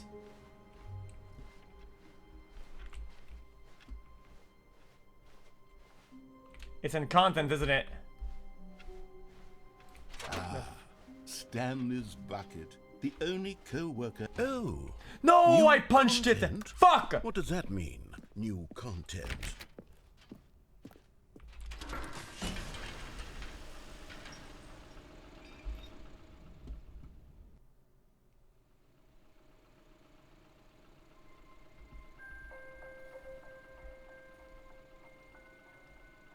Hello, and thank you for playing the Stanley Parable Ultra Deluxe. As you may know, the Stanley Parable was a video game released in 2013 on home computers. After receiving critical and commercial success, it was expanded upon in 2022 with the Stanley Parable Ultra Deluxe, a reimagining of the game for consoles and home computers. The Stanley Parable Ultra Deluxe features exciting new content that broadens and expands the world of the Stanley Parable, delighting audiences the world over. Please, step inside and see what thrilling new adventures await in the Guys, Stanley weren't we here Parable already? Ultra Deluxe. Oh, well, this sounds delightful. I'm very excited to see the thrilling new Ultra Deluxe content. Wait, Stanley, I've just now realized. That bucket you're holding, it's the bucket I've been working on for my sequel. How did you get your hands on it? Isn't this the preview to the sequel? How do you have the bucket already? This makes no sense at all. Too aware, man. Hold on. Did I already show you my ideas for the sequel? I don't remember doing that at all. You're seeing things all out of order. Hmm?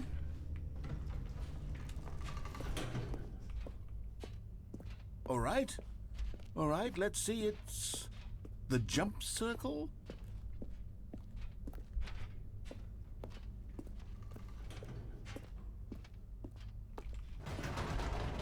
The infinite hole, the giant door. Did you see them already? Stanley, none of them are ready yet. I'm still developing them. They're not even close to finished. How did Yeah, they but he look? said I would get Were the you achievements. shocked? That's what I want. Were they captivating? Were they exciting? Guys, Did is they there an fulfill actual the promise ending of to the game or everything not? that a sequel to Stanley Parable could possibly be? Had I figured out how the hell to make a sequel to this game?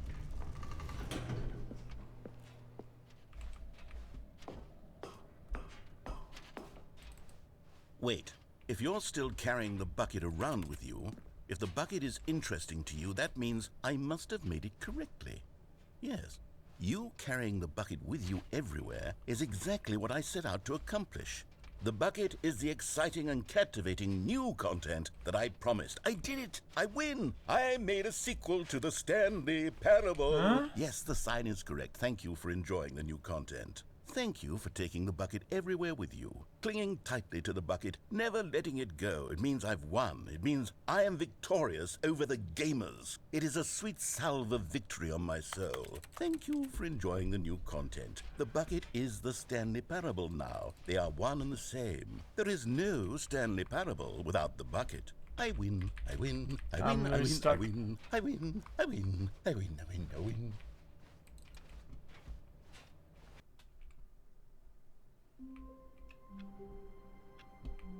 What? So I can't go back to the achievement room. All of his co-workers were gone.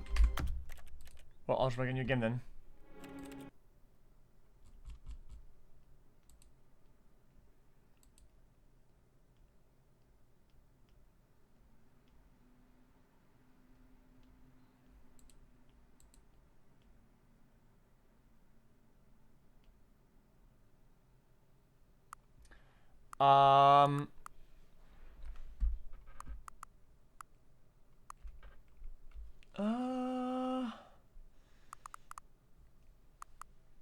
Dealing with the spiders.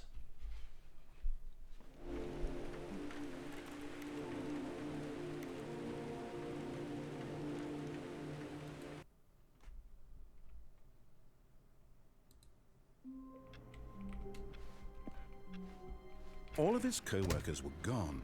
What could it mean? Stanley decided to go to the meeting room. Perhaps he had simply missed a memo. Guys, is it worth... Okay, ready? No, dude!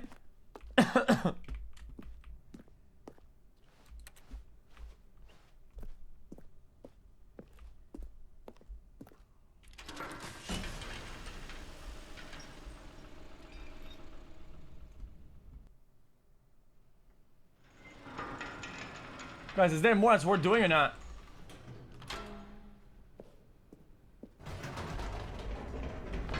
You see, Stanley, I've been reflecting on the Stanley Parable and about how roundly disappointing this ultra deluxe version has turned out to be. The original Stanley Parable was a landmark, and any new content for it should live up to that legacy. So forget this ultra deluxe nonsense. I say we take it one step even further. Which is why I'm very proud to announce for the first time ever, the Stanley Parable 2. Just give me my achievement, you sucker.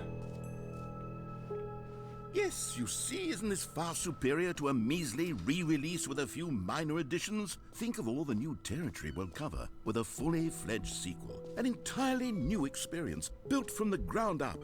Why, there are so many possibilities. It could go in so many different directions. This is what fans have truly been asking for. Now, to be clear, I haven't quite nailed down what exactly the Stanley Parable 2 is going to be, but let's take a look at some of the features I've been developing for it.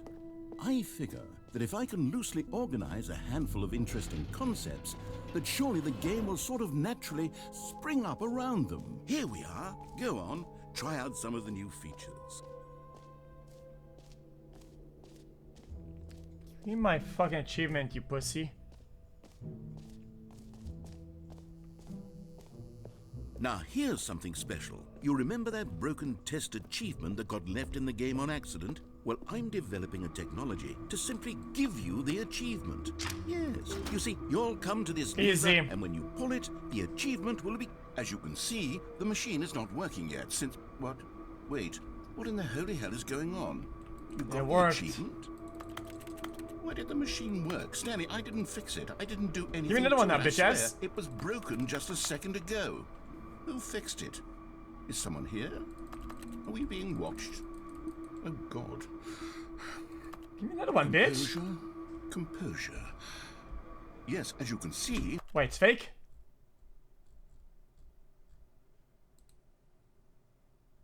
No, it's real. The machine is working as normal, as I intended. It truly speaks to the awe-inspiring magic of the Stanley Parable 2. Breathe. Just breathe. Give me another one, sucker.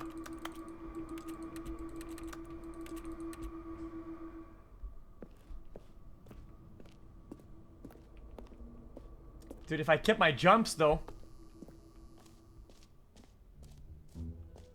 What else? What other exhibits haven't we seen yet?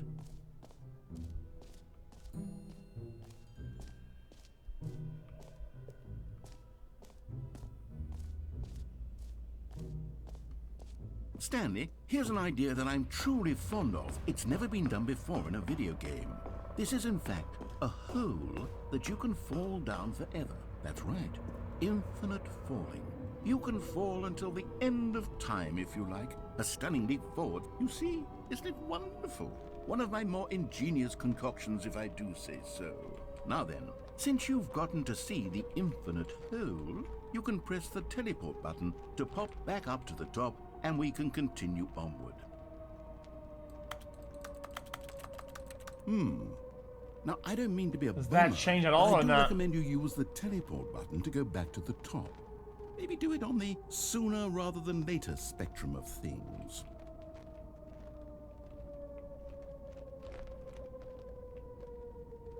Okay, Stanley, I don't know quite how to say this tactfully, but it's possible that I slightly exaggerated the infinite nature of the hole. Is it a very, very deep hole? To be certain it is. It's an extremely deep hole. I don't want anyone to say that it isn't an astonishingly deep hole. It is. Is it infinite? Well, that sort of depends on your definition of infinity. From one perspective, the infinite is merely philosophical in nature. It's more of a... Okay, well, good for you. You found the bottom of the hole. You found me out, Stanley. But no bucket this time. Cheat, and you're so clever. Look, I think the issue here is just that you're unusually fascinated by falling. What normal person actually wants to fall infinitely? Does that change or not? The hole was as deep as anyone would actually need. Don't you put this on me. Okay, last one.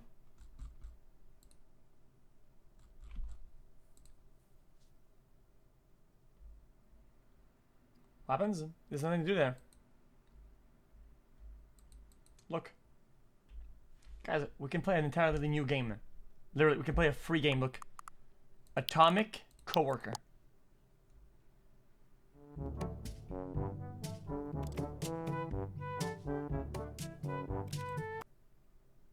Actually, let's play an entirely new game.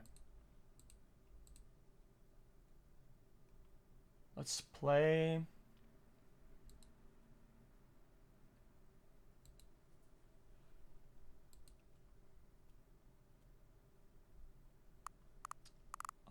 Stanley is big.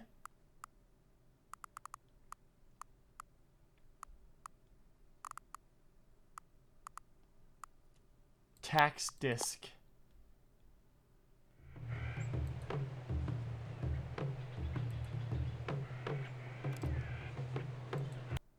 Guys, can you... Is this infinite? Or does it stop at one point we get an achievement?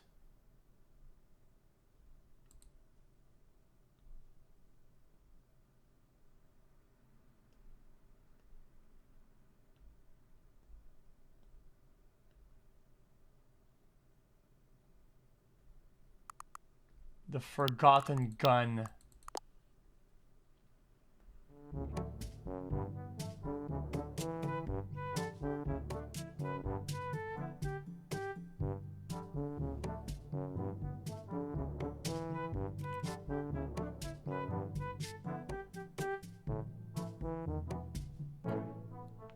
Okay. Boys, I think this is about it. I think it's about it for this game.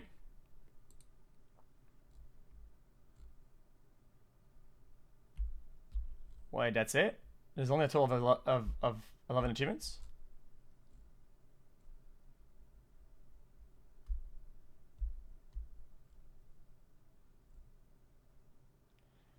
Pleasant parable for the entirety of a Tuesday. Who the fuck has this? That's literally impossible! That's actually impossible! Somebody had to cheat the computer's fucking bullshit to make it work, right? Don't play Stanley for 10 years. Okay, dude. Going to Stanley another 4 minutes, not including load times.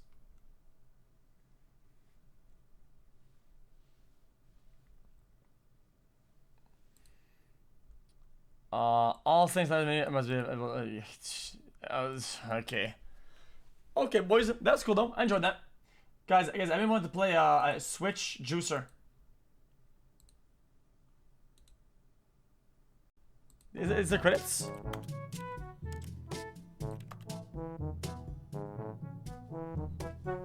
I enjoyed that. It's actually pretty cool though. I enjoyed it. Guys, I like how this game, even though it's kind of small, and kind of like, you know, like sometimes pseudo psychological or philosophical, right?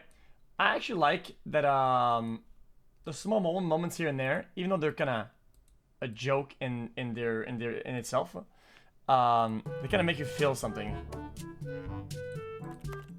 which is kind of cool.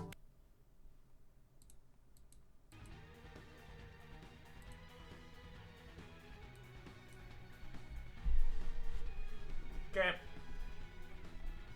Guys, listen. Next time we're gonna play, chat, guys, I want to play for a little bit. So I kind of want to go pee right now while we're not playing it.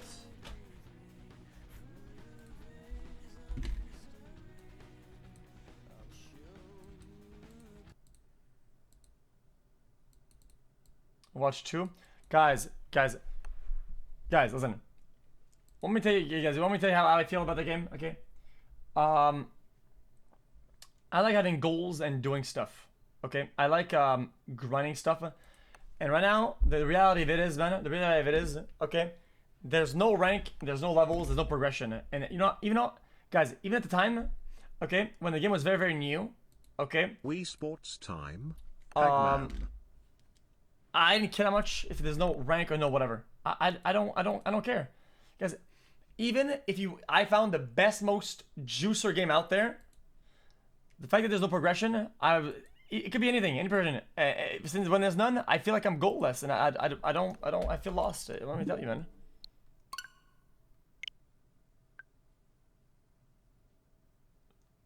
Say I'm ADHD Andy or dumb Andy or anything you want, dude. The reality is, I'm probably all those things, but that's it. I'm not gonna do something that I don't want to do.